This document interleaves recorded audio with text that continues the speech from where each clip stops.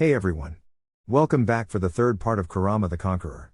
As always, huge thanks to all of my Patreons. Making these videos would be impossible without you guys' support, especially with all the restrictions YouTube places on my type of content. As always, the rest of the story is already out over there for you guys, along with about 50 other different stories you can enjoy. Also, feel free to send me any messages over there if you have any questions or even if you just want to chat. Link to all of that will be in the description. Anyways, everyone, enjoy the video. Enter the Snake Mistress. The following day, Kurama went to Team 8's training ground to see that the team was already formed up around Kurenai-sensei. The Genjutsu Mistress was talking to them animatedly and hadn't noticed Kurama's presence yet. He smiled as he engaged the chameleon jutsu and decided to see if the Genjutsu Mistress of Konoha would be able to detect him. She was a gifted chakra sensor, after all. Kurenai was enjoying the time she had alone with her team. Kurama, or a clone of his, had been ever present, and Kurenai knew that the team favored his instruction over hers. She also knew that they respected him more than her. That was why she enjoyed opportunity alone with them, and she wanted to make the most of it. Hinata and Yakumo were naturals at genjutsu, and she wanted to shape them in her image. However, whenever Kurama was around, both of the girls were more interested in learning taijutsu, playing with their weapons or practicing their elemental natures. So, Kurenai was relishing the fact that Kurama was late today despite the fact that her friend wanted to talk to him. Kurama creeped up behind Hinata and he saw that Shino shifted slightly and sent out a couple bugs to begin searching for Kurama, who was suppressing his aura and camouflaging himself. He got within 10 feet of the group and saw that Shino was reacting now and visibly looking for him. Yakumo hadn't reacted and Hinata was still completely dedicated to listening to Kurenai. So, his target was clear since he didn't want to mess with Kurenai herself. He creeped up behind Yakumo and played with her ponytail until the girl turned around in a snappy fashion. He was positioned to her right, just behind Hinata.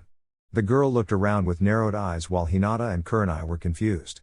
He could tell that Shino had located him now, but he remained silent to honor his sensei's prank/lesson. Kurenai narrowed her eyes and spread her chakra in a sensory pattern. However, Kurama was right behind the Hyuga heiress now, so she couldn't sense him. She called the attention back to herself and resumed her lesson. Not even 30 seconds later, Hinata jumped nearly 10 feet in the air in surprise when Kurama tickled her sides. Now, the jig was up. Kurama let the chameleon jutsu fade and he chuckled at the tomato-red Hyuga heiress that had hid herself behind Kurenai. Good job, Shino. You were the only one that maintained enough awareness to sense me. Did you know I was here before I played with Yakumo-chan's hair? Shino shook his head slightly in the negative. I thought I sensed something, like a shift, but I couldn't identify or locate you. Then, when you were within range, my insects informed me, but I still could not sense you on my own. Kurama nodded and gave Shino a fist bump. It is good that you were able to make that differentiation. It is not good to rely completely on your hive partners. Now, Yakumo-chan, why did you fail to sense me when I was standing right in front of you? Yakumo looked sheepish and squirmed a bit. I don't know. Kurenai? Kurama asked to pass off the lesson. Kurenai was disappointed in herself, but she appreciated the opportunity to teach about genjutsu. The damned brat at least set up a good lesson for her. The chameleon jutsu is effective at eliminating the ability to visually detect enemies. Humans naturally rely on sight more than any other their other senses. She thought she was in a safe environment, so she didn't use her other senses. However, how did you escape my chakra sensing? Anyone have a guess? Kurama asked with a sly grin as he looked at the group. Nobody knew how, so Kurama informed them. To escape chakra sensing there are a couple ways. You attempt to completely subdue your own chakra, you mask it, or you hide it behind another chakra source. Kurenai nodded. So, you hid behind Hinata or Shino? Kurama nodded. Indeed I did. There are seals and other things that can be used to deny chakra sensors, but I was not using those. So, Kurenai-sensei, what was your plan for the day? Kurenai explained, I have genjutsu lessons planned until lunch. They still struggle to break out of B ranks. We will work on that. You can have them after lunch. Kurenai and Kurama were distracted by a kunai that was sailing straight at Kurama from the tree line. His heightened senses told him it would be a glancing blow, but he wasn't going to let that happen. He timed it perfectly and was able to slip his right index finger into the loop of the kunai. He reinforced the finger with chakra and turned the forward momentum into centripetal force as he spun the kunai on his finger. After a moment, his hand blurred at high speed and he returned the kunai to sender, who was attempting to shift positions. A yelp came from the trees and moments later, a scowling Anko dropped onto the field with a tear in the sleeve of her tan trench coat. She held the offending kunai in her hand and growled at Naruto. Oi! What the hell, Gaki? Kurama cocked his head to the side, says the woman who first threw the kunai. He immediately recognized her as Mitarashi Anko, Tokubutsu Jonin of Konoha attached to the Torture and Interrogation Division. Known friend of Yuhi Kurenai and former apprentice of Orochimaru. Why did she target him to mess with then? Anko scowled, this is my favorite trench coat.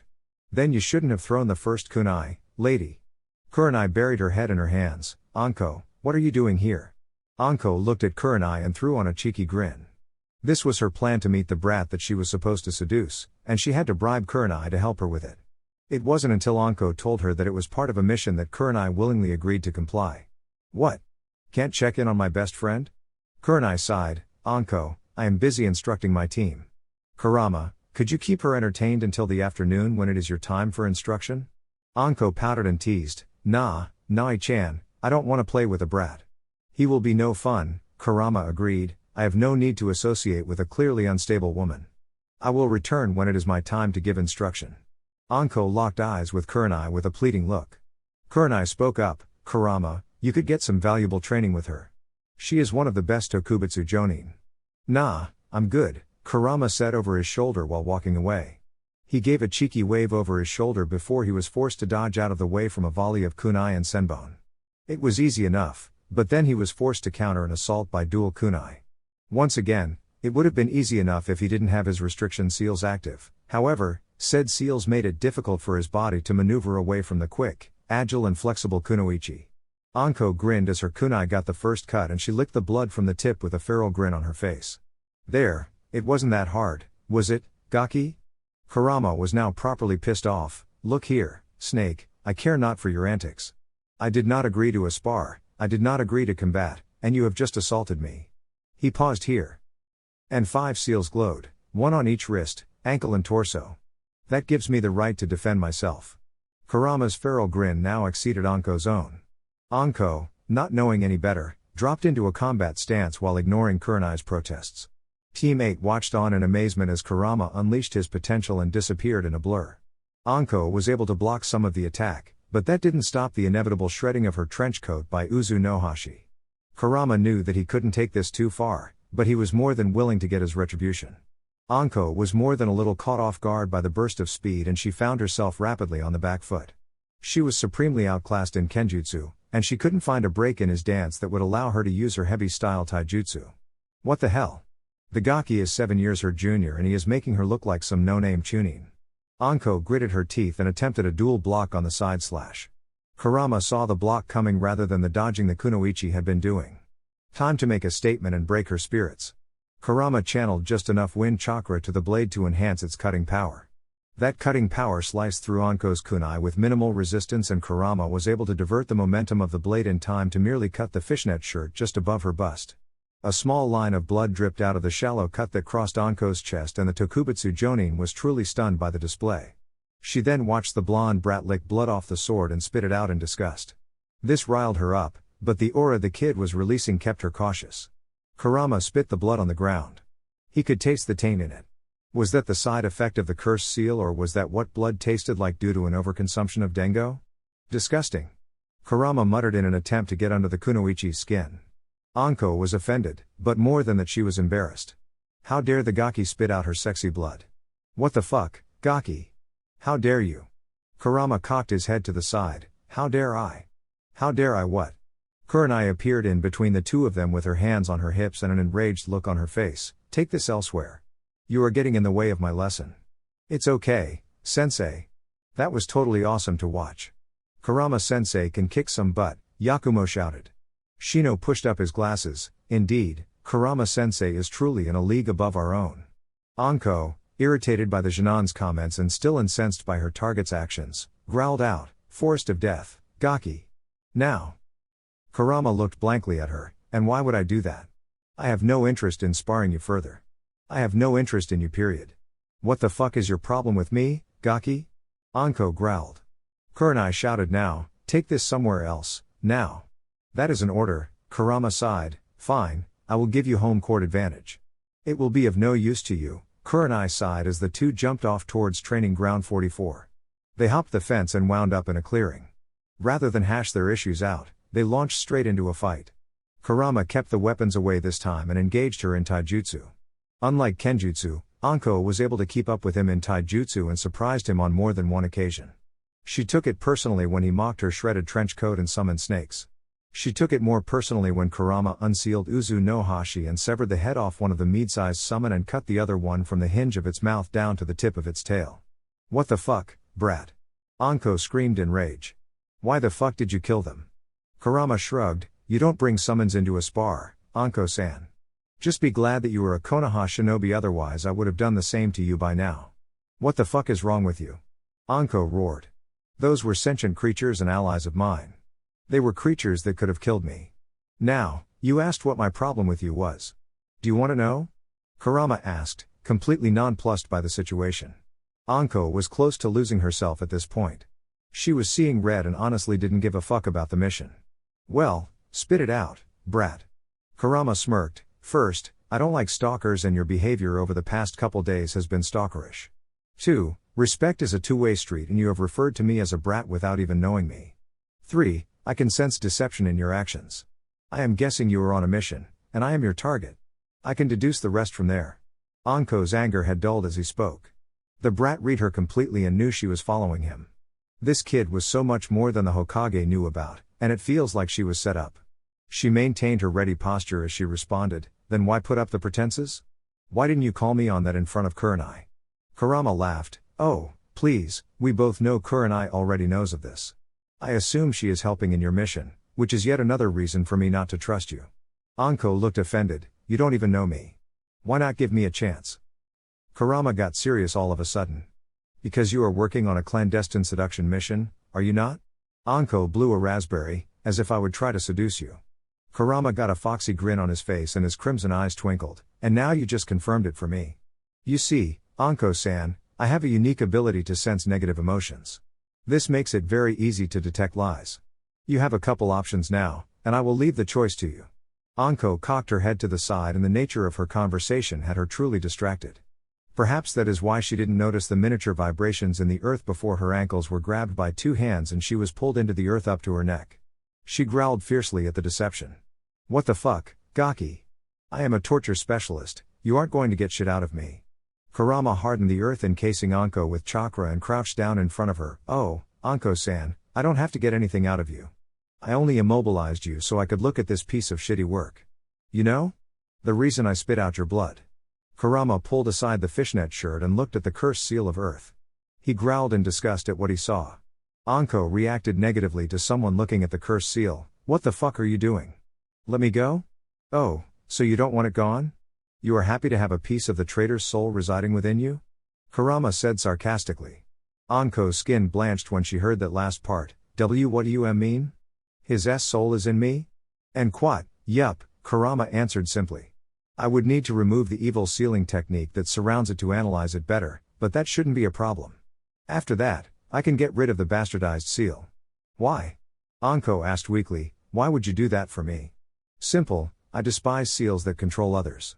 I despise seals that were forced on others that rob them of their free will. Humans are terrible creatures that prioritize their interests over others.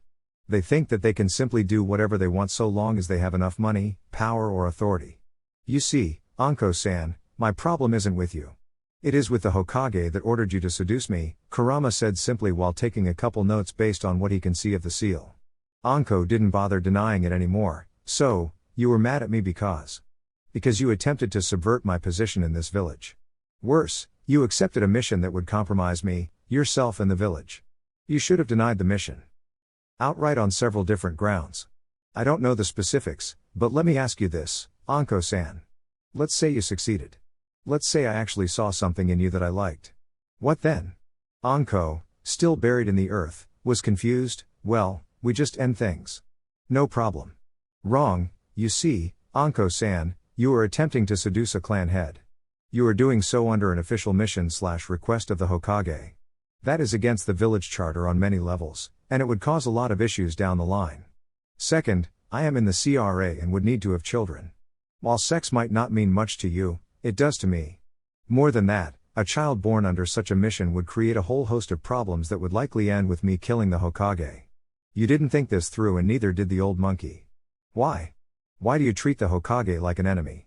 Anko asked this question first before the many others that were rattling around in her head after that rant. Do you know of my childhood, Anko-san? Do you know how my eyes turned red? Kurama asked softly, and emotions began flickering in his crimson orbs. I have heard things. Heard that you had it rough, Anko said just as softly, with guilt starting to suffuse her being. That is an understatement. In the orphanage, for the first 4 years of my life, I lived in a closet, was repeatedly poisoned, and I got scraps of food once every other day. There were other things done during that time, but they paled in comparison to what followed. I was beaten repeatedly on the streets, in the parks, or even in my own home. The night I got these eyes, I tried to accept my death, and the QB protested. It unleashed enough chakra to destroy my apartment and kill my attackers. The beatings didn't stop after that. They didn't stop until I made a deal with Danzo to take me in as his own. Then why? Why stay here? Why are you mad at the Hokage? Anko asked. Because he lied to me for my whole childhood, and he allowed those beatings, Anko-san. He allowed me to be treated like that. I am the rightful heir of 2 clans and the true heir of the Uchiha clan. Despite knowing that, the Hokage allowed my mistreatment in an attempt to gain my trust. You see, he wanted to be the only person that I trusted. He wanted his pet fox on a leash. I simply refused. I subjected myself to hellish training and committed to it entirely in order to avoid his influence and control. Anko was defeated, and guilt was the primary emotion in her being. Why tell me this? She asked dejectedly. Aren't you scared I will report this to the Hokage? Kurama chuckled wryly. I think you are a decent person, Anko-san. I believe that despite your rambunctious nature, your resistance against the curse seal is proof enough of that. Plus, if you want that seal removed, then your silence is my price. Anko didn't hesitate a millisecond before answering, deal. The next day, Anko walked into the Uzumaki compound and saw that Tsume, Mikoto and Hana were waiting there with Kurama. She was immediately guided down into the study, where there was a mid-sized training room. The training room had a seal array on it, and there was a 3-meter circle that was in the center of the array. Kurama guided Anko toward the center. Okay, Anko-san. Top off please. I will be removing your evil suppression seal and applying a new seal around it. From there, you will activate the cursed seal. Anko paused while removing her top. She had no problem showing her majestic bust to Kurama, but she was more than a little hesitant to activate the cursed seal. Why would I do that? Kurama sighed, just follow instructions. I am sure the ladies here don't want me working on a topless woman any longer than I absolutely need to, Tsume chuckled, damn straight. Hands off, Snakey. Hana shook her head, I agree with my mother. 3 is already a party and I haven't gotten my turn yet. Kurama shook his head, Hana-chan, can I pick you up at 6 p.m. this Friday? Hana blushed and nodded sheepishly while Tsume snickered before Kurama continued, Anko-san, shirt off please. Hana broke out of her sheepishness and squealed in delight before running up to Kurama and glomming onto him. Anko finished removing her shirt and shot a sultry look at Kurama while lifting her breasts with her forearms. Aw, come on, you already are working on 3. What's one more? I always said I would jump any man, woman or monster that removed this seal. Nope, I'm good.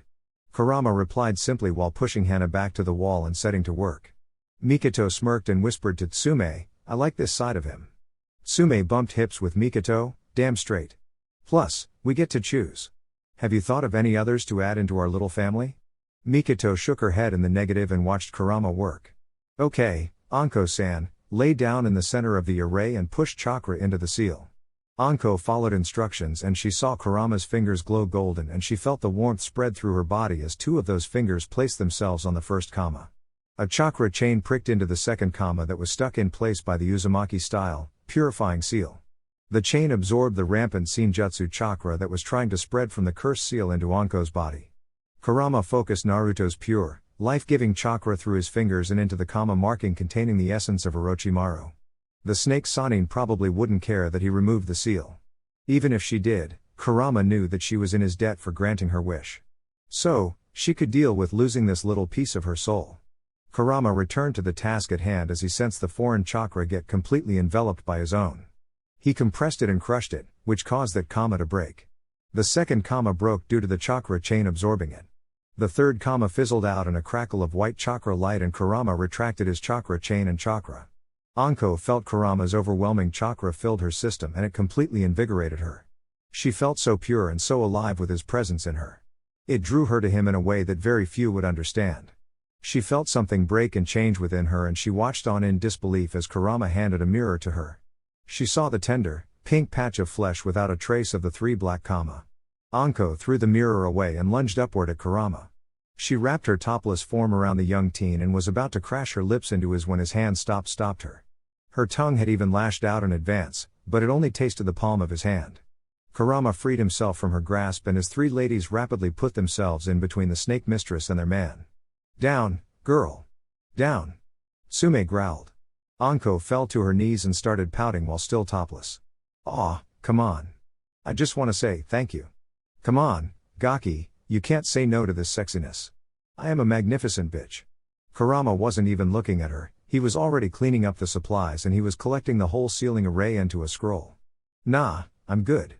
Enjoy your freedom, Anko-san." Anko looked at the 3 women as disbelief. "What? Is he gay? Does he not like women?" Kurama growled, but it was surprisingly Mikoto that stuck up for him first. "That is enough. Rama-kun is most definitely not gay. Just because a man finally said no to you doesn't mean there is anything wrong with him." Hana snickered. "Yeah, what she said. Rama-kun, what will we be doing for our date?" Anko watched on as she was left by the wayside and Kurama answered, "I was thinking we could take the triplets to the lake and have a picnic." "Oh my. He is so perfect." Hana squealed within her mind. "He even wants to include my partners. Oh, I could just melt." Externally, Hana smiled and nodded eagerly. "Sounds great, Rama-kun. Oi! Are you seriously going to pass up an opportunity to get you Anko-chan?" Anko shouted, still topless. Kurama looked impassively at her. "Anko-san, we have been over this. You are a good woman, but due to your compromised status, I won't even entertain it. I wish you the best and I will pray you find happiness. Ladies, could you see Miss Mitarashi out? I still have cleanup to do." Hana tossed Anko's shirt at her. "Let's go, Anko-chan. While you still have some decency left." Kurenai was enjoying a night in after a decent dinner with her boyfriend, Asuma Sarutobi. She was about to get ready for bed when she heard a knocking at her door. She sighed, set down her cup of tea and answered the door. "Good evening, Bor-san, how can I help you?" Kurenai asked with a smile on her face. Bor bowed slightly. "Cat is busy and Anko is causing a scene at the empty mug. She asked me to get you to retrieve her before things escalate to the point that we need to intervene." Kurenai sighed and rubbed her temples. "I got it, Bor. Leave her to me." Kurenai showed up outside of the empty mug, which was a Chunin Jonin bar in the Shinobi district. She walked in and held up 2 fingers to Ed, the bartender. As she sat down, Ed slid 2 glasses of water her way and earned an appreciative nod. She looked down and took in the sloppy state of Anko. Anko was slumped over on the bar with no less than 5 sake saucers scattered around her elbows as the Tokubutsu Jonin rested her head on her forearms. Her purple ponytail was disheveled, and she was only in her fishnet shirt since her Tondi jacket was still shredded. She was muttering under her breath about damn sexy Gakus. Kurenai shook her head and nudged her shoulder. "Hey Anko-chan, what do you say we get on out of here and you can crash on my couch?" Kurenai opened softly so as not to incite her friend. Anko raised her head and cloudy eyes took in Kurenai's face. Anko lunged forward and glommed onto Kurenai while stumbling off her stool. "Nai-chan." Kurenai patted Anko's back. "What's going on, sweetie? What's got you so down?" Anko put on a pouty face and her eyes began watering. "That damn sexy Gaki did it, Nai-chan, he really did it. And then when I wanted to thank him, he just blew me off." Kurenai cocked her head to the side. "Kurama? What did Kurama do?" Anko backed away unsteadily and pulled down her mesh shirt enough to almost expose her entire left breast, which garnered attention from those in the bar. Then, she exclaimed something and pointed to her collarbone. "He did it. Nai-chan, my seal is gone. He did it and he wouldn't even let me thank him." Kurenai's eyes widened when he saw the clear skin over her collarbone. She wanted to be happy for her friend, but she was confused. "What do you mean he didn't let you thank him?" "I wanted to ride him. I told you, Nai-chan, that I would ride whoever removed that damn seal until they couldn't see straight. He didn't even let me kiss him." Anko pouted loudly and drew yet more male attention. Kurenai put a couple bills on the counter and dragged Anko out of the bar. She didn't need to make a further scene. On the walk home, she listened to the drunk Anko rant about how she failed her mission. She listened to her swoon over the damn teenager. She persevered through the drunken ranting and random exclamations that Anko would fuck Kurama's brains out if it was the last thing she did. By the time she got home, she was just happy that Anko had burned herself out and she passed out straight away on Kurenai's couch. To be a sage, Forest of Death. Kurama was happy with how the first month of the rookies' careers went. He was able to install himself as an integral figure in each of their teams, and they would be heading out for C-rank missions soon. He had a rare day off and he was making his way into the Forest of Death to do his sage training. He was confident that his body and chakra circulatory system was strong enough to handle the natural energy, and he had been able to feel it at years for this point. He was heading into the Forest of Death because that whole training ground originated from Hashirama doing his sage training there. Hashirama was such a prolific sage that he flooded the whole area with natural energy. The natural energy was still far superior to the area surrounding Konoha, and that was what caused the forest and creatures of the forest to grow larger than normal. Thus, it made it the best place to practice with his Senjutsu chakra. It was a great morning in September, and he chose to enjoy the walk to the training ground rather than simply sunshine there. He was enjoying the early morning ambience of the village and the calm silence that accompanied it. That was when he felt two presences reconnect to his mind that he hadn't felt in 2 months. Rama. I missed you. Naruto's enthusiastic voice came through the mental link. Kurama started smiling as he walked. Hey kid. How did your training go? It was hard. Mama pushed me super hard, but I think I got it now. Got what, kid? I think I can evolve your eyes. At least, I think I can do the Mangekyo Sharingan part. Then, Mama thinks that you won't even need to worry about the blindness or anything because of your Uzumaki and Senju genes. Naruto sounded super excited. Is that so? Kurama asked dubiously. He had been worried about the blinding effects of the Mangekyo because he didn't have a close relative to swap eyes with like Madara did with Izuna. Yeah, Rama, we processed all of those medical texts that your clones read. That helped us learn about biochemistry, physiology, anatomy and medical ninjutsu. It was convenient that Tsunade left all her notes. Ruto has come a long way with his chakra control, and he should be able to do that for you now. Kushina said proudly. Naruto was yipping in excitement and jumping up and down like a kid on crack candy. Plus, Rama, Mama taught me how to use swords and I can make wind blades with my tails like I saw in your memory. They aren't as big as yours used to be, but Mama said they are strong. Kushina scoffed. 9 blades of wind that are 10 meters long and can be shot out in less than 3 seconds. Kurama beamed a smile and projected it through the mind link. That's awesome, kid. I am proud of you. If you keep that up, you will be a worthy successor in no time. Ain't that the truth, Databane? Kushina shouted. So, how have things been going out here?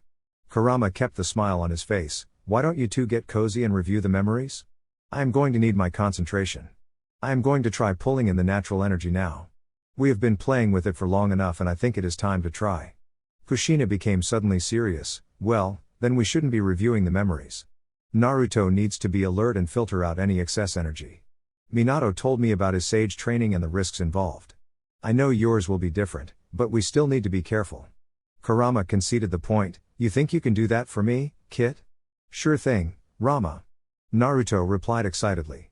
Am I not made out of a form of natural energy now? Your memories weren't exactly clear, but didn't you discover that? Kurama frowned in concentration. If I am honest with you, I never stopped to think about it in detail. I just naturally replenished my energy after using it. Naruto stomped his front paws in excitement. I think I know why. You see, you, or now I, am such concentrated chakra that we natural attract natural energy. It is like gravity, it is just drawn to us. So, I think I got you, Q. Kurama chuckled and shook his head. You sure do, kid. Thanks for training him, Kushina. I can tell he has come a long way. Kushina chuckled knowingly. Well, Rama, you never tried to create thousands of shadow clones. You also never had the ability to freely adapt a mindscape and you didn't really integrate with humanity much. So, it is only natural that he is growing so quickly. Regardless, I am proud of him and grateful to you. Aw, shucks, Rama-chan. If I knew you were such a softie, then I would have talked to you a lot more back in the day. Kushina teased with a face-consuming grin projected through the mindscape. Kurama shook his head and jumped into a tree within the Forest of Death. You are a troublesome woman. Now, let me focus and keep an eye on me. If I take in too much, I will trust you to deal with it, Ruto. Kurama settled his mind and closed his eyes. His practice with meditation had grown in leaps and bounds since he was forced into humanity. The memories of his time with the sage provided instrumental guidance and the notes of Hashirama converted it into a solid foundation of knowledge. Now, it was time to put it into practice. Kurama spread his dense chakra around the Forest of Death as he sat completely still. As it spread, he started to feel every animal life form within the forest.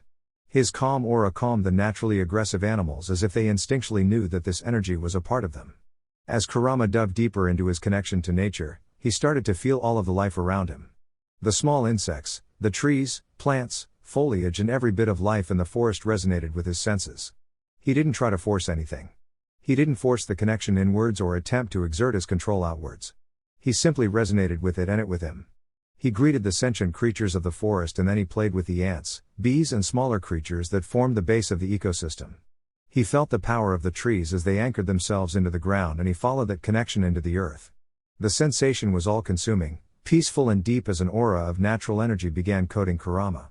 As Kurama synced with nature, the forest became more vibrant than ever. Leaves became greener, trees stood straighter, flowers bloomed out of season and the whole forest danced as if celebrating the return of a long-lost friend. The creatures of the forest became docile and reveled in the connection to a newly emerged master. Wolves mellowed out, snakes coiled up in pleasure, toads croaked loudly in peace and a certain creature smiled as it moved closer to investigate. Nala was a lioness that enjoyed hunts in this particular forest because it was so bountiful, and it was more than able to provide sustenance for her cubs and tribe. Ever since the lions found the forest of death, they had anchored the location to their summoning realm. They didn't overhunt and they didn't intervene in mortal affairs. They were a proud pride of lions and they had never found a summoner worthy of their strength or trust. Nala was stalking some deer through the forest when she sensed a shift. She felt peace settle over her and she could tell that the other animals of the forest were feeling it too. Then, she felt the energy resonate and play with her. It searched her out and greeted her warmly after a moment. Then she saw the forest itself light up in a way that she had never seen before. The vibrancy of the life around her demanded that she investigate the source of this change. She kept following the peaceful aura closer to its source. It wasn't hard, the aura practically called out to her and guided her to it. As she got closer, life became livelier, and the colors of the forest became more vibrant. She saw many creatures gathered up in contented states around a tree and her keen senses immediately detected the human that was surrounded by an absolutely astounding amount of natural energy.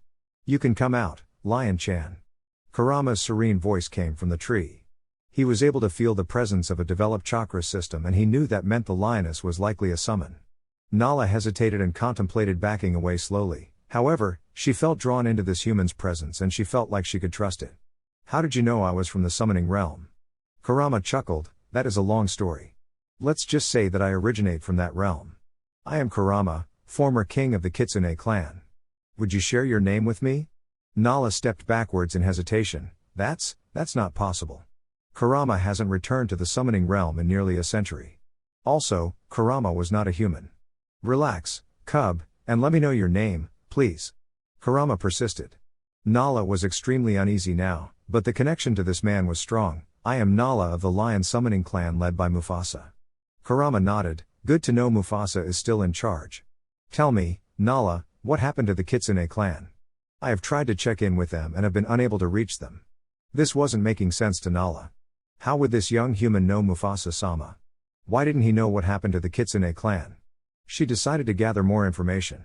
"Would you tell me how you know Mufasa? Also, the Kitsune clan was destroyed nearly 30 years ago when their forests were invaded by an overwhelming number of hyenas and monkeys." The information hit Kurama hard and jarred him out of his natural connection to nature. He rose from his branch and appeared in front of Nala. The markings on his face combined with the angry aura frightened the lioness quite badly. Despite that, she knew his rage wasn't aimed at her, not that it made it any less intimidating. Kurama tried hard to suppress his rage and he spoke calmly to Nala. "Can you take me to Mufasa?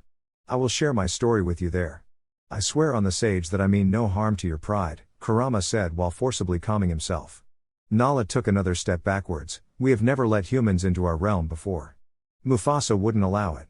"Child, my name is Kurama, former Kyubi no Kitsune of the Kitsune clan. There is a story behind this, but I need to talk to Mufasa. Please." He added at the end as he sensed her fear. Nala bowed her head instinctively to the flare of power. The lions were much like the Inuzuka clan. When they felt the presence of a true alpha, they submitted because they instinctively knew that opposing meant death. "As you say, Kurama-sama." Kurama appeared on a grassy plain that was spotted with trees and oases that were filled with life. A giant rock formation that looked more like a mountain rose out of the middle of this grassy plain. Nala asked Kurama to stay there, and it gave Kurama the chance to see the variety of animals, mostly herbivores, that resided on the plains. Kurama was only made to wait for 15 minutes before a massive lion about 90 meters tall and 30 meters wide stalked down from the rock formation. His auburn mane was majestic, and he looked truly regal as 10 lionesses stalked behind him. He stopped 50 feet from Kurama and spoke. "Tell me, human, why have you deceived my daughter and forced her to bring you here?"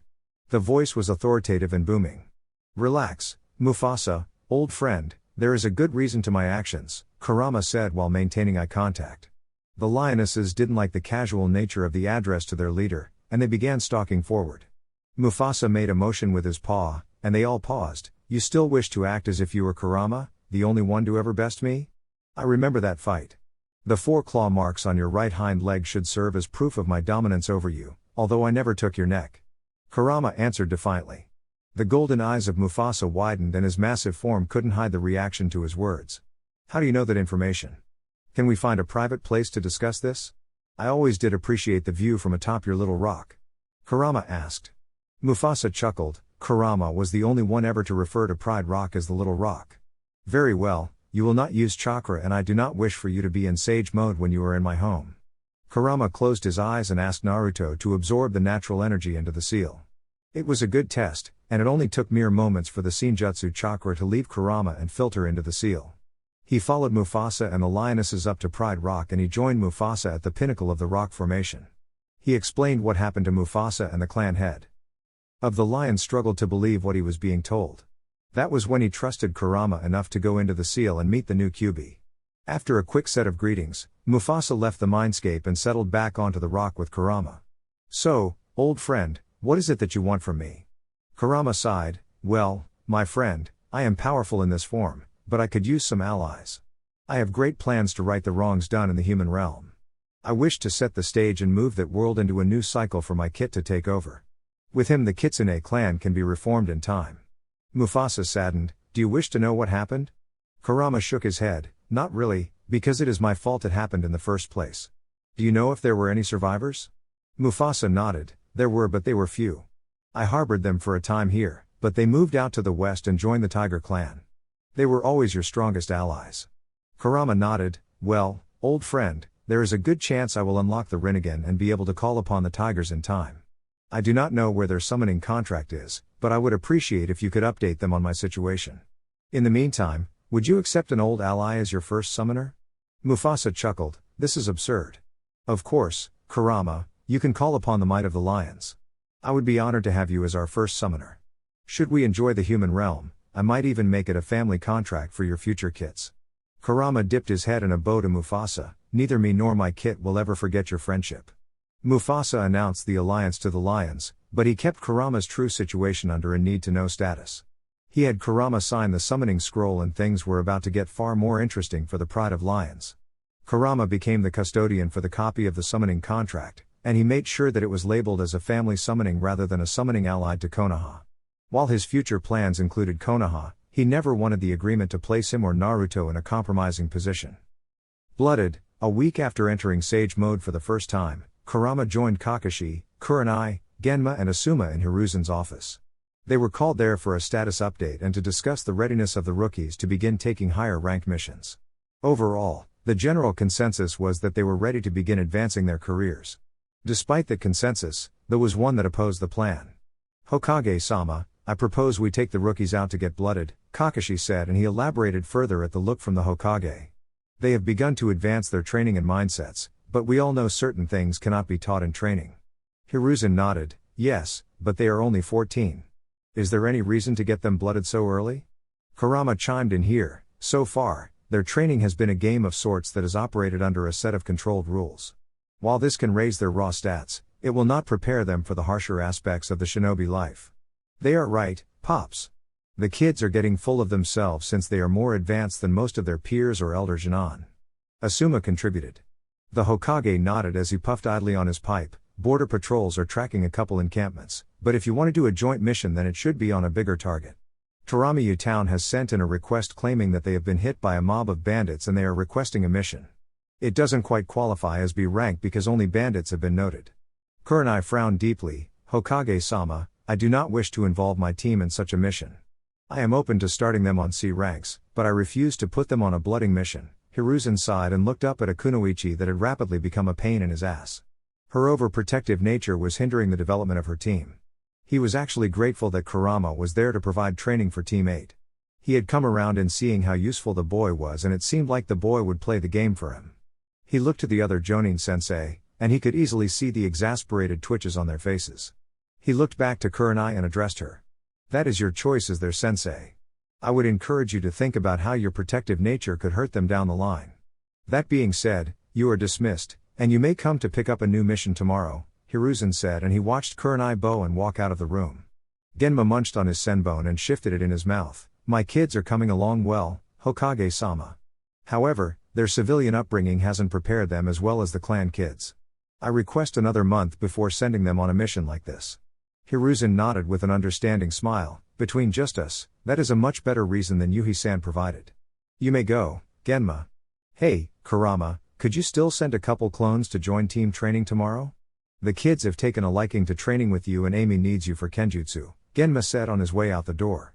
Sure thing, Genma. I will even bring some scrolls for them to study for the week. Kurama replied back in a laid-back fashion. Thanks, take it easy, fellas. Genma waved as he closed the door behind him. Okay, Pops, any more you can tell us about these bandits? Asuma asked. Hiruzen sighed. They have taken a couple women already and they move their camp often enough that it is tougher to locate their camp. You can meet with the local mayor to get more information than that. Kurama interjected, actually, Hokage-sama, I wanted to run an idea by you, Kakashi and Asuma. He got an interested nod that told him to continue. I wish to let the Genin lead the mission with our observation. We will hover and intervene, if necessary, but this could be a valuable experience for them to learn from. Asuma dipped his head in thought before nodding. You are thinking about Shikamaru taking lead over Team 10? And Sasuke for Team 7? Kakashi added while pocketing his book. Kurama nodded. We all know the difference between following orders under the safety of a superior and leading a mission. I believe those two to be capable of working together, and this will be an invaluable experience for them. Hiruzen took a deep drag of his pipe. You don't think that will be too much pressure?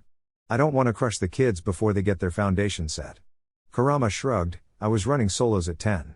In fact, I am counting on the pressure to humble them a bit. Shikamaru needs to see that his brilliant mind will only get him so far. He needs to experience how quickly a well-laid plan can go astray. Sasuke needs a bit of humbling. I knocked a couple chips off his shoulder in boot camp and since then, but he is starting to believe himself invincible. As I said, we will be there to keep things clean, but I believe it would be an invaluable experience. Kakashi nodded. I grew up fast too. I don't want them to go through what I did, but I agree with Kurama. That feeling of uncertainty that comes from running a mission without the direct intervention of the Jonin sensei is an important landmark in any career. I think they are up to it. We do the same thing for any shinobi that we are considering for a leadership position, Asuma said while sliding a cigarette into the corner of his mouth. Very well, I don't want to hear of any unnecessary casualties. I expect intervention before any permanent damage can be done. Am I clear? Hiruzen asked. The next morning, Kurama watched as Asuma and Kakashi inspected the loadouts of their Genin. They were all equipped with storage scrolls to carry their equipment. It paid to have a seal master as a sensei. The inspection was only disrupted by Kurama when his nose picked up on two scents that he had prohibited. Ino and Sakura, front and center, Kurama said calmly as he walked up to the groups. The two girls ran up and Sakura spoke on behalf of the two. Yes, sensei? Can you tell me what you two have done wrong? Ino looked at Sakura and back to Kurama. No, sensei. Kiba, what have these two done wrong? Kurama asked Kiba, who instantly picked up on what Kurama was saying. They used scented shampoo, sensei? Kiba guessed. Kurama nodded and formed two water whips in his hands. You two, tell me why this is a serious mistake. Please. Ino and Sakura started shivering in fear as they saw the water whips in Kurama's hands. Sakura looked down to the ground and spoke. The scent can give away our presence and position. Kurama nodded, and that could compromise the mission or cause the deaths of our comrades. Ino added. Two whips cracked through the air and impacted on each kunoichi's butt. Kurama stopped with a single whip, and he enjoyed the jolts of pain that each kunoichi experienced. You will go through corrective training upon our return. You will also use scent-killing shampoo at our first stop. Now, return to the formation. Asuma coughed into his hand. All right, this mission will be led by Sasuke and Shikamaru. The Jonin sensei will not intervene in the recon. planning or execution process unless your actions put your comrades or the mission at risk. This earned nervous shifts from the Jinan. Remember what you have been taught and things will go smoothly. You will not see or detect us throughout the mission, but we will be present. Kakashi added lazily while turning the page of his orange book. Kurama offered a small smile to the Jinan. I believe in you. Move out. The movement to Toramiya town was passable. Shikamaru and Sasuke worked out their leadership framework and divided roles. The teams respected them well enough, and the movement was efficient enough that the Jonin sensei didn't intervene. They each took some notes to give pointers, but it was important not to be seen by the Jinan so that they would feel like they are running this operation solo. They set up camp, established a guard rotation and conducted themselves well for the first night. All in all, they were doing far better than the Jonin sensei expected. The following morning it was clear that nerves were starting to set into the Jinan teams. Kiba was louder than normal in an attempt to compensate for the added nerves with raw bluster. Sakura was quiet, twitchy and subdued as she cleaned up the morning camp. Sasuke and Shikamaru were tense as if they were carrying the weight of the world on their backs. Ino was much like Sakura and Kuji was eating through his extra food supplies at an astounding rate. The group didn't arrive in the village until noon that day and they made a couple rookie mistakes. First, they walked into the village and announced their presence. Second, they went to question and scout the villagers without establishing a base of trust. Third, after information gathering, they all went and talked to the mayor at once. This made it very well known that shinobi were in the area and any disciplined bandit would have been spooked off by this. They left the mayor's home with a baseline of information and an added sense of urgency.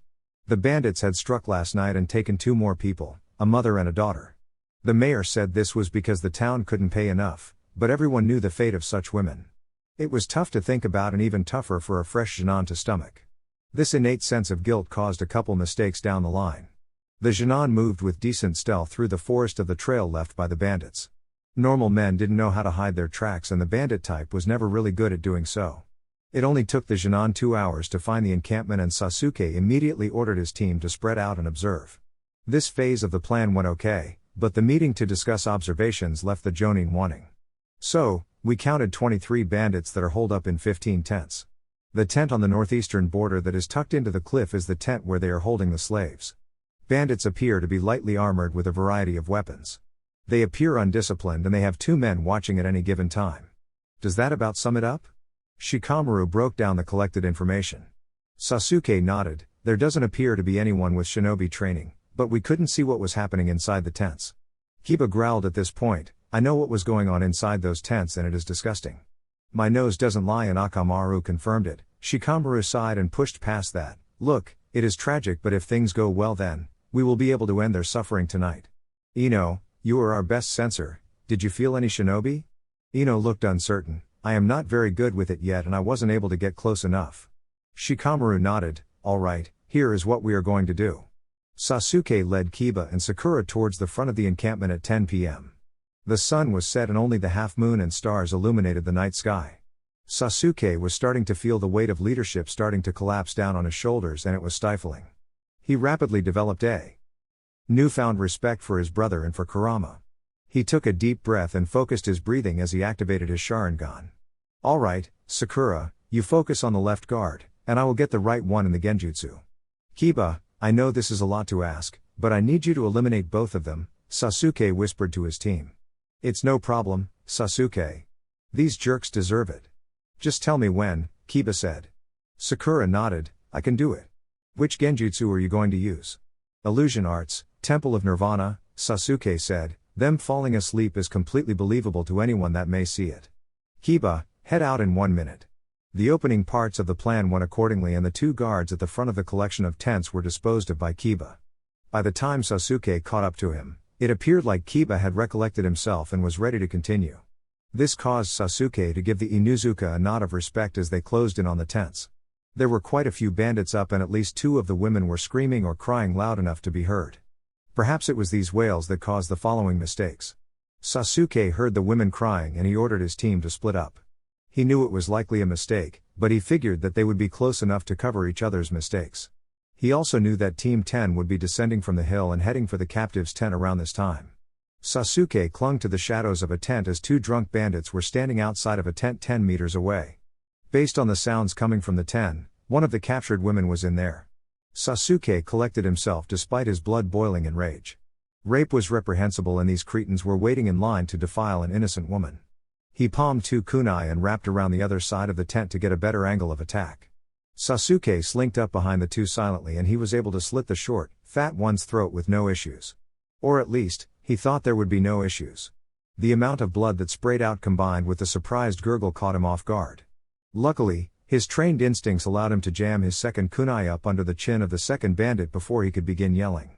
Sasuke remained frozen on the spot with his heart pounding. His ears twitched at the slightest noise, but he couldn't register any other sound than his beating heart. That was until a particularly pained groan of a woman followed a loud slap. Sasuke suppressed his emotions and dipped into the tent. He hated the fact that his Sharingan recorded the sight forever because he would never be able to forget the despicable sight. The bruises on the woman, the cum stains on the bed, the shattered look in the woman's eyes and the disgusting cock that pulled out of the woman when the man turned around in surprise. Sasuke unsheathed his Kadachi from his waistline and his practiced hands lashed out with the blade. The man was so surprised that he was unable to dodge, and his blade struck true. Once again, Sasuke forgot about the amount of blood that sprayed out of a severed throat and he earned a dense spattering of blood to his face. The woman was also covered in blood, and she let out a loud scream of horror that would most definitely draw attention. "Miss, please be quiet. I am a shinobi of Konoha, and I am here to save you." Sasuke pleaded in a hissed whisper with his palms held open towards the woman. The woman shrank back from him in fear, but she at least stopped screaming. To be fair, his Sharingan was active and the glowing red eyes in the darkness of night were fairly intimidating. Who are you?" "I am Sasuke Uchiha from Konoha. Please be quiet and follow me. We will get you out of here." Sakura entered the camp and broke off to the left at Sasuke's signal. She heard the pained screams of the woman, and it made her shiver in fright as she slinked through the darkness. She backed herself up to a tent as she heard its occupant rise and move towards the tent flap. Sakura felt her palms grow slippery as they tightened around the kunai. She matched the man's steps and when his lowered head exited the tent flap, she struck out with her kunai. The sharp shinobi blade went through the man's temple and ended his life before he was fully able to exit the tent. Sakura's shaky hand released the kunai, and she started hyperventilating as life left the man's eyes. Tears started forming in her eyes and her hands clasped over her mouth. She was so distraught that missed the big hand that lashed out and crashed into the side of her head. She was so rattled that she wasn't even able to scream before the big man dragged her into the tent over the dead man's body. Her worst nightmares were about to come true as the lamp light illuminated the perverse grin on the face of a big and burly man that just threw her onto the bed like a ragdoll. Well, looks like I get to break in a fresh girly. That wasn't nice, you know. Killing Bacha like that. He was my friend," the man said while closing in over a completely stunned Sakura. Before he could take it any further, a blade penetrated the base's skull and exited out of his mouth. The gurgle that followed the surprise intervention made the horrified Sakura's eyes widen further. When the blade turned sideways and cut through half of the man's jaw, Sakura let out a little squeak of terror as blood spurted onto her. It wasn't until she saw the familiar visage of Kurama that she was able to break out of her horror-stricken state. Her eyes widened before she lunged forward and cried into Kurama's chest. Shikamaru saw the slim shadows of blurred movement at the front of the camp, and he ordered Ino and Kuji to move out. Unlike Team 7, he issued strict orders to remain within eyesight of each other. They were going to clear the exterior of the tents before they began.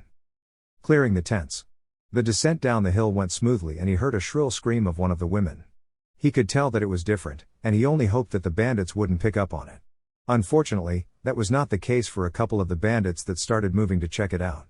Just as Team 10 was closing in on the edge of the tents, 3 men emerged from the bigger tent that contained the female captives. Shikamaru knew that his shadows were essentially useless in the darkness of night, so he palmed his Kyokitsu Shoge and closed in on the bandits. He saw Kuji pull his bow staff from his back and Ino already had her tanto in hand. The 3 Genin closed in on the 3 bandits without so much as a verbal order. Shikamaru began by throwing his unique blade once he was within 10 feet and the pointy end of the sharp blade dug into the back of the center bandit. He let out a cry and spun around, but he wasn't ready for the weighted end of the chain to slam into his nose. Then Shikamaru wrapped the chain around his neck and pulled as hard as he could on the chain. It encircled the bandit's neck and Shikamaru would never forget that struggle or the gurgled sounds, nor the sound of the spine snapping that confirmed the bandit's death by his hands. He was so caught up in his own struggle that he had completely forgotten about his own teammates. Kuji followed up on Shikamaru's opening attack with a downward strike from his bow staff. The blunt weapon cracked into the top of the bandit's head and Kuji cringed at the sound of bone shattering. Despite the blunt wound, The bandit still let out a war cry and attempted to tackle Kuji. That was a mistake. Nobody tackles an Akimichi. Kuji instinctively responded to the challenge, and he channeled chakra throughout his body and immediately grew nearly 2 feet in height. With his increased strength, Kuji countered the tackle, lifted the man by his belt and inverted him. Kuji crashed violently atop the man and noticed that there was no more struggling. Ino followed her 2 teammates, but the slight moment of hesitation allowed her opponent to unsheath his katana and block her opening strike. The life or death battle in the dark began and Ino's hesitation nearly cost her. She barely ducked the follow-up blow and she rolled out of the way of a downward strike. The near-death experience rebooted her system, and she lashed out with her tanto at the posterior of the man's left calf. The tanto hit bone after shredding the muscles and tendons effortlessly. Ino spun out of the way of a wild slash, and she blocked a horizontal blow before she stabbed forward with her tanto. By taking out the man's leg, she had forced him to a knee. The stab was now at head height and Ino's tanto penetrated the man's right eye. The momentum of her blow carried the sword forward until the small suba of the tanto slapped into the man's eye socket with a thud. Ino dropped the weapon in shock and the man slumped over backwards with the tanto poking out the back of his head. Team 10 was in a variety of shock states when reinforcements arrived for the bandits. Surprisingly, it was Kuji that broke out of his shock first and he lashed out in a horizontal head-level strike with his bowstaff that he collected off the ground. The powerful blow sent the bandit on the left crashing into his companions. Kuji's follow-up, downward strike crashed into the shoulder of the middle bandit, and he spun to gather momentum for a powerful, two-handed spinning blow. Kuji shattered the third man's ribs and sent him flying into a tent with the blow when Shikamaru recomposed himself and finished off the bandit in the middle. "Ino," Shikamaru shouted now that silence was blown. "Get yourself together. We have to get the women out of here." Shikamaru's voice broke Ino out of her shock. She reached down and removed the tanto from the bandit's cranium and led the way into the tent. She took a brutal blow from a club upon entering the tent and it was only Shikamaru's shadow that prevented the bandit from following the blow up or taking prisoners. Once more, for the final time that night, Kuji cracked the skull of a bandit and earned his 4th kill. Sasuke had managed to calm the woman and he was extracting her from the tent. He heard a couple spots of commotion breaking out around the camp and he knew that he had to get involved. With the woman secured, he opened the tent flap and barely dodged a blow that would have decapitated him. After ducking the blow, he exited the fatal funnel and rolled to confront a beat of a man with a club.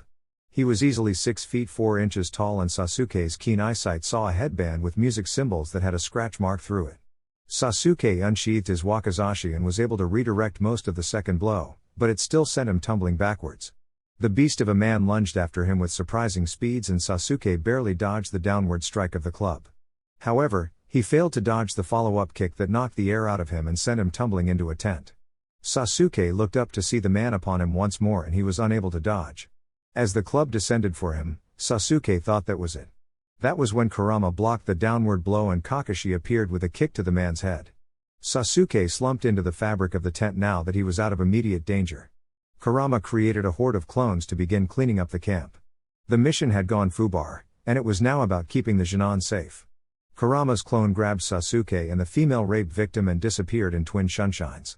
The clone set Sasuke down next to Sakura who was still attempting to recover from her shock. Kakashi squared off against the missing nin from some village he didn't recognize. However, he did recognize the man from the bingo book. His Ain Atoshi, B-rank missing nin originally from Iwagakure.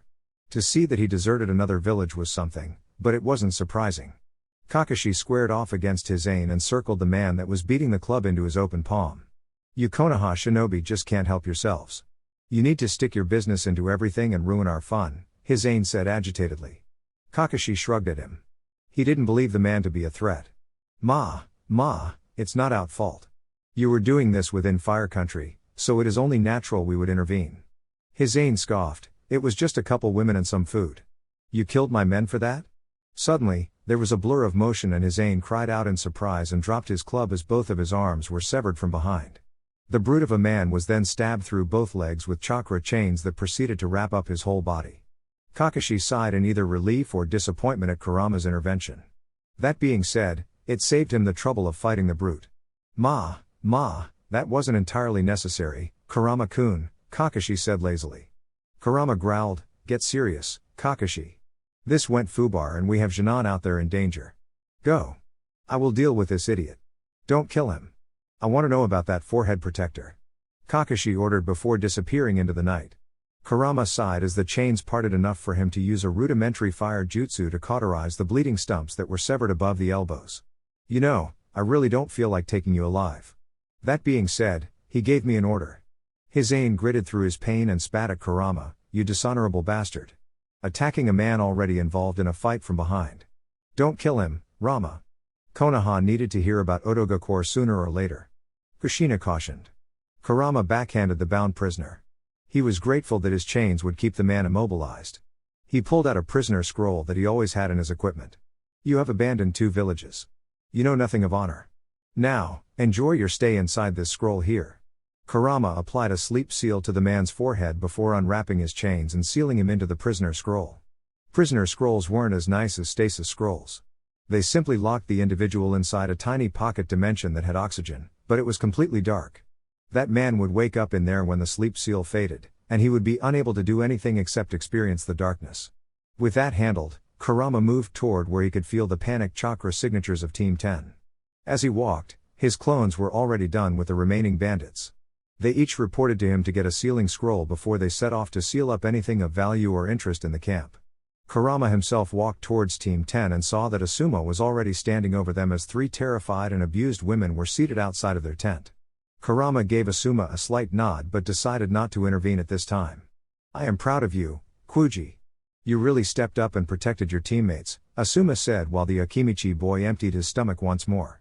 Kuji wiped the spit from his mouth and offered a weak smile. Thanks, Asuma-sensei. Asuma walked over and knelt down next to Ino. How are you feeling, Ino-chan? He said softly. Ino's eyes were still widened and dilated in shock as she slowly turned to look at Asuma. Her skin was pale and clammy while her hands clutched her wounded abdomen. I almost died, Asuma-sensei. Asuma nodded slowly. Yes, you did. You were careless, Ino-chan. But it is all right now. Everything is going to be all right. Asuma stood and turned to Kurama. Everything wrapped up? Kurama nodded. My clones are taking care of it. Let's get the kids and ladies out of here. They are too shocked to learn anything tonight, so let's hunker down in the town. We can talk to them tomorrow. Teams 7 and 10 were given free room and board at the inn in town after the mayor relieved them of the captured women. The sensei each watched the students carefully as they went through the motions of getting ready for bed. They had to take turns in the shower because each of them had various amounts of blood marring their uniforms. The mission didn't go smoothly, and this was the price that shinobi paid in such a situation. Kurama watched with an analytical gaze at the stiff motions and lowered eyes of Teams 7 and 10. He couldn't blame them, but he was also not disappointed in them. It was kind of expected and he was simply glad that there were no fatalities with only minor wounds. He saw Sasuke sitting on the edge of the bed with a grimace on his face and his head buried in his hands. Kurama walked over and sat down next to the Uchiha. What's got you down? Kurama asked after Sakura had gone into the bathroom. Sasuke looked up and his eyes wavered with remorse, regret and shame. The Uchiha boy naturally converted this to anger before responding to Kurama in a harsh whisper. What do you think? I was leading this mission and everything that could go wrong went wrong. Kurama didn't try to fight him on that point, indeed it did. Do you believe that was your fault? Sasuke nodded and the edges of his mouth pulled down into a frown. Do you think we hold you responsible? Sasuke looked up into Kurama's crimson eyes and nodded hesitantly. Well, we don't. Kakashi, Asuma and I put you in charge, but the mission was always our responsibility. We were always there, and we made sure it didn't get too out of hand. So, relax and think rationally over the mission. Once everyone is cleaned up, we will have a group discussion before bed. An hour later, Teams 7 and 10 assembled in front of the Jonin sensei. They went through a mission recap and wanted to see what the Genin thought they could have done better. Shikamaru had been frowning the whole recap and he spoke softly. First, our timing was staggered, and it made it more difficult for Team 10. Second, we didn't establish a method of communication between team members or the two teams. That made an already chaotic situation harder to adapt to. Asuma nodded. As team leaders, it is important to remember accountability and to work that into your attack plan. For instance, if you divided into 3 groups of 2 rather than seeing yourselves as 2 separate teams, it could have been one potential solution. This realization got a bunch of concurring head nods from the Genin. Sakura spoke shakily. I froze after my kill. Then, I allowed myself to be surprised and I was almost. She began to break down crying. Kurama spoke up. If we weren't there, you would have been raped if your teammates were not able to intervene in time. I am sorry to say it so bluntly, But I want each of you to understand the severity of what happened tonight and what will happen on future missions. This is not an easy life, but it does get easier. Ino winced as she shifted on the bed. The injury to her abdomen resulted in a few broken ribs. How would you have done it, Kurama-sensei? Kurama looked to Kakashi, who nodded and stepped forward. I will speak to that. Kurama did a lot of solo operations from what I understand, so team tactics aren't his forte. As for me, I think with a 6-man team that I would have done what Asuma said. It is always best to slow things down a little bit to ensure safety than to split up to rush things through. Especially since you are each inexperienced. Asuma nodded. For instance, Kuji was able to rally faster than Ino, who froze after her first kill. His quick response saved her. Teamwork is the founding principle of Konoha, and I hope this imparts a good lesson on each of you about its importance. Ino and Sasuke, Kurama began, what mistakes did you two make in concern to small unit tactics? Ino looked confused, but Sasuke frowned deeply. I got caught off guard in the fatal funnel. Kurama nodded. It is easy to think that people won't know where you are because you are in another room, or in this case a tent. When you are in active combat, each of those doorways, or tent flaps in this case, are kill zones. Who can tell me how those two could have avoided them? Kiba raised his hand with an unsure look on his face. Cut a hole in the tent? Kakashi, I smiled at Kiba. That is one way. Another would be to use an illusion to spring any traps. The point is to think outside the box. What would an illusion do, sensei? Sakura asked. Well, against normal bandits, illusions are quite effective. A simple bunshine would be enough to make them shift or even attack. It would be enough to get them to give away their position or advantage. Against shinobi, it is more difficult, but illusions can still work in such a scenario. Kakashi answered. Kurama nodded. All right, there were a couple more lessons, but the big one is the presence of the missing nin. There is a potential for this to happen on every mission you are given outside the village. Bandits tend to rally around missing nin and you guys should have been able to scout him. He was able to surprise Sasuke and he would have been able to get the drop on each of you. Why didn't the Hokage tell us about the missing ninja? Kuji asked. Asuma sighed lightly before answering Kuji, because it was not reported to Konoha. Missing nin are good at staying out of the light because they know that revealing their location could cost them their lives. It is one reason a longer recon period would have helped. Kuji nodded and remained hushed. Shikamaru knew that there were many lessons he could learn, but his brilliant mind was stuck on a few things, so he threw an open question to the sensei. Why did you have us lead this mission? Did you know it was going to end up like this? No, Shikamaru, we didn't know. We let you lead because we wanted to let each of you feel the weight of independence and the two of you to feel the weight of leadership. Asuma answered. I suggested it because I wanted you to have this learning experience before you were forced to lead a mission without your Jonin sensei, Kurama said with a shoulder shrug. Alright, let's get to bed and we will head back to Konoha tomorrow morning, Kakashi ordered the group of Genin to bed. It would be a quiet and reflective night without much sleep for most of the Genin. Emergency message. Kurama woke up first the next morning and created a bunch of clones to go out, gather ingredients, and then he cooked a big breakfast for the two teams. He knew that the previous day was hard on them, and he wanted to reward them for persevering through it. While he was shopping and cooking, Kushina and Naruto talked with him about the lessons of the previous night. Most of them were aimed toward Naruto, since Kurama and Kushina wanted to prepare Naruto for the realities of the world. Kit, guys like that need to go. No matter what I do to set you up, scum like that will always be present in this world. It is the darkness of the human condition. It will be your job to end such corruption before it can threaten the world we will build, Kurama said as his clones began cracking eggs into a bowl. Naruto nodded in the mindscape. He had seen all of Kurama's missions up close and he was no longer a naive child that was a stranger to death. That being said, he still didn't want to think about taking a life with his own two paws. Kushina saw the speculative fox Kit and embraced him snugly. She burrowed his snout between her breasts and calmed him down. Sochi, it is important to remember something. Showing mercy to men like those will leading to pain and suffering for other innocents down the road. Kurama is entrusting you to maintain the balance. When I am gone, I am entrusting you to maintain the balance, Kushina said softly. Kurama frowned as he began scrambling the eggs and a clone flipped some toast while another clone cooked the bacon. Don't worry about it right now, Kit. We will be around for quite a while, and you will come to understand.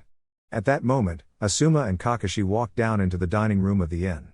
They both started laughing when they saw Kurama cooking, but they cut it out when he threatened their breakfast. They could each smell how nice it smelled and both men were miserable at cooking. They sat down at a table and included Kurama in their conversation. So, how are the kids taking it? Kurama asked as he began plating the breakfasts. Asuma sighed. Shikamaru is taking it the hardest. He feels like he has failed, and it was his fault Ino got hurt. Kakashi nodded. Sasuke is the same. If they were on their own, Sakura would have, yeah, you get it? Kurama sighed in a manner similar to Asuma. I knew this was going to be a tough lesson for them to learn. Granted, I didn't think it would go that badly. Asuma lit a cigarette and tucked it into the corner of his mouth, making them lead their own first C-rank mission. B rank, Kakashi corrected lazily over his book. Just because we dealt with the missing nin doesn't keep the mission C rank. Kurama nodded. Look, we just reinforce them and keep hammering the lessons learned. They will recover and this will give them a bit of perspective. Nobody was seriously hurt, and nobody was seriously scarred. This will be an invaluable lesson for them. Kakashi turned the page of his book and giggled perversely. Ma, that's enough serious talk.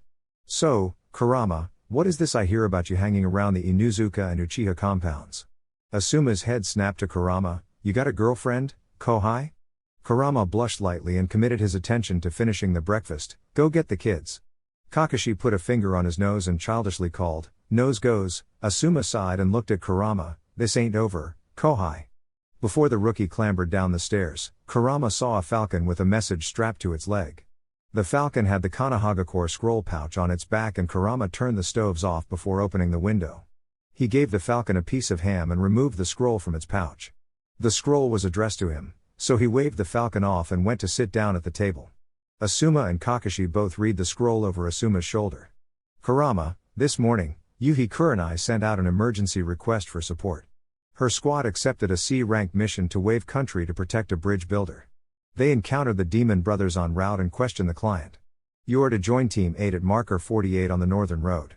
Additional mission, eliminate Gato of Gato Enterprises.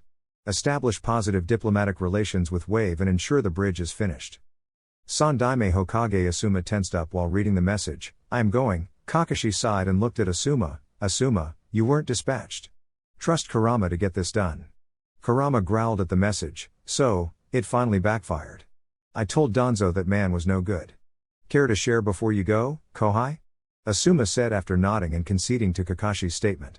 Kurama grabbed a plate of breakfast and began chowing down. 4 years ago, I helped this scumbag merchant get set up in Mizu no Kuni.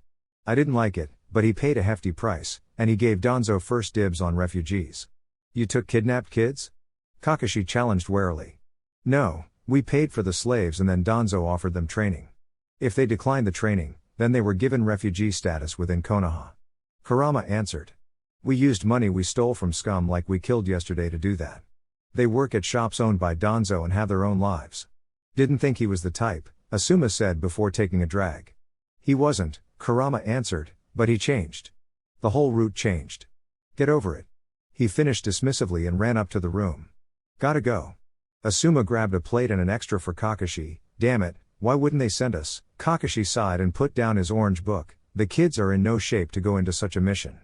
Kurama will be able to handle things. Asuma relented and took a bite of the breakfast. His eyes sparkled as the flavor overwhelmed his singed and smoky taste buds. Fine, but I don't have to like it. Fire Country, Northern Border, marker 48 on Northern Road. Kurama took 6 hours to make it to the rendezvous point. He looked around and noticed that nobody was there, but he saw the evidence of a campsite that was recently torn down. Very recently. His sense of smell told him that they left no more than an hour ago and he could tell that they were heading towards the ocean and Wave Country. Why would she move on without reinforcements? He followed the smell up to a clearing that bordered a sandy patch of shore.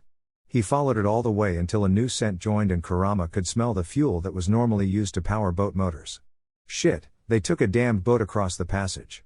Kurama grunted and decided to just get it over with. He had Naruto push chakra in as he wanted to keep him topped off and ready for combat.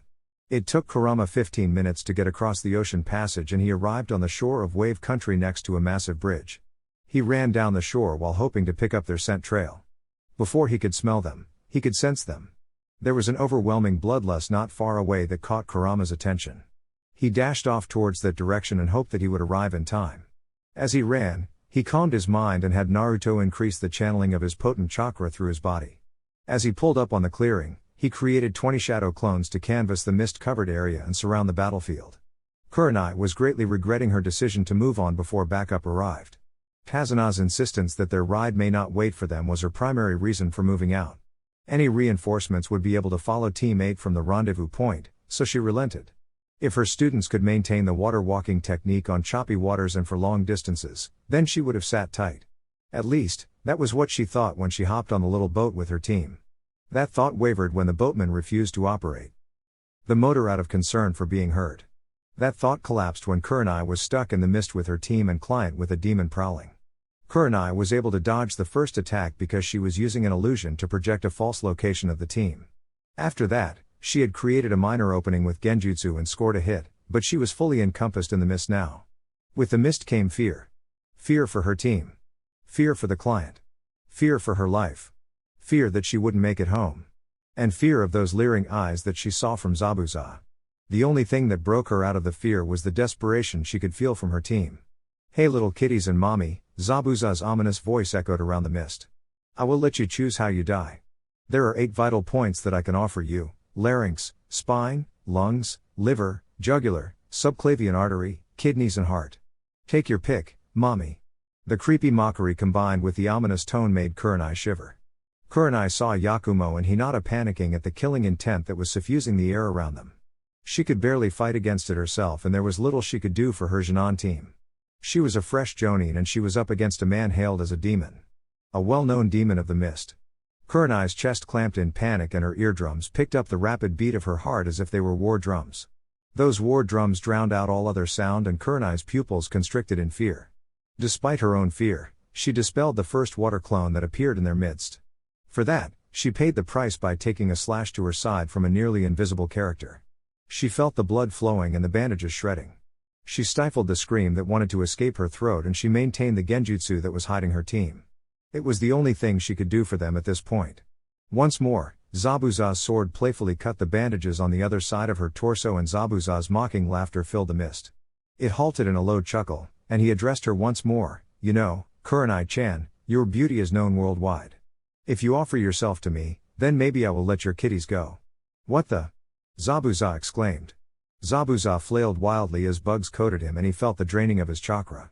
It was sharp enough to present a threat to Zabuza and he immediately unleashed a water vortex that swirled around his body and rid him of the pesky little insects. Zabuza growled and flared his killing intent as water dripped off his form. He was enraged now, and he no longer felt like being merciful. He wasn't a good man, and he wasn't beyond forcing that bitch into submission. Kurenai cried out twice more over the next 2 minutes as Zabuza's cleaving sword, Kubakirabocho, accurately tore through her clothing and began taking her apart. The genjutsu mistress's genjutsu was useless in a mist that denied her line of sight. Her genjutsu was further useless because Zabuza was a master of silent killing and she couldn't move with that level of stealth. She couldn't sense him, couldn't stop him, and she couldn't do anything to save the kids that she cared about the most. "Last chance, Kurenai-chan." Zabuza taunted, "Give up the client and give me a ride." "Win style, great breakthrough." Echoed across the clearing like a war cry that reinvigorated Kurenai and made her eyes sparkle in hope. The mist was blown unilaterally and quite forcefully toward the ocean.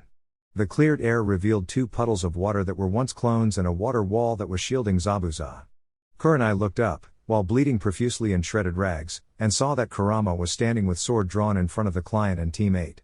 4 clones formed up around the frightened Jinan team and Kurama walked calmly over to Kurenai while keeping an eye on Zabuza, who had since dropped his water wall. "You okay, Kurenai-sensei?" Kurama asked calmly while he was analyzing her wounds as he approached. Kurenai's vision was clouding, but she nodded weakly to Kurama, who sped the last 10 meters to catch her before she collapsed completely. He created a shadow clone that took Kurenai and took her back into the clone group, who then erected a powerful barrier. This let Kurama devote his complete attention to Zabuza. His red eyes glowed a bright crimson and they slitted as Naruto suffused Kurama's entire body with a controlled chakra. "Momochi Zabuza, A-rank missing nin from Iwagakure. You are called the Demon of the Mist." Kurama spoke in a low and menacing tone. Zabuza hefted Kubakirabocho up onto his shoulder and his smirk was so pronounced that it could be seen through the bandages. "Well, thanks, brat, it is good." "No." Kurama cut him off forcefully. "No more words will be exchanged until I show you what a true demon is," Kurama roared as vibrant yellow chakra began sparking off his form. "Go get him, Rama. Show him the true Uzumaki style." Kushina cheered. "Get him, Rama. I will help." Naruto said while struggling to maintain control and focus over the chakra he was channeling into Kurama's body. Zabuza barked out a laugh, "You are barely." Zabuza's mocking statement was cut off and he barely raised his sword in time to block Kurama's opening strike. The brat closed the distance of 40 meters in less than 2 seconds. The force behind the opening blow pushed Zabuza back nearly 2 feet in the dirt and the follow-up strike was fractions of a second later. Zabuza was put completely and entirely on the defensive as Uzu no Hashi, encased in a vibrant wind chakra, put Kubakirabocho's crafting to the test. Kurama easily fell back on the endless hours of training in the whirlpools tied Kenjutsu style. The opening overhead blow, the spinning slash into 2 diagonal slashes followed by 6 thrusting strikes at astounding speeds threatened to overwhelm Zabuza. The 4th strongest member of the 7 shinobi swordsmen of the mist was at a loss for what to do. His cleaving sword was not meant to fight defensive battles. It was also not meant to fight battles of speed, which resulted in Zabuza's current predicament. Kurama felt the vibrant energy of Naruto and he felt so amped up by his power. He was sure that not even his old demonic chakra would have been able to amp him up this much. It was sure pure, so untainted, so infused with life energy that it just made Kurama feel more alive than he ever had before. The control Naruto displayed over that potent energy was also vastly increased through his training with Kushina, and Kurama was experiencing his first taste of synchronizing with Naruto in live combat. As the fight progressed, Kurama grew faster, and the sparks of yellow chakra turned into a cloak of potent chakra that clung tightly over his body. It also began spreading down his sword, and when it did, Kubakirabocho could no longer resist. The legendary cleaving sword started losing chunks of metal as it was forced by its owner to endure Kurama's relentless onslaught. Despite that, Zabuza was still a legendary swordsman, and he was able to endure the opening attack long enough to find an opening to jump back. Zabuza was panting and he was leaking blood from many cuts and sharp stabbing wounds. He ran his cleaving sword over his bleeding arms and abdomen to let the sword absorb his blood. The blade was considered legendary because it could repair itself by taking the iron and chakra from blood to maintain its edge. Despite that, there wasn't enough blood to completely repair the blade. Zabuza looked at the sorry state of his sword and then glared at Kurama. "Now you have gone and done it, brat." Zabuza growled. Kurama hopped back and he took this moment to dispel one of the clones that he had gathering natural energy for him. At that moment, the markings on his face changed and they descended down his neck, encompassed his torso and spread onto his arms and legs. The markings were lion stripes, as if the lion clan's essence painted his body by channeling the natural energy to claw his body to imbue power. The potency of the natural energy resonated with Naruto's demonic chakra, and it combined to send Kurama to a heightened state of awareness. Kurama wanted to get a better hold of his current powers, so he indulged the conversation. "What, little demon? You mad that my sword and my kenjutsu is better than yours when I'm a fraction of your age?" Kurama taunted. Zabuza scoffed in an attempt to regain the edge. "You just caught me off guard." Kurama belted out a laugh. "Very well then, little demon, let's play some more." Kurama took advantage of the overwhelming energy in his body to create 9 blood-red chakra chains that sprouted from his sacrum. It felt the most natural to Kurama and he reveled in feeling as if he still had his old tails. He idly noticed that the chains were also striped with lion claw marks combined with a yellow, almost golden, chakra, and they were sparking bits of yellow chakra as well. Kurama flailed the chakra chains a little bit before he darted forward once more. Zabuza gulped when he saw the chakra chains, and it was that bit of information that led to a revelation. He knew that kenjutsu style because it was the same one used by the Red Death, Uzumaki Kushina. That spelled bad news for Zabuza because Kushina had bested 2 of the best of the 7 during the Third War. He heard stories about how the Red Death assaulted Kiri's forces with only the 4th Hokage backing her up to take her revenge on Kiri's involvement in the destruction of Uzu. Zabuza forced himself to meet Kurama mid-charge instead of remaining flat-footed, and he sent an uppercut strike with Kubakirabocho to meet Kurama. Kurama's heightened senses saw the blow coming in slow motion and he pivoted on his right foot into a spin that took him out of the trajectory of the blade without exceeding Uzu no Hashi's range. Kurama lashed out in a reverse spinning strike with the blade after the cleaving sword missed.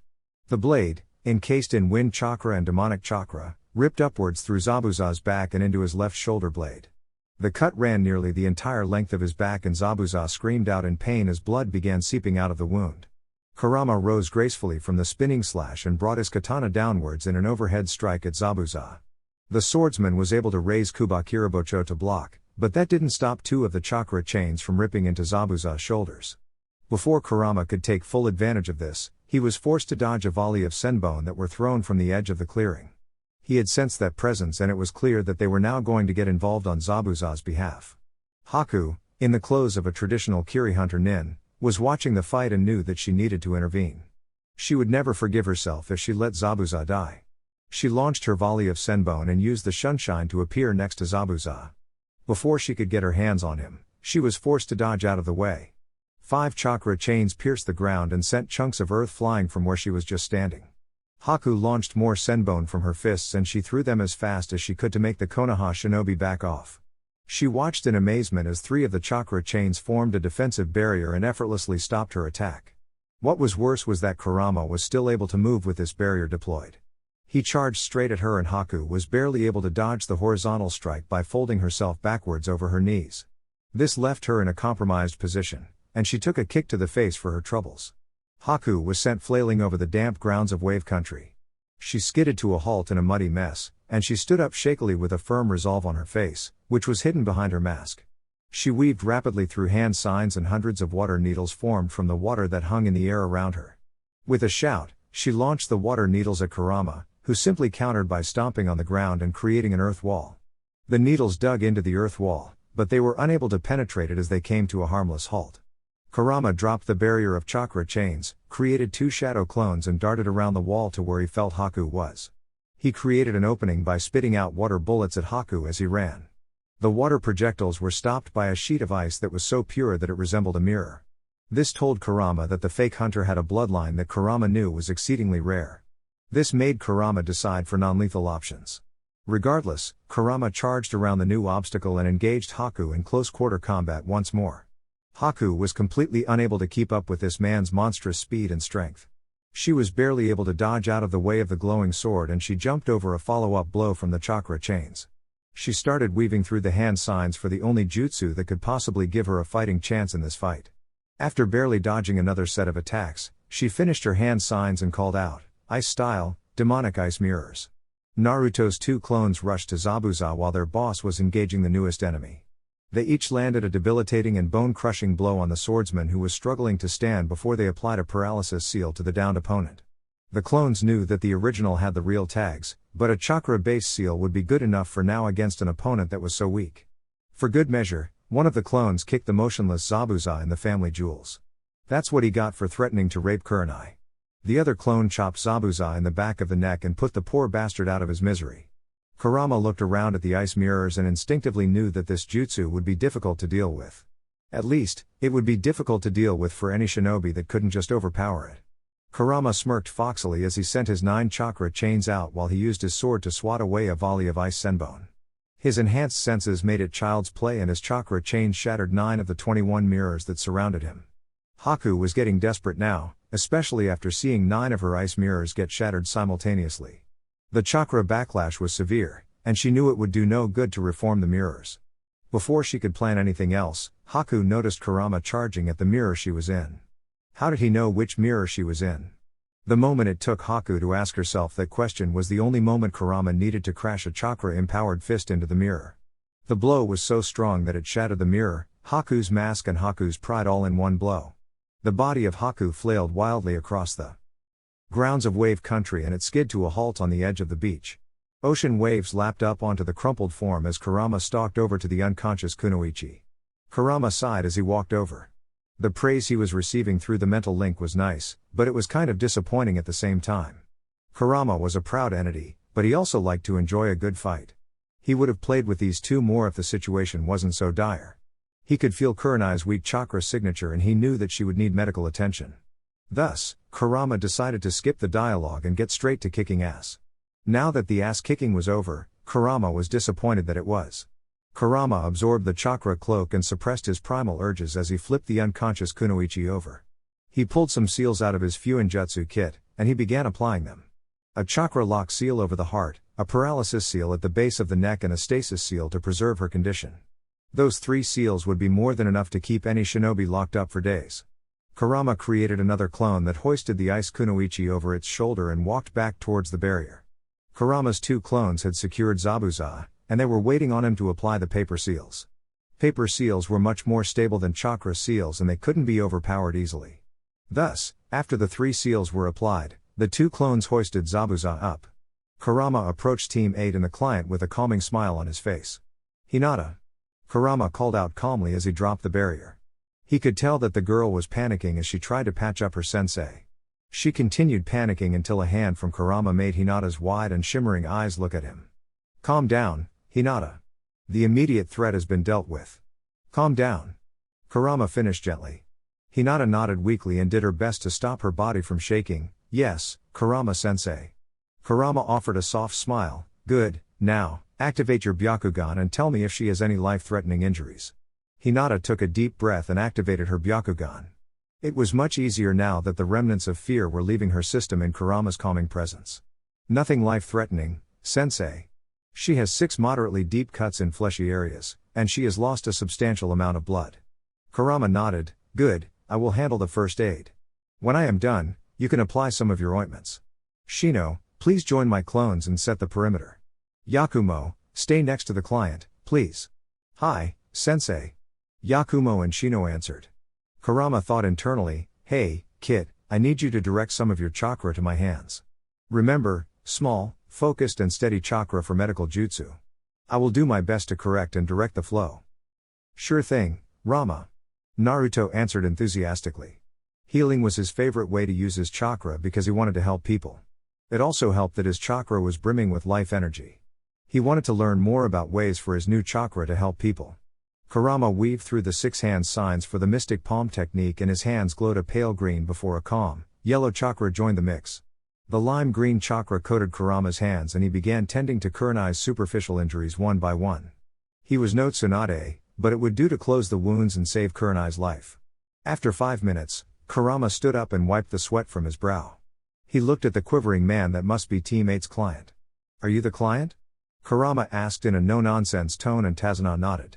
Good, now where is your home? I need to secure the prisoners and get Kurenai-sensei to a safe place to rest. The client nodded shakily. Very well, it is about 15 minutes that way. The client pointed north-northwest. Kurama nodded and created a clone. He wasn't going to enjoy this, but he also wasn't going to move at a civilian pace in hostile territory. The clone had Tazuna climb on its back and Kurama muted the snickers that were pouring through the mental link. Direct my clone.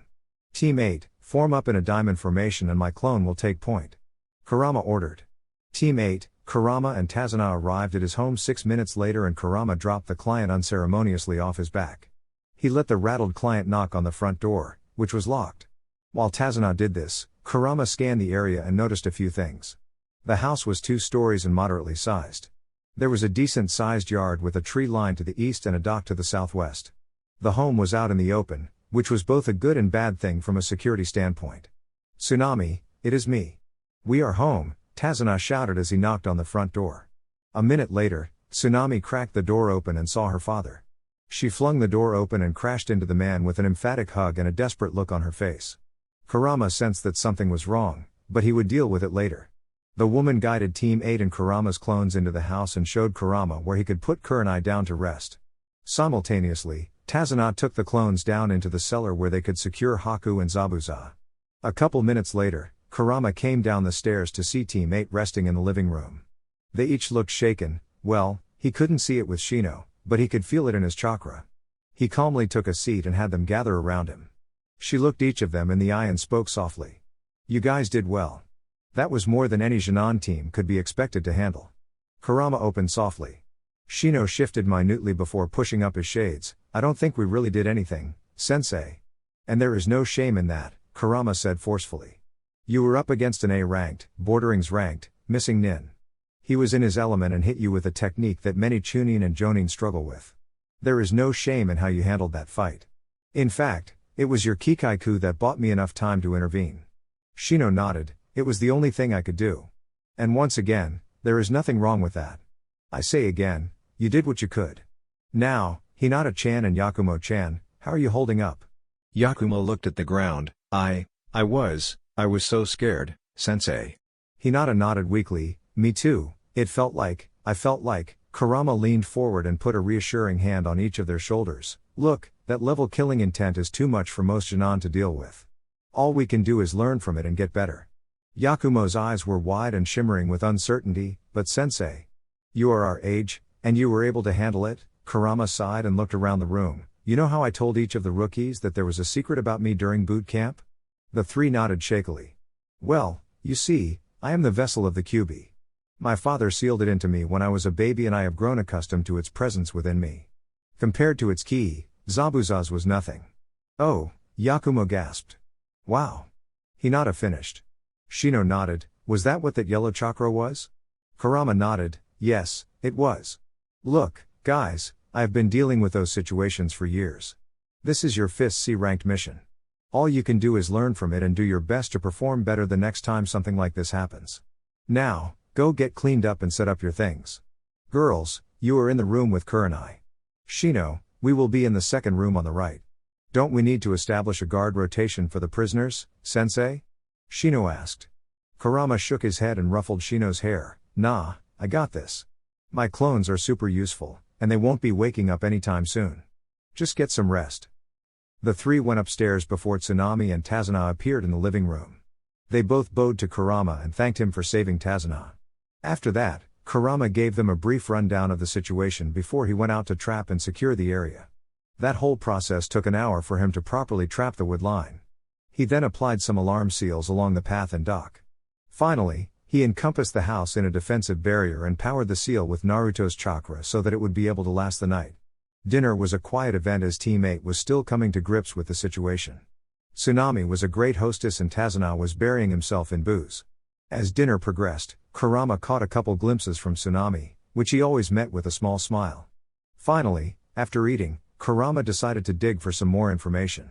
So, would you mind telling me what you know about Gato? Kurama asked and noticed a fidget from the young boy at the table. Tazuna was drinking, so Tsunami answered, well, he set up here nearly 2 years ago. He started by buying the ports and then he bought rights to every fishing vessel. Once the country was isolated, we heard rumors of the daimyo's death. That was when he hit this country with crippling taxes, and nobody could do anything about it. He has slowly sucked the life out of the economy and crippled our country. He uses thugs to enforce his rule over the area and we can't resist him. Lately, he has been taking women and children as collateral for people who can't pay their taxes. Kurama noticed Tsunami's flinch when she told him about that last part. Kurama nodded calmly, can you provide any more information? Do you know where he stays? Do you know how many men he has? Do you know if there are more missing nin with him? Tsunami shook her head with tears starting to trickle out. No, I don't know any of that. I know that most of the men stay on Gato's compound, but there are 15 to 20 of them in the village at any time. Kurama offered an understanding smile. All right, well, why don't you let me clean up dinner and we will get some rest for tonight. They won't be able to break through my barrier and I will interrogate the prisoners tomorrow to get that information. Empathy and therapy. Kurama awoke around midnight when one of his alarm seals went off. The burning and vibrations from the receiving seal on his arms woke him up with a start and he stealthily got out of bed. He spread his senses to feel what was going on and he really didn't like what he was feeling. He felt 3 thugs walking down the path and he sensed Tsunami waiting for them on the porch. The feeling for fear, self-loathing and desperation coming off Tsunami was fierce, and Kurama knew that he needed to intervene. He pulled on some black sweats and a black beater before he strapped his pouch onto his leg. Shino began stirring as his Kikaiku alerted him of movement in the room. He met Kurama's eyes and sat up. Kurama told him to defend the house and that he was not allowed to leave the premises for any reason. Shino nodded and began getting ready while Kurama opened the window and climbed onto the roof of the home. Tsunami stood shakily from her place on the porch and walked out to the 3 men that were approaching. The man in the center spoke in a lecherous and condescending tone, you ready to pay your debts to Gato-sama? Tsunami nodded shakily and walked forward, why yes. She replied simply. The man on the right spoke next, well, that's good because Gato ain't happy. The missing nin he hired went missing. Think he will get a little rough with you tonight. He may even let us have some sloppy seconds. The man said while getting a strand of Tsunami's hair and sniffing it in a creepy fashion. The man in the middle spoke, has your father returned yet? Gato won't be happy if you lie to us. Before Tsunami could answer, all 3 men were killed with swords through the neck from 3 replicas of Kurama. The men gurgled and clutched their throats while Tsunami let out a gut-wrenching scream. The men fell to the grounds, dead, after the swords were removed from their throats and Tsunami passed out from the gory scene combined with the fright. Kurama spread his senses and found out that there were no more men and only Shino was stirring within the house. One clone went to address Shino, one started cleaning up the mess and Kurama took Tsunami's limp body to the docks. Tsunami came back to her senses when her feet were lapped by the cool ocean water. She awoke in a start and looked around in horror until her eye fell on the handsome young man that was sitting next to her. The young man didn't even flinch, and his eyes were trained out over the ocean towards Iwagakure. Tsunami settled in and matched Kurama's far-off look. "Do you want to talk about it?" Kurama asked in a soft tone while maintaining his position. Tsunami shuddered and her arms wrapped around her own body in an attempt to comfort herself. "Not really." Kurama nodded and maintained his view of the ocean horizon. "Very well, then I will share a story of my own." Tsunami nodded weakly and her wavering eyes were glistening in the moonlight as she looked at the side of the young man's face. "My life has never been and will never be easy. From the day I was born, I was ostracized by my village and thrown into the orphanage. I was thrown out of that orphanage when I was 4 and things only got worse from there." As Kurama trailed off, one of Tsunami's hands stopped wrapping around herself and she put it onto Kurama's. "Why?" she whispered softly. A wistful smile flickered onto Kurama's face, and he continued, "The why is a village secret, but I will tell you. When I was born, the bijou that attacked my village was sealed into me. It left devastation in its wake and our hero, the Yondaime, gave his life to seal it into me. The villagers only ever saw the demon when they looked at me. This resulted in beatings, starving, hate and me learning of many of the worst aspects of humanity at a young age before I could defend myself." Kurama's reflective voice mingled with the soft sloshing of the waves on the shore and entranced Tsunami. "Why? Why are you telling me this?" Tsunami asked and began shaking slightly. Kurama turned his head and embraced the young woman in a caring hug, "Because I am proof that you go make it through this hell. I am proof that life will get better. And I promise you that your life will get better before I leave this country." Tsunami started crying softly into Kurama's shoulder. She hadn't been embraced like that since Kaisa's death. She hadn't been comforted or reassured since Kaisa's death. She had to be the rock for her family, and she had to be the one strong enough to persevere through it. She had to sacrifice for her son's safety in the absence of her father. She had to. Tsunami's cries turned to wails as she let it all out on Kurama's shoulder. For the first time in a long time, Tsunami exposed her shattered insides to another. Kurama just comforted the woman as she cried. He used his chakra to calm her, and he sneakily applied pressure to a few points that would help Tsunami relax. He and Kushina already knew what happened, but they both knew that the woman needed to talk about it if she ever wanted to move forward from the trauma of the event. Kurama felt that she was a genuinely good woman that was doing everything she could to protect her son. Furthermore, he resonated so strongly with her negative emotions that he sincerely wished to help her heal. That realization was startling for Kurama. He had bonded with a few people from the village, but he hadn't realized how badly he needed this. He hadn't realized how much he was starting to connect with those around him. His transition to a human frame of mind was nearly complete and Kurama was surprised to realize how much he wished to stop the people of this world from feeling this pain. He wanted to make things better for this single mother that was doing everything she could to remain strong for her family. Tsunami's wails calmed over time and she collapsed into the protective arms of Kurama. She wiped her tears and let her head rest on his chest. She spoke in a hoarse and choked tone. After Dad went to Konoha." Tsunami took a shuddering breath before she continued. "After Dad went to Konoha, Gato's thugs showed up and took me and Inari to Gato. He threatened to kill my son if. Kurama secured his arms around Tsunami and projected his aura around her. "It's okay if you aren't ready to talk about it. Just know that I will be here for you." Tsunami took the whispered words and shook her head into his chest. No, it's okay. Gato forced me to service him. I have been doing it every night since father left." Gato said it was father's punishment and my payment. Kurama growled and his chest rumbled from the efforts. No more, you understand me?" Tsunami nodded softly, "Yes." Kurama lightened his embrace and his growling subsided. "Good. I will protect you and your family. I am here to kill Gato and I swear upon my name that I will do so." Tsunami backed away and here wavering, sea blue eyes shimmered as the moonlight reflected off her tears. Why you can't, he will kill you." Kurama let a foxy smile spread onto his face. "I just took down 2 of his strongest mercenaries. I can and will do this for you." Tsunami wiped tears that were trickling, and she looked into the strong, crimson eyes of Kurama. She nodded weakly and crumpled back into him. "Be safe." Ripping a tyrant out by the roots, Stage 1, the next morning, Kurama entered the kitchen with a bundle of fruits, a couple of fish and 4 rabbits that he was able to gather. Of course, it was his Makuten that provided the fruit, but he couldn't share that secret yet. He walked into the kitchen to see Tsunami preparing breakfast and the woman clasped her hands over her mouth when she saw what Kurama brought back for her. She looked at him, wide-eyed, in disbelief before she closed her eyes and offered a prayer of gratitude to Kami.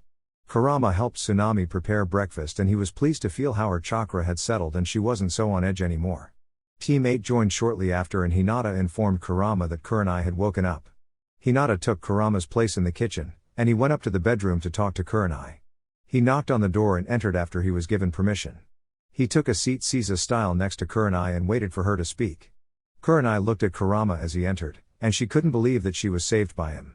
Her prejudices flared, but then she crushed them because she realized that she owed her, and her team's lives to him. She gave him a small bow from her reclined position before she spoke. "Could you fill me in on the current situation?" Kurenai asked softly. Kurama nodded with a small grin on his face. "I received a request for reinforcements." Kurenai frowned as the report continued. Why did Kurama take prisoners rather than eliminate the threat? Despite that, she was amazed by what he had done thus far. After the report concluded, she mulled it over for a little bit before speaking. "Okay, it sounds like you have stabilized the situation. What of the missing nin?" she asked. "They will be out for another day or so. The seals I applied will delay their healing and they are secured in the basement. I have a clone observing them and it will inform me when they wake." Kurama answered coolly. "And you sent a request for reinforcements?" Kurenai asked. Kurama shook his head, "Not officially. I didn't want to escalate the situation before we know what we are up against. I am confident in saying that Gato has enough men to flood the village and inflict massive casualties if he feels threatened enough." "What do you mean, not officially?" Kurenai challenged.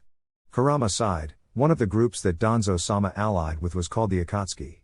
We saved them from Hanzo and Iwagakure and they have been gathering strength and allies for the past couple years. They work within Fire Country to protect the civilian population and do what they can to make the world a better place." "So, the Hokage doesn't know about this group?" Kurenai asked while frowning. Kurama shrugged. "I don't know what Danzo-sama has and has not told Hokage-sama. Regardless, if they show up, then we will have some allies to help deal with the overwhelming numbers." Kurenai frowned deeper at the thought. "Do you have an estimate of their numbers?" Kurama sighed deeply and shook his head. "Not accurately. According to Tsunami there are at least a couple hundred." "That would be too much for my team to deal with," Kurenai said before adding, "and I don't want them killing that many people." Kurama nodded. "Nor do I. I will be responsible for most of it, but I wanted allies to help clean up and protect the villages on the island." Kurenai looked up in surprise. "You don't want them to help? I thought you took Teams 7 and 10 out to get blooded." Kurama held up a hand and his face was menacing. "I took them out in a controlled environment. I wanted them to gain experience. I didn't throw them straight into the deep end. This would be too much for them right now." Kurenai nodded with a slight smile on her face. "Maybe you aren't as bad as I thought you were." Kurama laughed at that. "No, I am. But that doesn't mean I don't care about my subordinates. Make no mistake, Kurenai, they will have to get involved in this. I just won't make them shoulder that burden alone."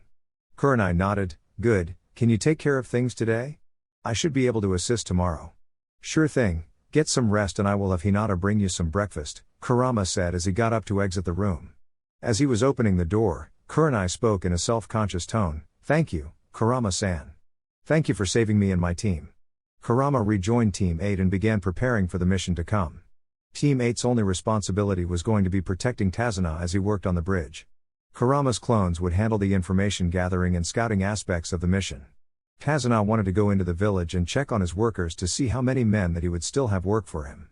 Kurama left a clone with Team 8 to train them and he went with Tazuna in person to make the rounds. Ushio village, the capital of Wave Country, was in a sorry state. The buildings were run down after years of neglect, there were citizens sitting listlessly on street corners and their starving children begging for food. Most of the shops that Kurama saw were low on product and there was clearing a presence of Gato's men in the area. The eyes of every Ushio villager reflected two things, fear and hopelessness. This caused Kurama to flare up and Tazuna felt the murderous aura radiating off the Konoha shinobi. After convincing the third worker that they would be safe to work, Tazuna spoke to Kurama as they walked to the next home. "Kurama-san, do you really believe that you will be able to eliminate Gato?" Kurama nodded. "That would be easy enough to do on its own. I just need to figure out where the slimy bastard is staying, where his bases are, and I need to figure out how many men he has working for him." Tazuna frowned while contemplating the answer. "Well, in this town he has the bar, brothel and the community center. There will be at least 20 of his men in town at any given time." Kurama nodded and created another batch of clones to begin scouting the designated areas. "Very well. By getting the workers back up and running, you will be forcing Gato's hand. Once things escalate, we will need to protect these villagers because he will use them as hostages. Tazuna stopped mid-stride and looked at Kurama. You think it will get that bad? Kurama nodded. He is a slime ball. He made enough money to get his start and he uses thugs to enforce his will. These thugs are nothing on their own, but they are a threat simply due to their numbers. Then what will you do? Tazuna asked desperately. Kurama put a hand on the man's shoulder and reassured him. I have called in some help. When they arrive, we will take the fight to Gato. Until then, I want to lay low and provoke him as little as possible. Gato's headquarters, Wave Country, eastern edge of the island. Gato was sitting behind his desk and reviewing the recent reports. He was in a foul mood last night when Tsunami didn't show up as scheduled. He took great pleasure in punishing the bridge builder's daughter. He could have locked her up, but he enjoyed the desperation in her eyes whenever he threatened her son. It was a game he was playing and enjoying to the fullest. In all honesty, he wanted Tazuna to complete the bridge. He would have it completed and then his thugs would take control over it. The Great Gato Bridge had a ring to it, and it would help make Gato even more money. Despite that, he reinforced his control over the population by constantly threatening them, and he would break their last bit of defiant will when he took control over the bridge. At least, that was the plan. Then things started going wrong. First, the missing nin he hired was now missing. He went out yesterday to kill the bridge builder and the Jinan team that was hired to protect him. That should have been easy for a man of his reputation, but it seems like he failed since he hadn't reported back in. That was too bad. He wanted to betray the guy himself and then sully that little girl with him that was pretending to be a boy. He loved taking the innocence from people. The look in their eyes when they admitted defeat was his greatest ecstasy in life. Gato looked up as his two samurai bodyguards, Waraji and Zori, entered his office. What is it? Gato asked abruptly. They bowed and Zori reported, Boss, Tazuna has been seen in the village with a ninja from Konoha. He looks young, but he is escorting the bridge builder around the village and talking to the workers. Gato waved that off. That much was expected when Zabuza failed to report. Do you know what happened to him? Waraji shifted nervously. Rumor has it that he was defeated by the Konoha nin along with his partner. Gato scowled. Useless missing nin. Were you able to find some replacements? Zori answered this. We have sent a mission request to the bounty stations and to Iwagakure. Why Iwagakure? Gato asked with a slight bit of interest. Because they have a reputation for taking missions like this. Plus, they hate Konoha. Gato nodded at Waraji's answer. Very good, how long would it take them to get here? Waraji spoke once more. Our contacts know of an outpost them have that is close by. It should only take 3 or 4 days. And what of the trio that we sent to collect the bridge builder's daughter? Gato pressed since he really wanted to break that woman completely now. Zori shifted nervously. Well, boss, ain't nobody seen them. With the ninja here, it is likely that they are dead. Gato frowned at that. I want you to increase the presence in the villages. Call in the reserves that are in Fire Country. We have come too far in Wave to lose control now.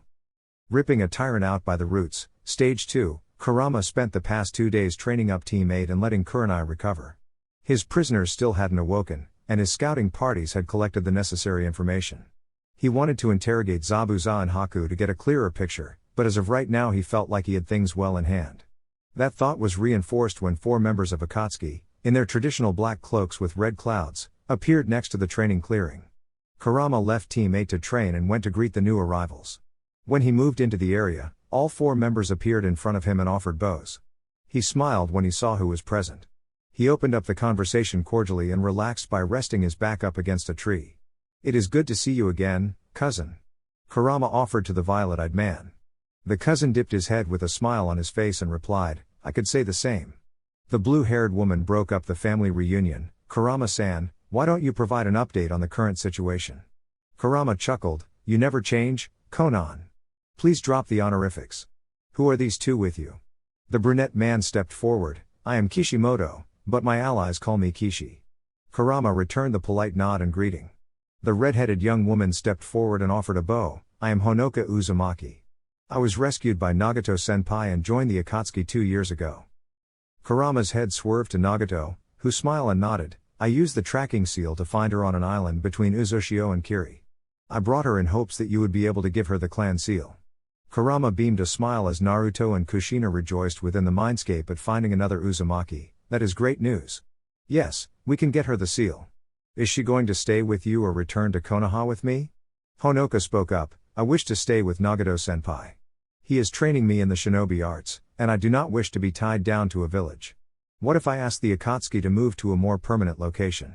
Say, Wave Country? Kurama asked with a foxy smirk on his face. Konan and Nagato looked at one another before Konan spoke. Why?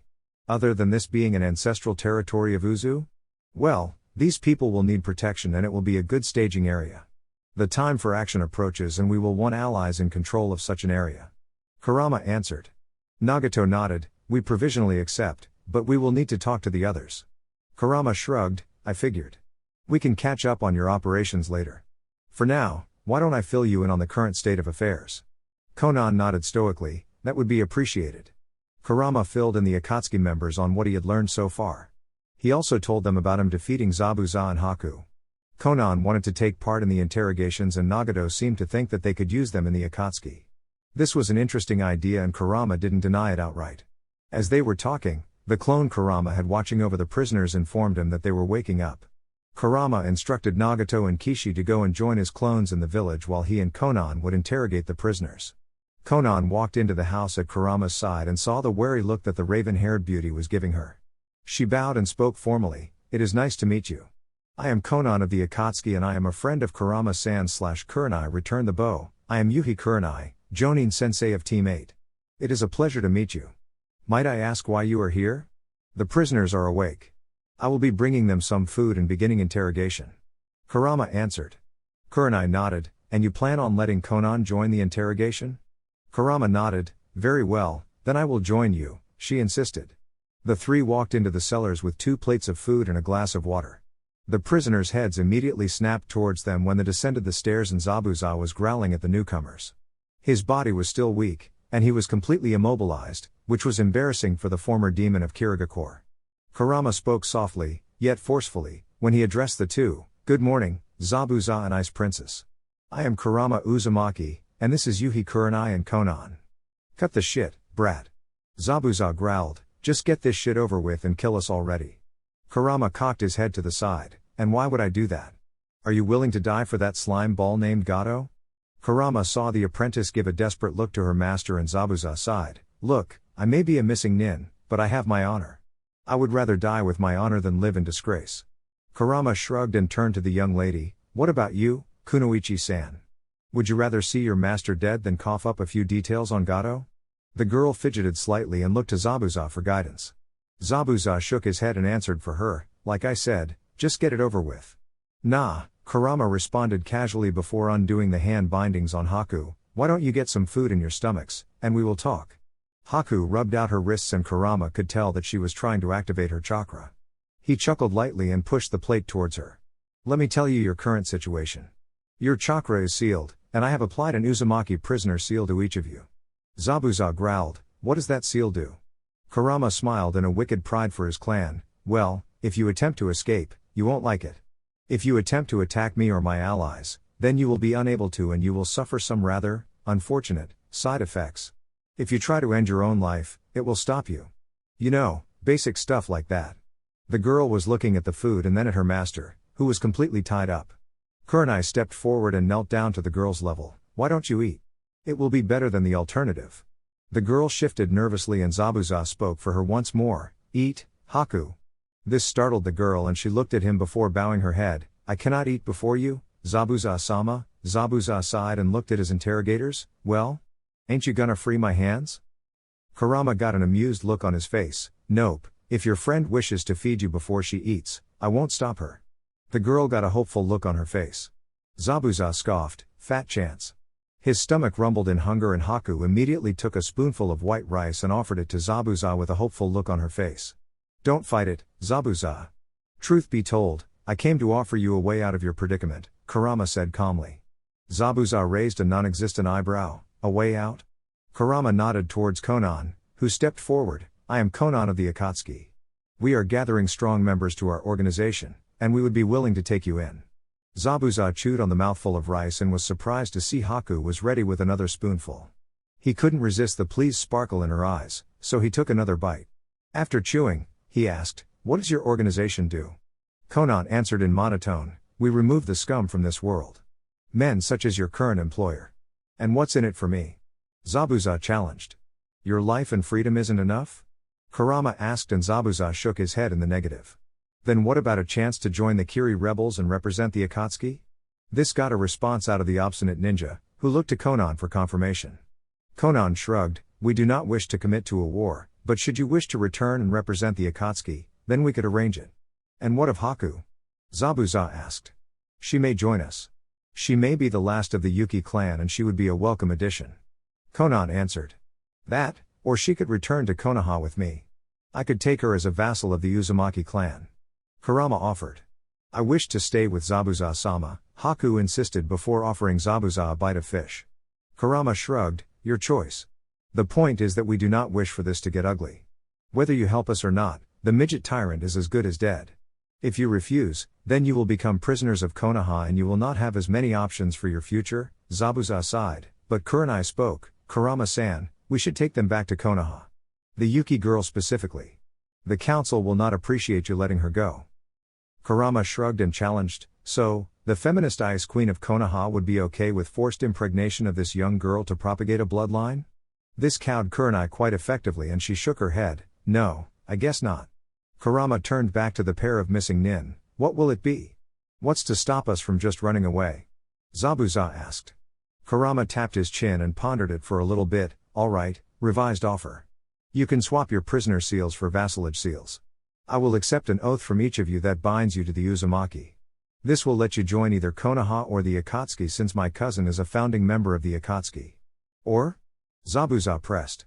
"Or I put you in stasis scrolls and take you back to Konoha where your fate will be decided by the Hokage and his council." Kurama answered in deadpan. Zabuza was thinking on it, and he decided to ask, "What was the sword you were using and where did you learn your genjutsu style?" Kurama smirked and removed his sword from its scabbard. "This is Uzu no Hashi, the sword that was passed down from clan head to clan head of the Uzumaki clan. I learned the whirlpool's tide style from my mother. I am also a master of dancing dragon tail, twin rampaging dragon tails, Kiryu and nine-tailed dance of destruction. You were treated to the first and lasted of those in our duel. Your mother being Uzumaki Kushina, the Red Death?" Zabuza asked and Kurama nodded. Zabuza sighed, "We will swear fealty to you." Kurama smiled and unsealed two of his backup katanas. "Good, you can use these in the meantime. I will be holding on to Kubakirabocho until this business in Wave is closed.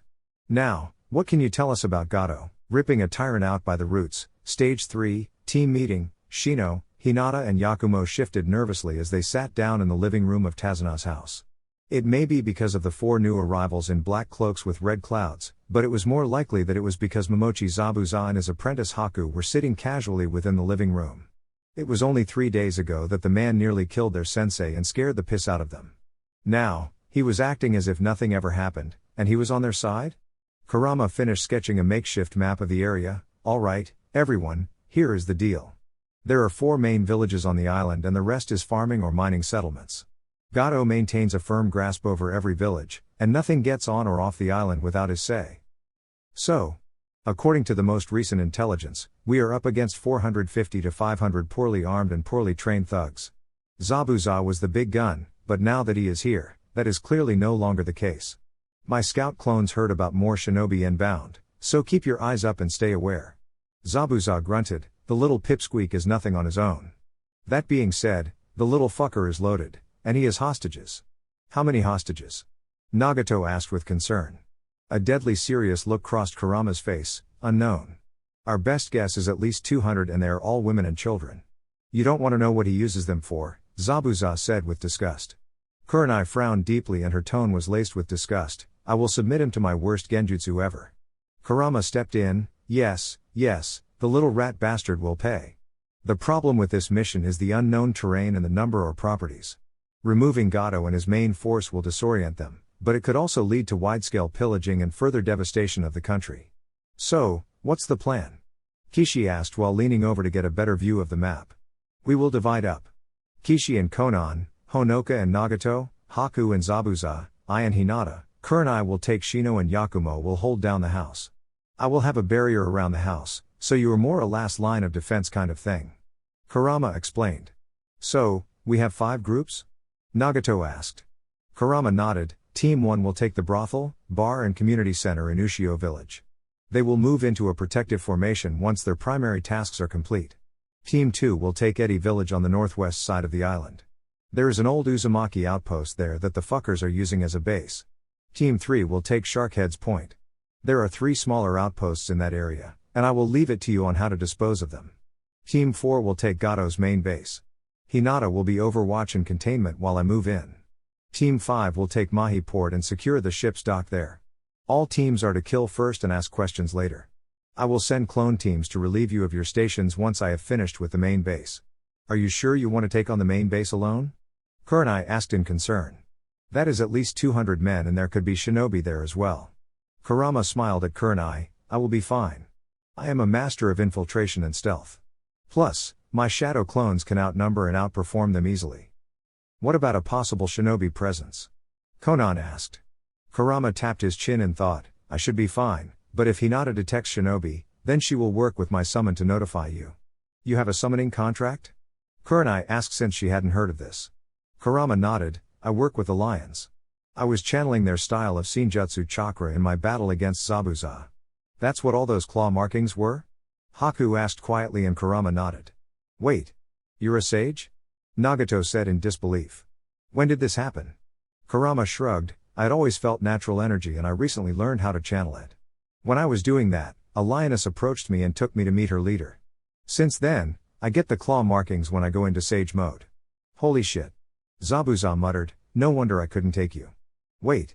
How old are you, Master Uzumaki? Kurama sighed and buried his head in his hands, I am turning 14 shortly. Age doesn't matter when dealing with me though. Through use of my shadow clones, I will just leave it at my mental age and maturity is hundreds of years old. You tell him, Grandpa Rama. Naruto cheered through the mental link which made Kushina lose her proverbial shit. As Zabuza sputtered in disbelief and Kurama forced the mental link closed, Konan offered a solution to the missing nin problem. I can give each of the teams a paper angel. If you should run into more shinobi, you can pulse chakra into the paper. I will make the papers glow purple if there are shinobi. I will make the papers glow green for all clear. That's useful, Kurenai said as Team 8 was listening to the briefing in silence. Alright, is everyone comfortable moving out tonight? Kurenai, will you be, okay? Kurama asked. Kurenai nodded, I am a little sore, but your healing chakra was enough to get me back to 90%. If I am just handling bandits, then that will be easy. Good, then here are your orders. Synchronize watches now. I have time at 1337 hours. We will commence operations at 2300 hours. All bandits are sentenced to death. All prisoners will be evacuated to one of the 2 designated casualty collection points tomorrow morning at 0:600. Any final questions? Kurama asked. Should we intervene on Wave Citizens' behalf before timer starts? Kishi asked with a deadly serious look on his face. Only if you can get it done with no witnesses. We do not want to blow our initiative. Alright, move out and stay safe. Gato's headquarters, 2000, same day, Gato looked across his desk at the 4 Iwa shinobi that had accepted his mission.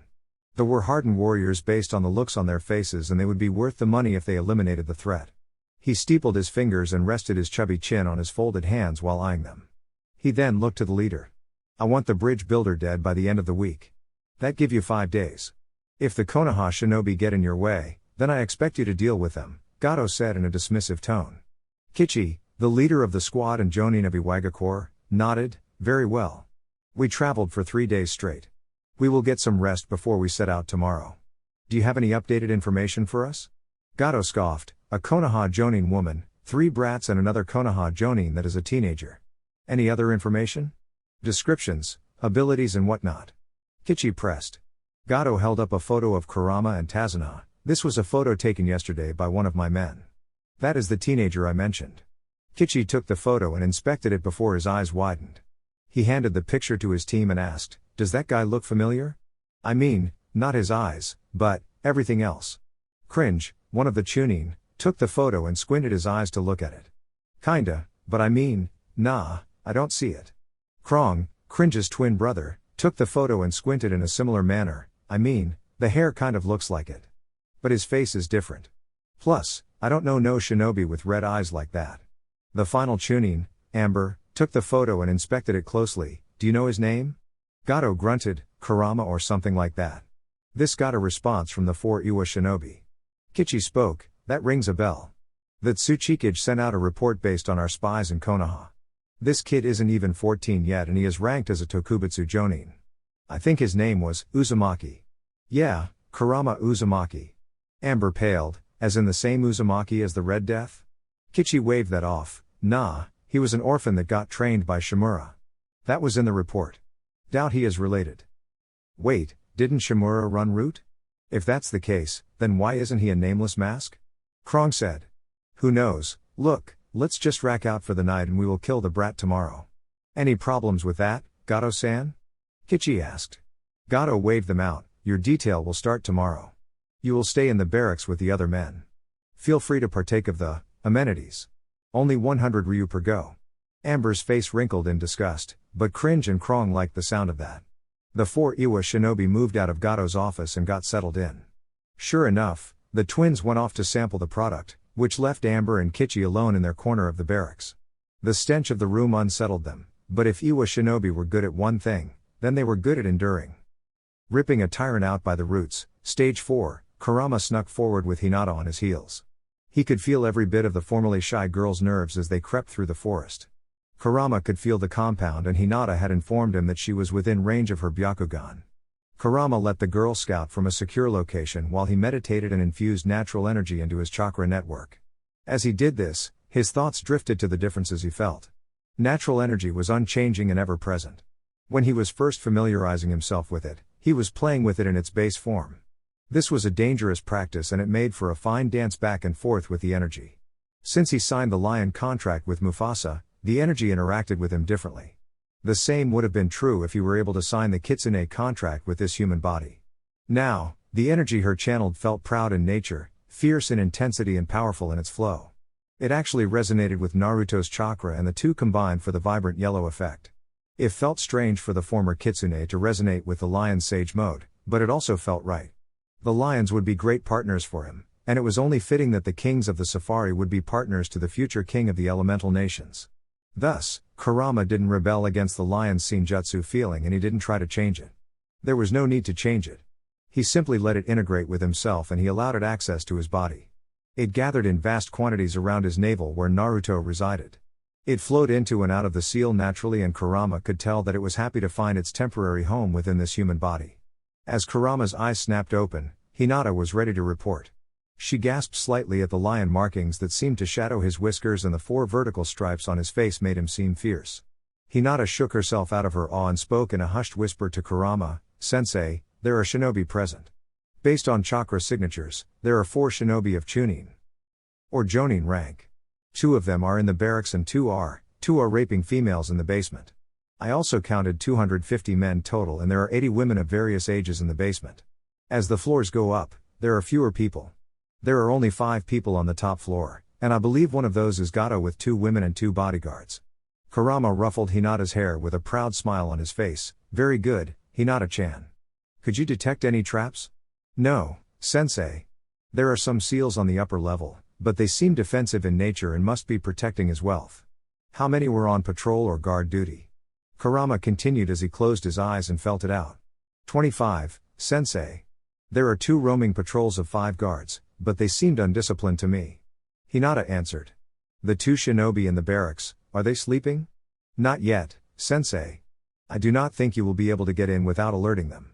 Kurama frowned at the truth of those words. I will be able to handle it. I do not wish to distract the others from their missions. Hinata, I want you to watch with your Byakugan. Once I take out the guards, I want you to join my clones on the perimeter force. The girl nodded with her eyes still active. Good, if you need to engage, do so without hesitation. I am sure you can see what those guys were doing. They do not deserve your mercy. Hinata nodded again. Yes, Sensei. If you see me struggling with the shinobi, use the paper angel. If not, do not alert the others. Yes, Sensei. Good, now keep your eyes open and watch. This is how one man can take out hundreds, Kurama said with a foxy smirk as 200 Kuramas formed up behind him. Hinata watched on amazed as all 201 Kuramas weaved through hand seals before they became much harder for Hinata to track. She deactivated her Byakugan and gasped as she only saw shimmers in the night. She couldn't clearly see any of them and she decided that she wanted to watch and see how Kurama worked. It was truly an amazing spectacle. Kurama himself was still in sage mode and he remained still long enough to top off his senjutsu chakra before he led his clones towards the compound. The compound was defended by thugs or ronin, which left them completely unequipped to deal with a shinobi of Kurama's caliber. Within the first 5 minutes, all guards and patrols were killed quickly, cleanly and quietly by the clones of Kurama. The clones then split in half and half of the clones began infiltrating Gato's compound. Hinata moved forward to take her position outside the front door. She was flanked by 2 Kurama clones and that gave her a sense of safety as she watched the true start of the bloodbath. She watched the original Kurama descend rapidly towards the chamber where the prisoners were being held. As he did this, his clones began clearing out the common rooms. It all started quietly until one of the Ronin was able to dodge a death blow and he let out a scream that they were under attack. After the scream, the whole situation grew to be far more chaotic. Men started running around and shouting while they equipped themselves with swords and other weapons. Hinata noted that the people on the upper floors were stirring as well, and they were rallying around Gato's door. As for the lower floors, they were quite bloody. Hinata nearly wretched as she saw blood starting to pool under the bodies and on the base of the walls. 250 men, 5 or 6 liters of blood in each body, over 200 bodies already on the ground while leaking the liquid of life. That meant that at least 1,000 liters, or 265 gallons, of blood was beginning its escape from the human corpses. It pooled everywhere while some of it followed the laws of gravity. The air was saturated with its iron smell, and it embedded itself in Hinata's nose and made the compulsion to puke that much stronger. Before Hinata could give in to that urge, she was forced to deal with 5 men that were running out of the building. They were all completely terrified and covered in blood. Her Byakugan told her that Kurama's clones were leaving those to her. She remembered that Kurama-sensei ordered no prisoners be taken. She shuddered at the thought of taking a life. She hesitated because she sincerely didn't want to take a life. Then, Hinata remembered her training in boot camp.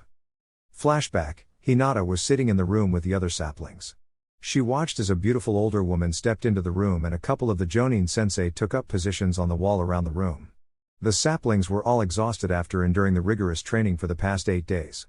Despite the exhaustion, every single one of them was shocked into a seated position of attention by the crack of a water whip on the wall. The woman smirked and winked at Naruto, who blushed and returned the wink.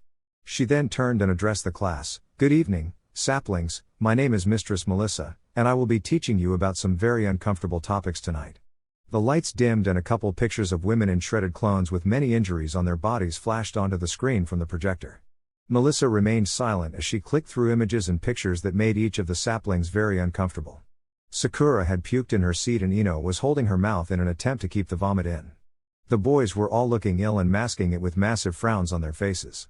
After the slideshow of horror concluded, Melissa spoke in a soft tone. "What you have just seen are the victims or rape and other crimes from this last year alone. What's more, those victims were all kunoichi of Jinan and Jonin rank," Melissa said in a motherly tone that attempted to cushion the terrifying information. "I showed you this because each of you needs to be prepared to deal with these traumas while in the field. Each of you needs to know what is at stake if you fail your missions." Melissa then began a seminar on how to treat rape victims. Their field care was broken down into first aid and how to properly approach them. The field care was fairly straightforward, and it was also when the Jinan were taught how to apply an anti-pregnancy seal.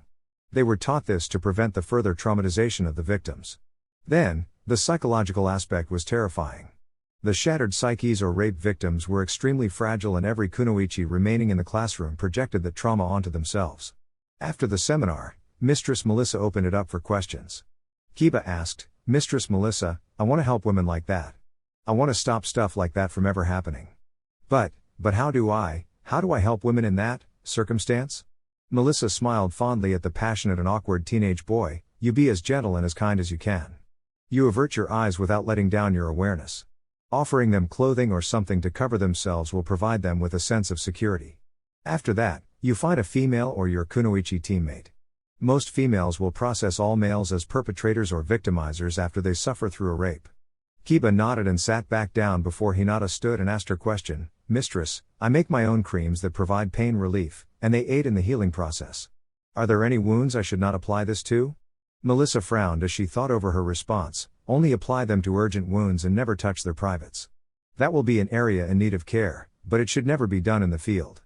Hinata sat back down, and Sasuke asked the next question, "Are we allowed to kill all rapists?" Melissa smiled sadistically and everyone in the room would be haunted by that smile. "Yes, in fact, I encourage it." End of flashback. All it took for Hinata to firm her resolve was that memory and one more look at the women that were being saved by Kurama's clones. She sank into her Juken stance, and she jumped in the middle of the men as they poured out of the fatal funnel called a doorway. Hinata took out the first 2 with overloaded palm strikes to the heart. She spun and dodged a downward slash of a blade before she spun and sent a two-fingered strike to the kidney. She exploded the organ and the man screamed in pain before two more fingers pierces his voice box and silenced him. Hinata jumped back to reset the fight against the final two, that were stunned by the killing of their comrades right in front of them. Both of them only saw a young, teenage girl though, so they charged in unison. As they closed the distance, Hinata spread her feet and spoke in a menacing whisper. "You are within range of my divination. 8 trigrams, 32 palms."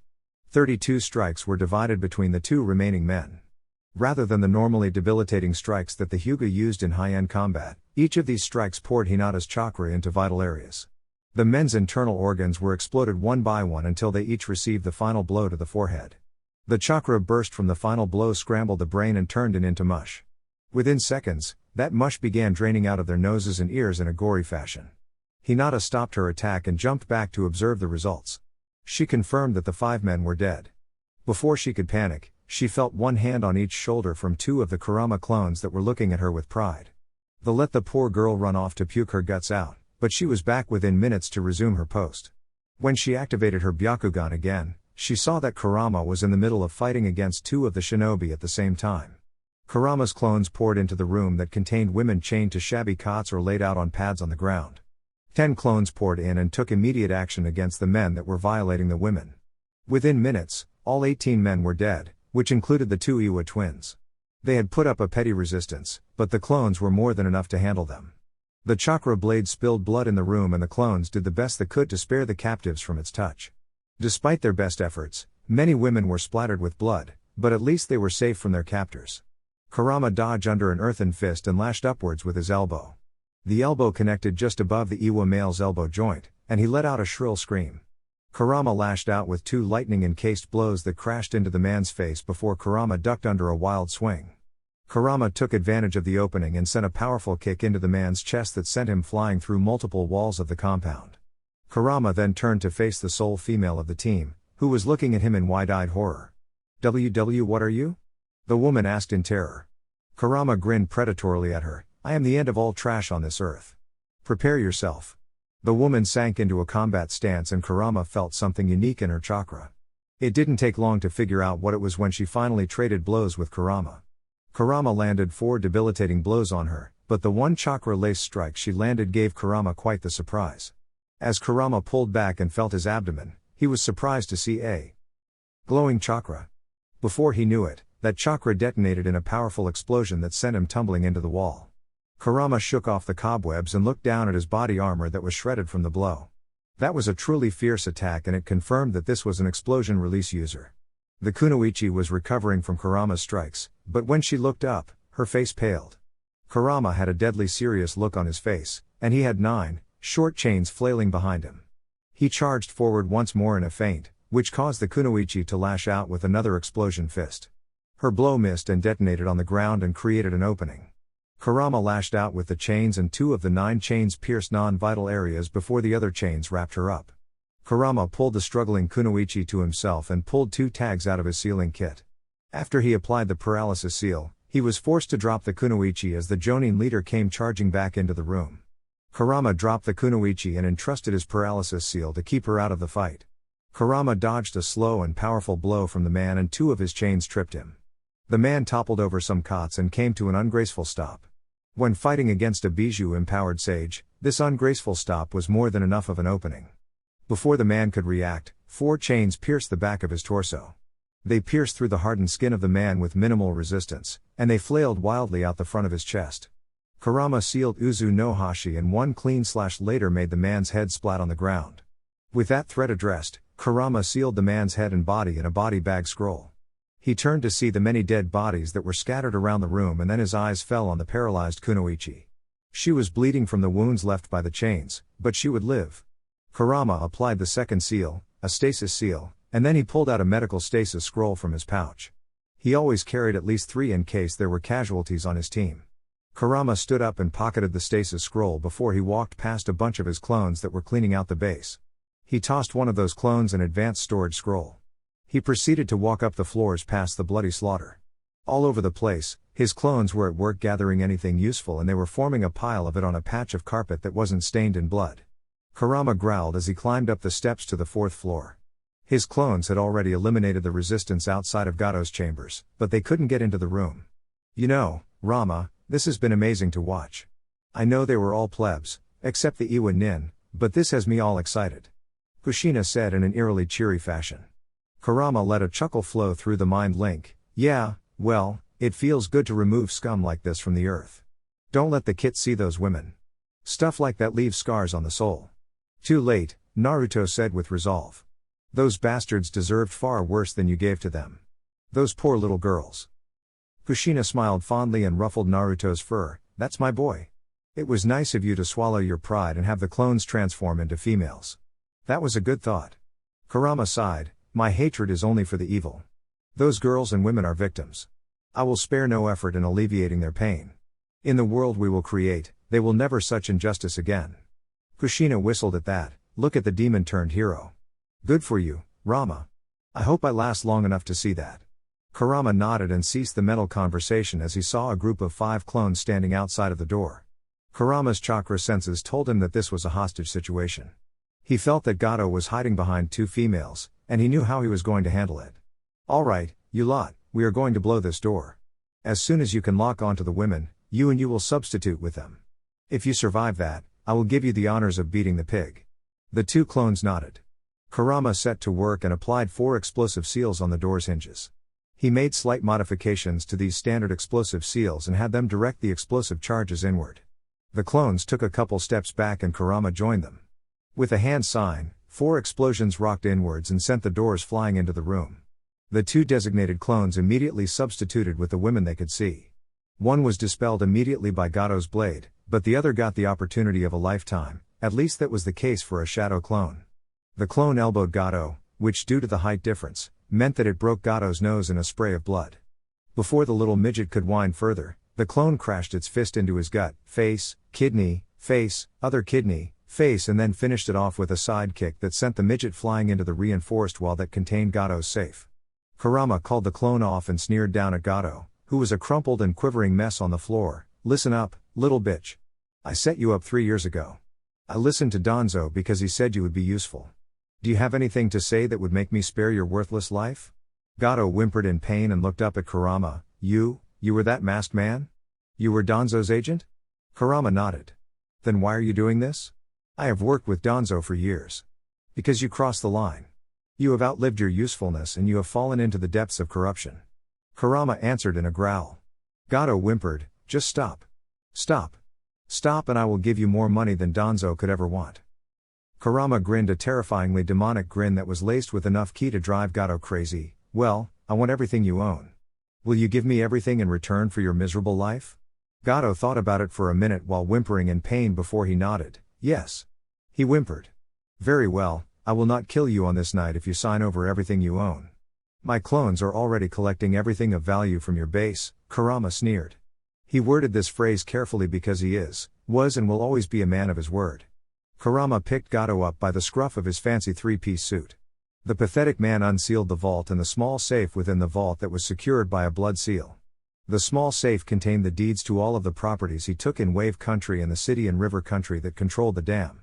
It also contains the ownership rights to his fleet of 28 ships that transported good and contraband to a variety of countries in the elemental nations. One by one, Kurama stood over his shoulder as the midget signed the deeds over. He left the new ownership slot empty, but he dated the signatures and verified each document with a blood fingerprint.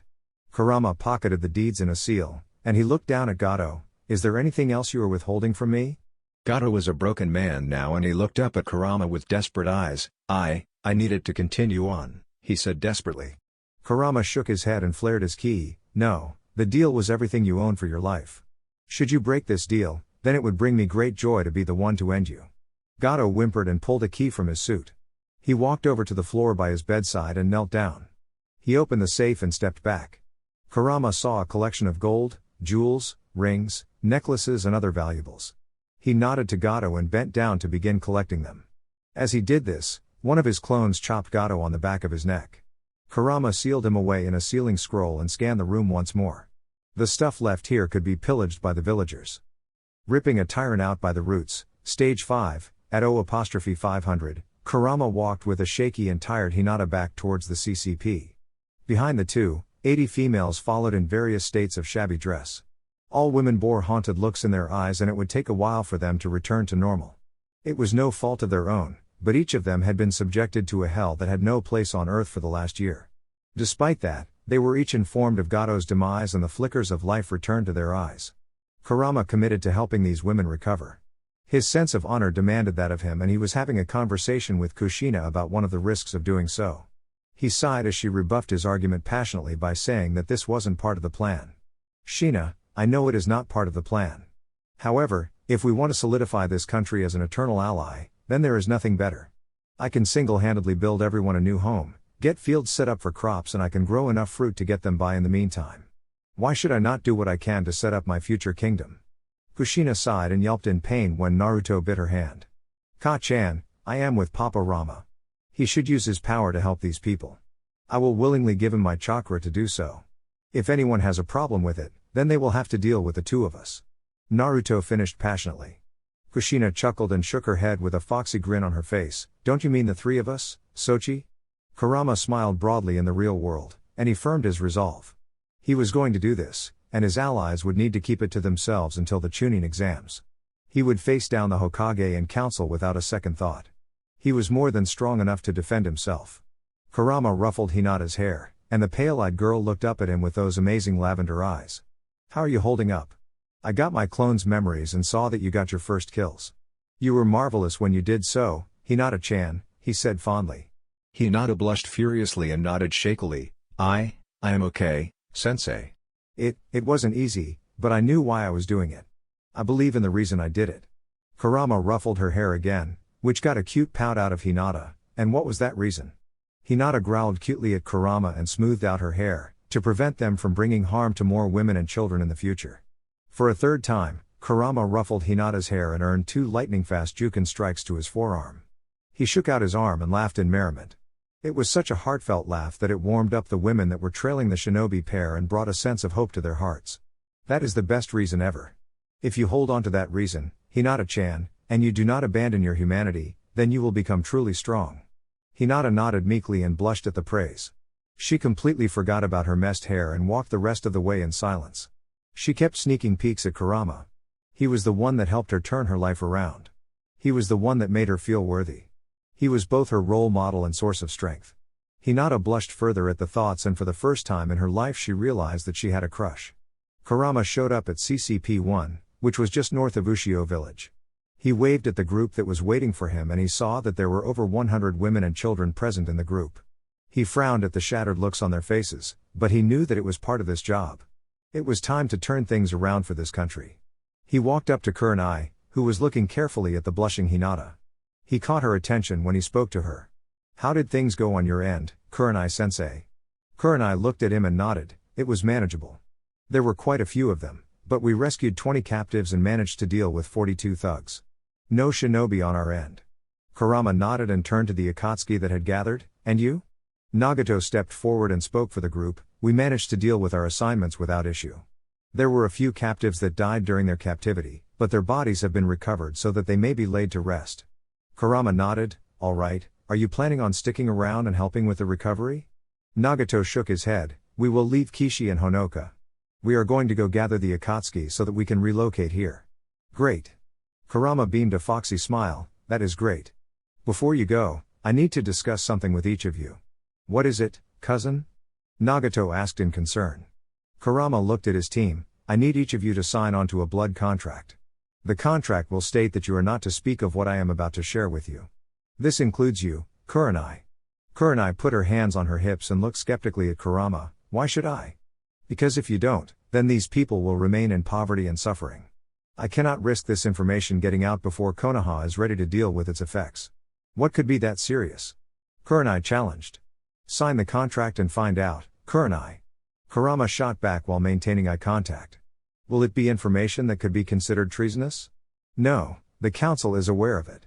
They just want it kept under wraps until the Chunin exams are over." Kurama answered. Kurenai huffed. "Fine." Kurama turned to look at Nagato, who had a smile on his face. "You are family, of course we will keep your secrets."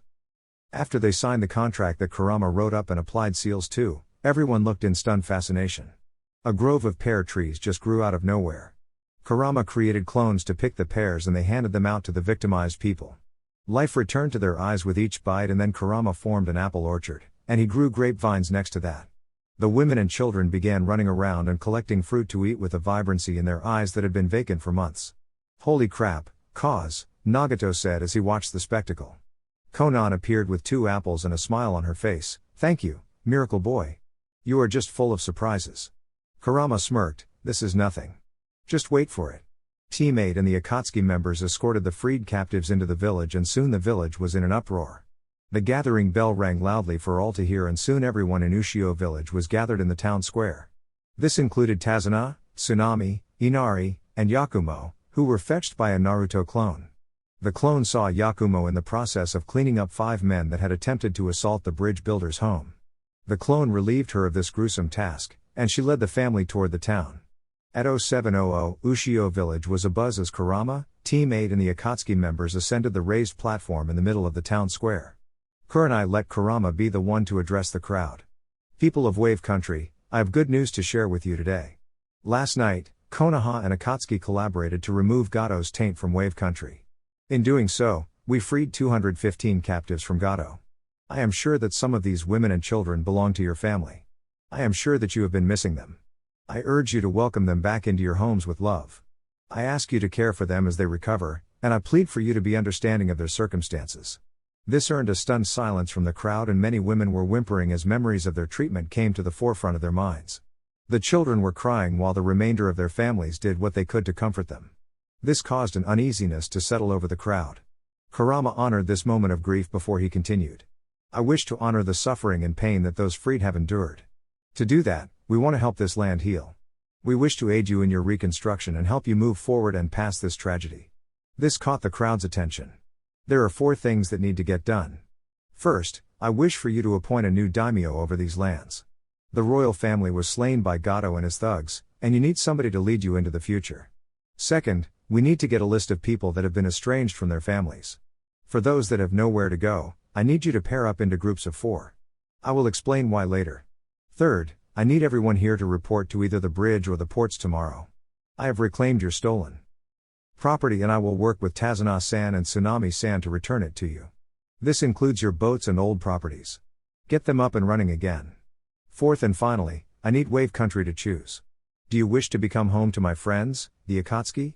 Do you wish for them to reside in these lands and offer you protection? Finally, you need to decide this man's fate. Kurama pulled out the prisoner scroll and channeled chakra into it. Gato appeared out of the scroll in a puff of chakra smoke. The midget tyrant's eyes were wide in fear. He began sniveling and saying that Kurama was no fair. He screamed that Kurama lied to him, which was promptly ignored as the former kitsune walked off the platform and left Gato to the tender mercies of an enraged crowd. The crowd grabbed Gato and bayed for his death. The shouts of rage were so loud that Tazuna was barely able to regain control of the crowd. It wasn't until Tsunami stepped forward and hit the crowd with her disappointed stance that the crowd began to simmer down. When she got the chance to speak, she proposed an idea that made Kurama smile a truly wicked smile. Sure, he had come a long way, but he still took great joy in punishing the evil wretches of this world. Witnessing the cleansing of scum made Kurama's soul tingle in joy as if it were the main reason for his existence. Kurama watched with a pleased smile on his face as every former captive came up and took a free shot on Gato. Some of these shots were as simple as a slap or punch to the face. Others were as vicious as full-powered kicks to the gonads. Yet other women took great joy in shoving broom handles or other long and skinny objects up the midget's ass.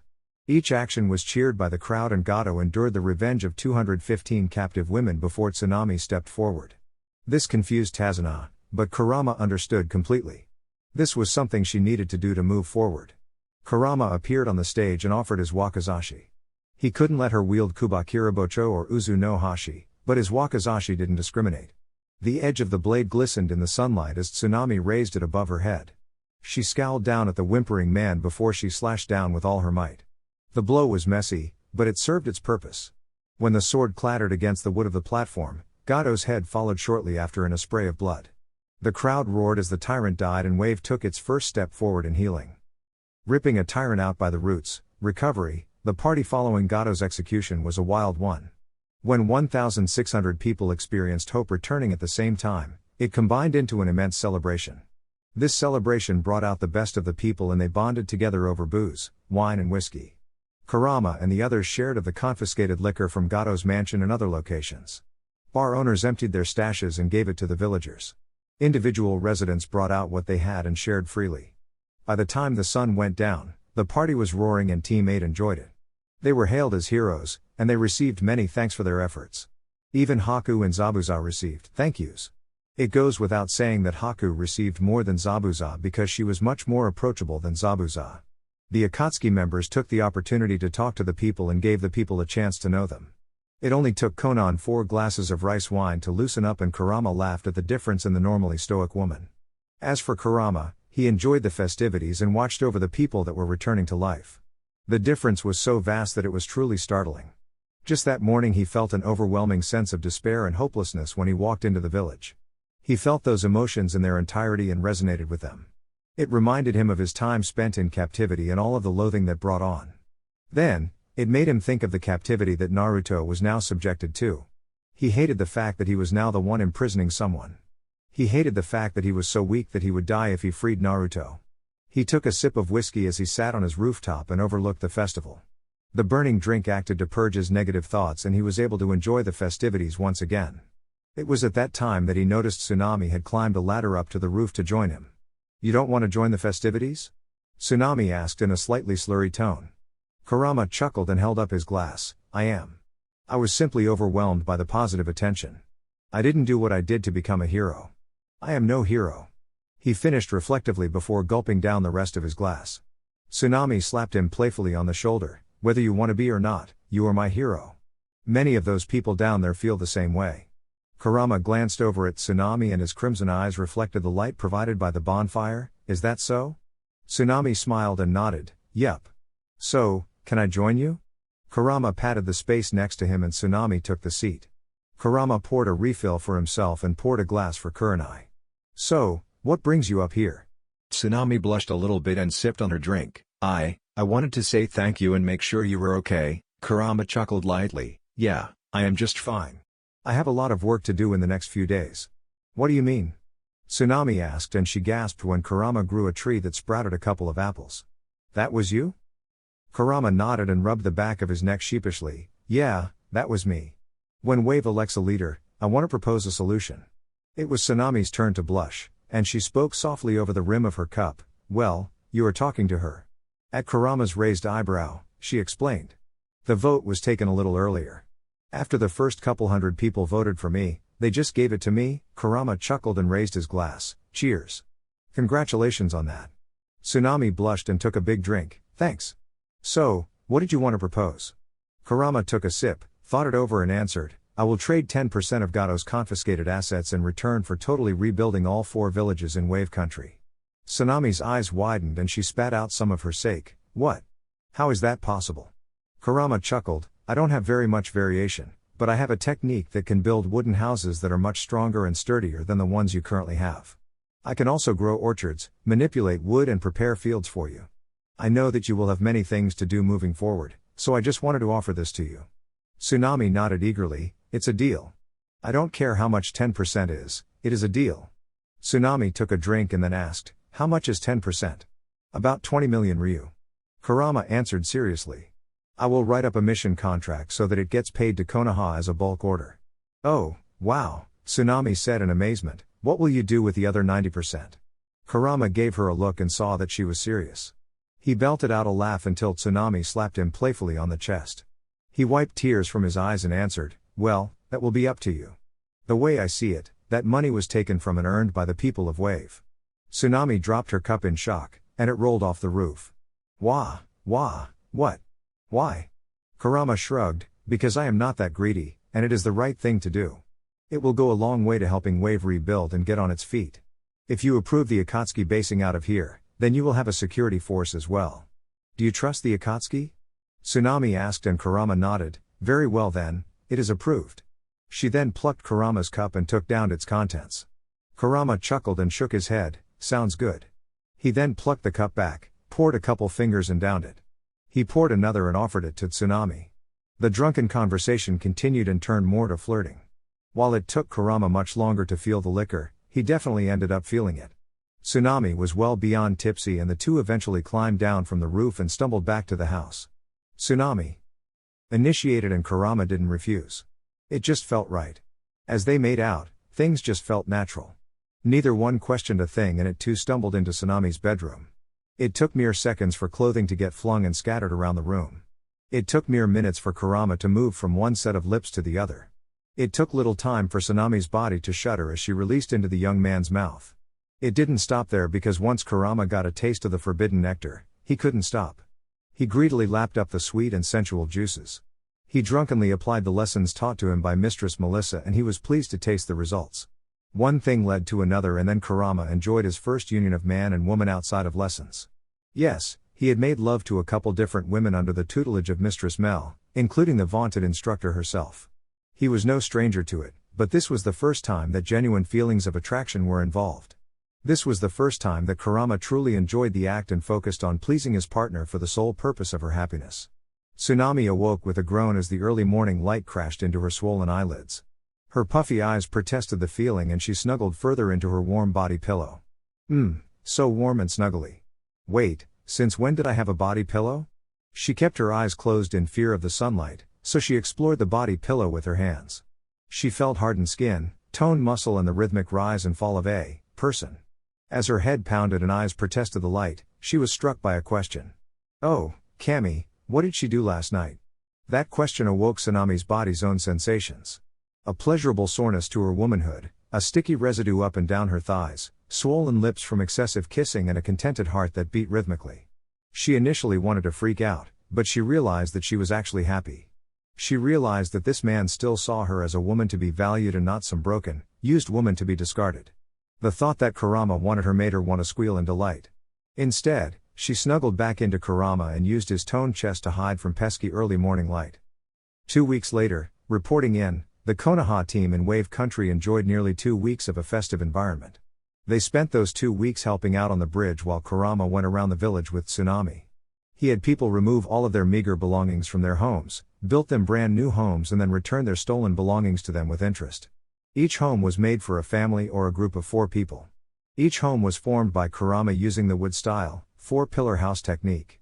It was one of the techniques that Hashirama used to build most of the initial homes in Konoha. Hashirama documented it very well and it provided the entire frame and internal paneling of the house. All that was needed after formation was the plumbing and wiring, or in Kurama's case, ceiling. This enabled Kurama to completely revamp Ushio Village, Edi Village, Sharkhead's Point and Mahi Port Town.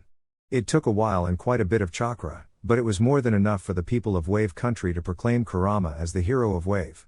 After the renovations were made, Tsunami was able to gather enough of the villagers to make a big decision for Wave's future. They gave Kurama a request for annexation that he would need to take to Konoha and the Fire Daimyo. This was a massive move, and it was well ahead of schedule. While Danzo and Kurama planned to rule over the elemental nations, this move would stir the pot sooner than they planned. Regardless, Kurama told Tsunami that he would represent Wave Country on her behalf. Speaking of Tsunami, the single mother and inn manager was promoted to provisional daimyo of Wave Country. This was provisional because it would need to be ratified by the Council of Daimyo. Plus, Tsunami didn't really want all of that responsibility. She wanted to raise her family in a quiet contentedness after the Gato chapter of her life was closed. Despite that, she rallied for her people and accepted the yoke of responsibility and leadership in a graceful fashion. Tsunami also made her feelings known to Kurama after the 5th night they spent together. Kurama knew that he would have some explaining to do to Tsume and Mikoto, but it was always part of the plan to ally himself to foreign lands through marriage. He always knew that the madness wouldn't stop with Tsume and Mikoto.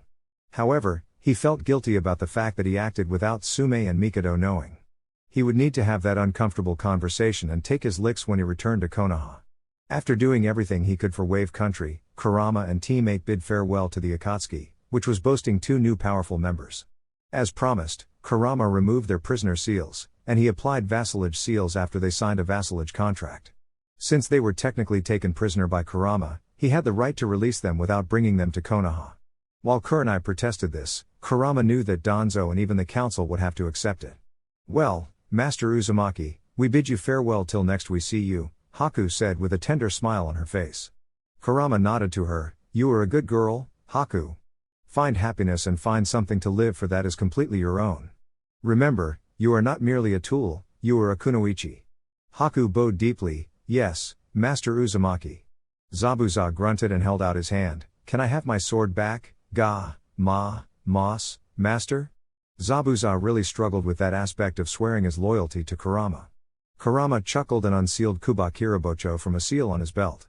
He held it out to Zabuza hilt first and the demon of the mist snatched it immediately and began cuddling into the sword.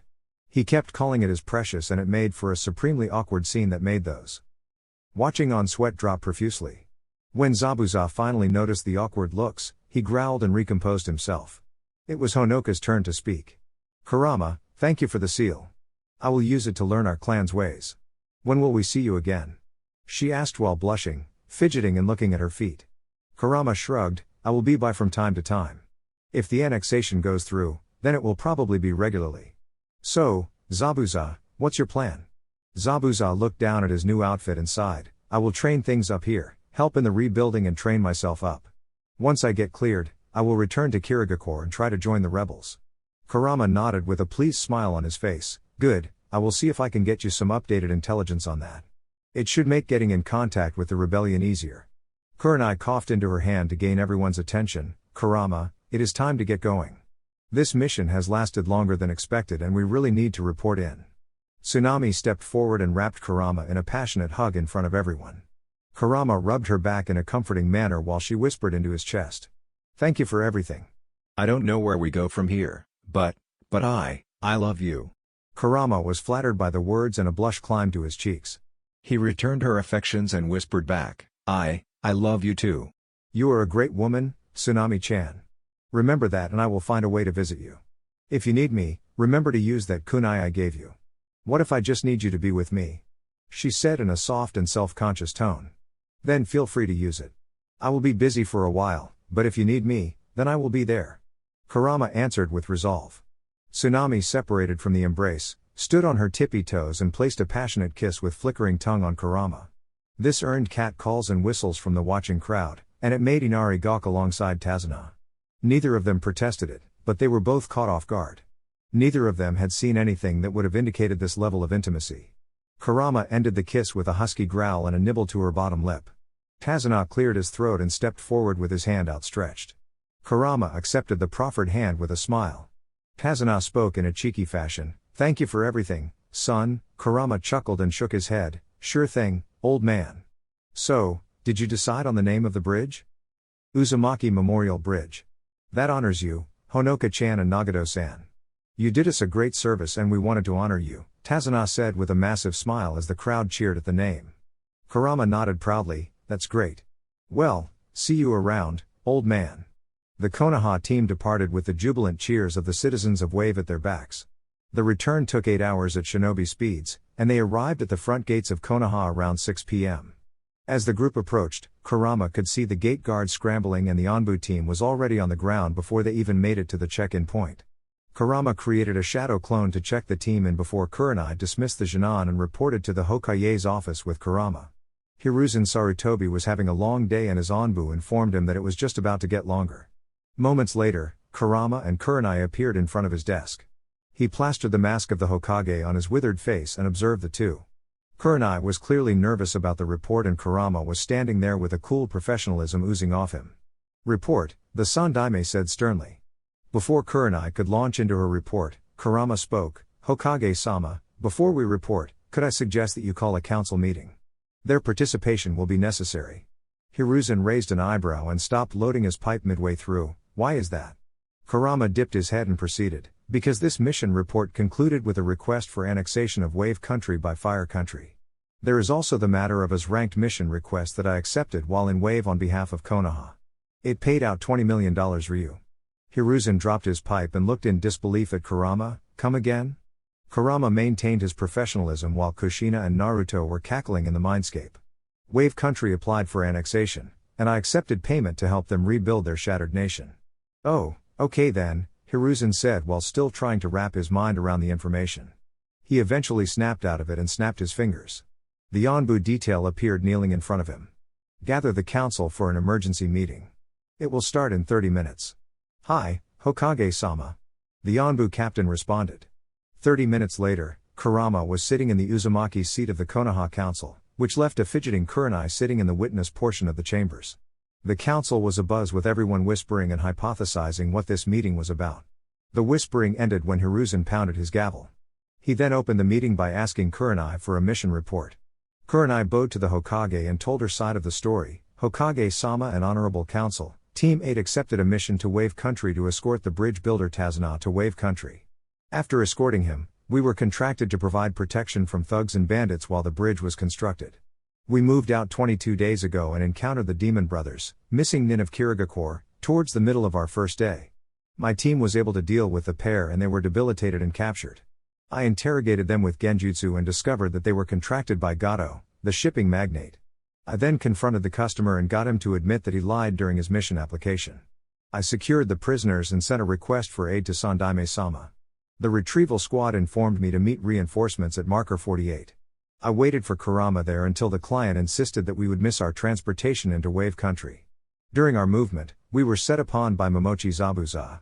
I fought against him for a while, but he was just playing with me within his mist. I maintained the genjutsu I had over my team and client, but I was as good as dead. That was when Uzumaki Kurama showed up. I believe it is best for him to take over from here because he assumed mission command when I lost consciousness.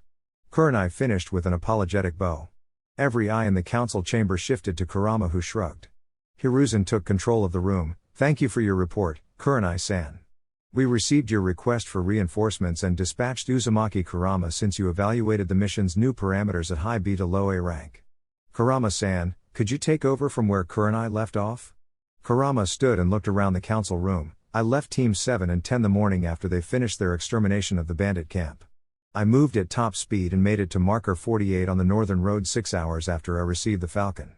I followed Team 8 sent north to the ocean, where I smelled oil that indicated they were picked up by boat. I moved by foot across the ocean passage and made it to Wave Country, where I heard sounds of combat. I surrounded the clearing with clones and used a wind jutsu to forcibly dispel the mist. It was at that time that I saw Kurenai was disabled and I sensed the team hidden in the genjutsu. I secured Kurenai and Team 8 in a barrier formed by my clones. I engaged Zabuza while pulling on the Kyuubi's chakra.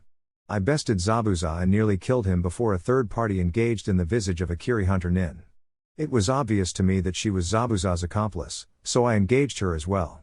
This resulted in the incapacitation of Zabuza and his accomplice. I secured them with seals and took them prisoner. I wanted to interrogate them and gain more information on Gato's forces. I took Kurenai and Team 8 to the bridge builder's home and secured the area with the help of Team 8. I provided first aid to Kurenai-san and then began scouting the area with my shadow clones. I also called in reinforcements from an allied organization that I knew was close by.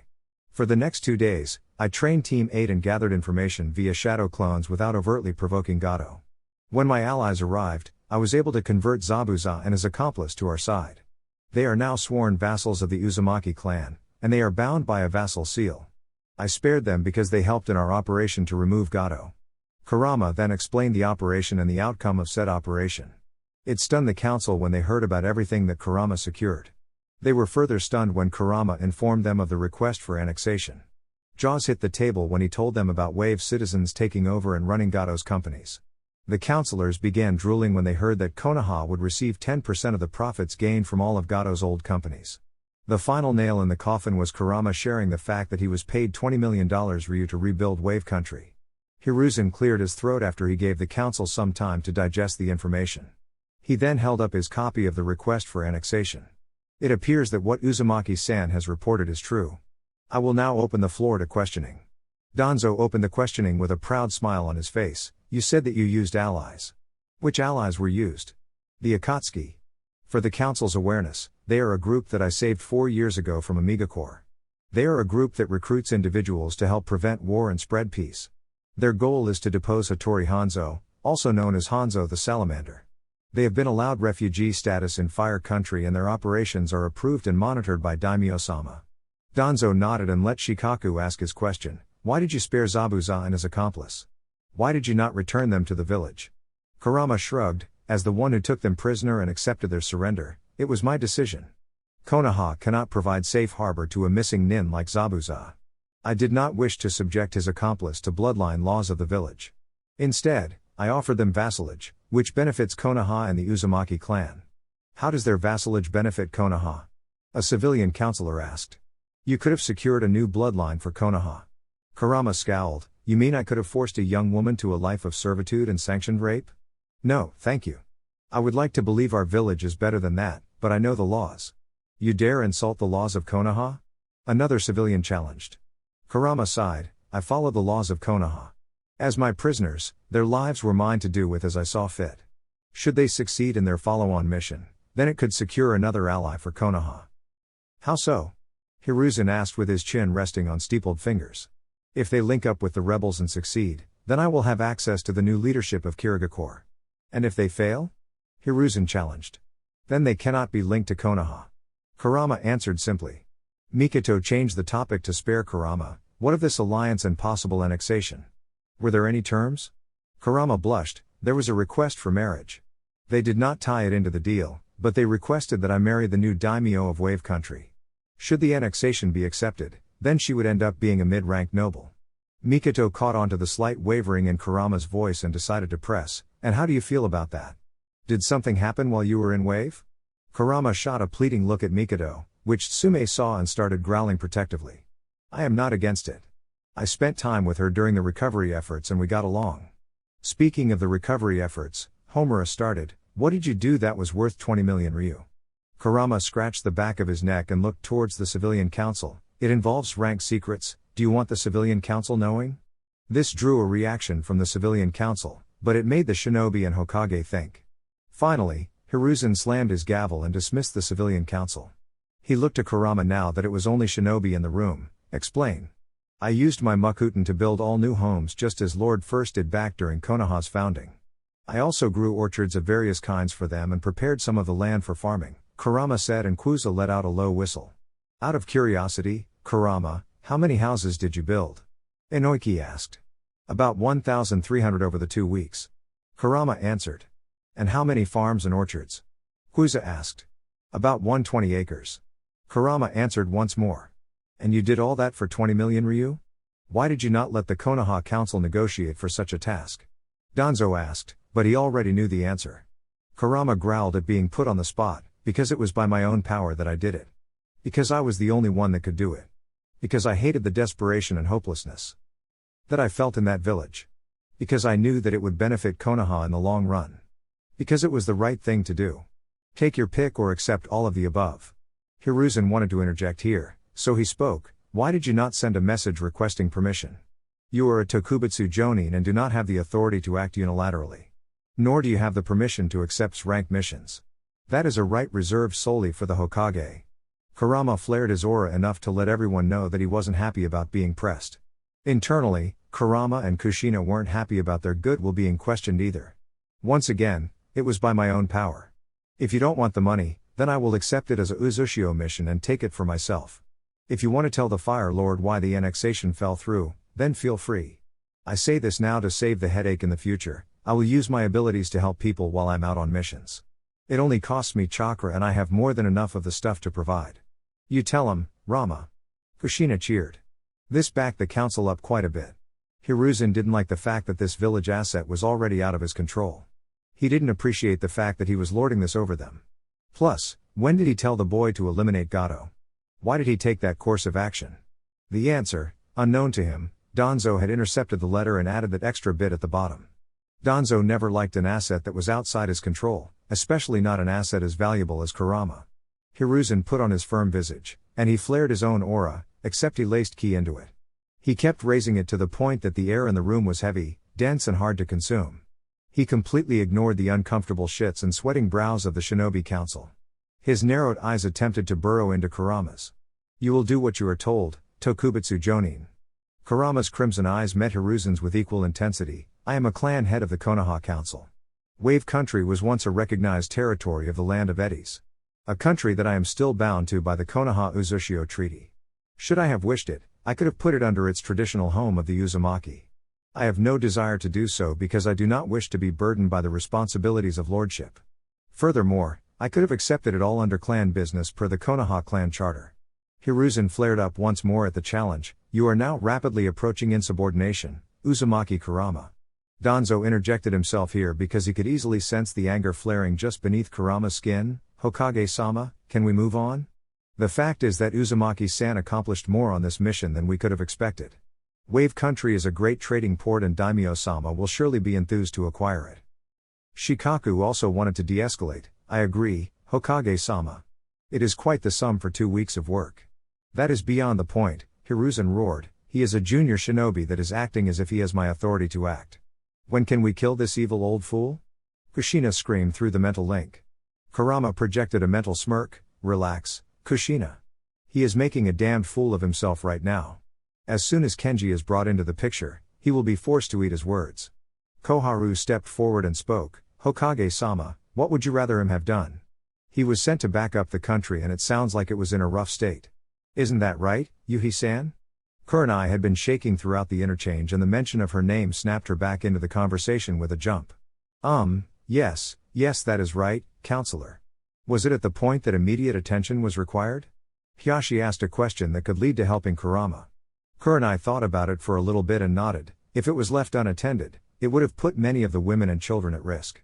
It is hard to describe how rundown the populace was in all 4 villages. Mikoto caught on to what Hiyashi was doing. How many women and children are we talking about? What did Kurama do for them? Kurenai actually put aside her grudge for Kurama and smiled at the answer. There were roughly 800 women and children that wouldn't have had homes. We formed the solution of dividing the children up with 2 adults and 2 children in a home when possible. Kurama also built an orphanage for the overflow. I thought it was a good use of his bloodline and all of the people of Wave agreed to keep it quiet until we released the information. 800? Sume asked in amazement.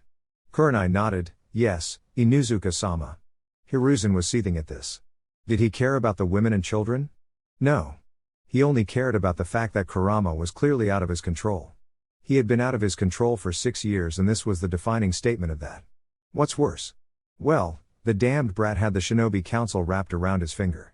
Hiruzen stifled these internal thoughts and forced a grin onto his face. Very well, we will let that go. Moving forward, do we support the annexation of Wave Country? Hiruzen said with a forceful cheer. For what reason would we not? Shikaku asked. Kurama already took care of the most troublesome part of it.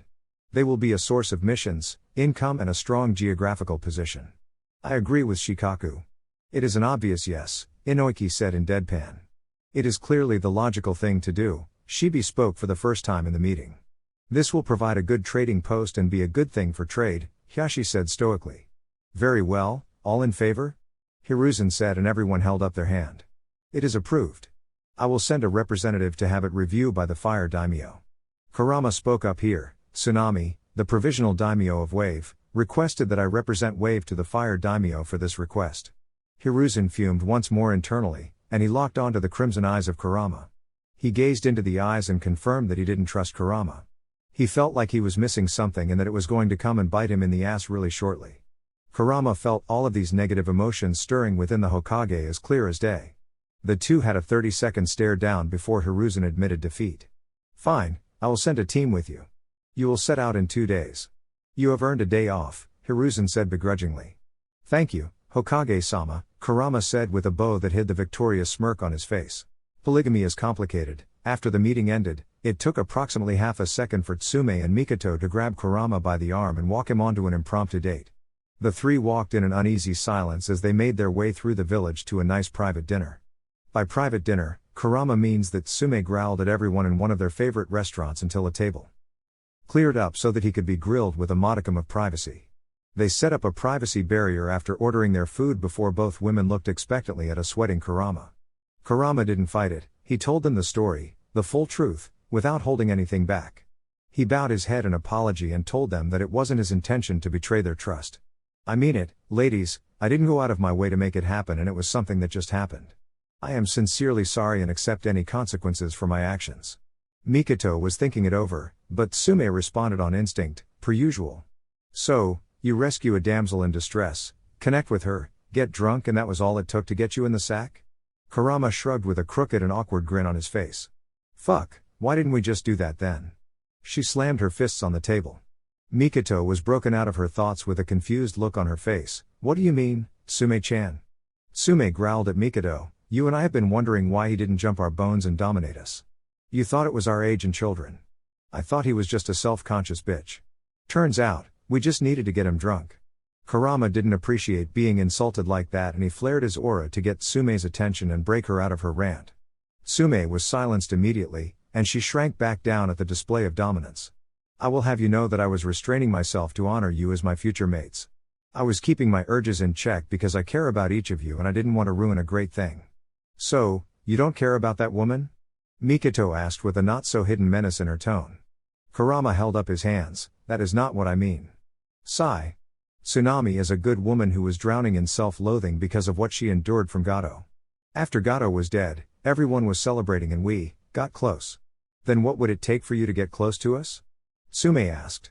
Kurama sighed. I don't know. I want it to be natural and not forced. I want to treat you special, and I have been trying to do it the right way. Fucking another woman while you are out on the mission is not the right way, Kurama, Mikoto said sternly. Kushina was cackling within the mindscape and Naruto was covering his head with his paws and tails. Kurama groaned because he knew that he was in the wrong. You are right. I accept any beatings, berating or punishments that you want to dish out.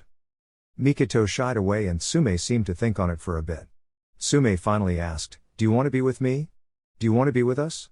Kurama looked into Tsume's eyes and saw a self-consciousness that should be foreign to such a dominant woman. He reached across the table and took each of their hands. On my soul, I swear that I harbor strong feelings for each of you. It is my sincerest wish to make this, unique, relationship work. Then why has it been so hard for us to break through the barrier that this tsunami woman did in a couple weeks? Mikoto asked the question that she didn't know if she wanted the answer to. Tsume took Mikoto's free hand in her own. Same question, Rama. Your massages have been great, and we were doing really well, but this doesn't make sense to me. Kurama sighed deeply. I think it is as simple as I was drunk, and she needed me. After that, I realized that I wanted to be there for her and help hold her up. You are both so strong. You are both honored as clan heads, and you are independent women. I am a liability. Mikoto freed her hand and slapped Kurama's cheek before tears started streaming from her eyes. What if I need you? Am I not broken? Am I not worth saving? Kurama shook himself out of his shock, pushed the table out of the way and enveloped Mikoto in a hug. You are, and I am sorry I failed you. I am starting to love you both. I want to love you both. The raw emotion in his words shocked the two women out of their tears. I don't deserve you. Outside the translucent barrier, a waiter was holding a tray and looking at the three. She was a young woman, and this was a supremely awkward situation. She couldn't hear anything that was being said, but the scene in front of her was intensely personal and she knew better than to interrupt. She set the tray down and walked away. Tsume entered the fray by wrapping Kurama up from behind. Don't you understand why we are mad? Kurama nodded his head. I don't think you do, you lovable idiot. Sure, you shouldn't have done anything with another woman before talking to us. But the fact that you shared yourself with her when you weren't doing so for us. Let us love you. Mikoto's voice came out in an earnest plea. Okay. Kurama replied in a whisper. Kurama's reflections. So, as a bijou this was awkward.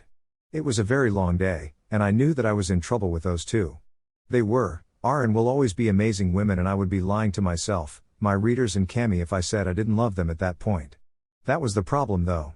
I was a bijou, a chakra entity that was formed around monitoring the human race and I synchronized with their negative emotions over time. I was never acquainted with the love or the light. Even with 6 years to become acquainted to love and humanity, it wasn't enough. That was the root of my problem with Tsume and Mikoto. This supremely awkward dinner led to a wild and unrestrained night. The first 2 loves of my human life destroyed the walls I had erected with the force of an atom bomb. I was dominated in positions I didn't know existed. After the first round, I dominated in positions that let me convey exactly how much I wanted the 2 of them. It took a mistake that created a spark. That spark lit the powder keg and the powder keg exploded on that night. I let loose 2 of the wildest and most repressed nymphomaniacs in the village. They each made Anko's sexuality look cute when we were alone together. I thank Kami that they decided to push through my barriers rather than simply kick my ass on that night. Thank you, Miki-chan and Tsume-chan, I love you both. Kicking it with Kenji, Fire Capital, Kurama awoke in a mess of brunette and raven hair. Memories of a wild night poured into his mind, and he thought that things could have gone far worse. He remembered the breaking point. The desperate feeling of them both wanting more from him. That was what spurred him forward. That was why he willingly gave in and threw away the last of his inhibitions. Instead of punishment, he was rewarded with the unfettered love of 2 women. 2 beautiful, mature and shapely women. Two women that were most definitely naked and laying on either side of him. The warmth of their bodies and soft feeling of skin on skin made Kurama smile contentedly. He never got this feeling from his seduction lessons with Mistress Mel. Kushina let out a low catcall through the mental link. Good work, Rama. That was quite the show. I really liked the part when. Enough. Kurama returned forcefully. It is weird enough that you were able to see that. I don't need your commentary on my love life with your best friends, you damnable woman. Kushina's cackling laughter filled the channel of the mental link. He, it was great. I thought it would be weird, but it is not. It is actually hilarious. Kurama groaned. Kami, woman, I swear I will develop a seal to block you out if you continue this. It's okay, Papa Rama, I am proud of you.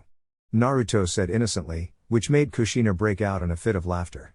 Will I ever be able to love someone like that? This caused Kushina's laughter to halt abruptly and Kurama projected himself into the mindscape. Kurama wrapped Naruto's neck up in a hug. The rapidly growing fox kit was nearly 20 feet tall at this point when he was standing up. Kurama closed his eyes and leaned into the neck of Naruto. I will find a way, kid. I will find a way for you to find happiness. I swear it. Kushina watched the adorable scene and couldn't believe how human Kurama had become. He had things that brought out his demonic side, but with those he loved, his human side was something special. She clutched her hands over her heart and struggled to stop the tears. She joined the embrace and promised herself that she would help Kurama make that possible.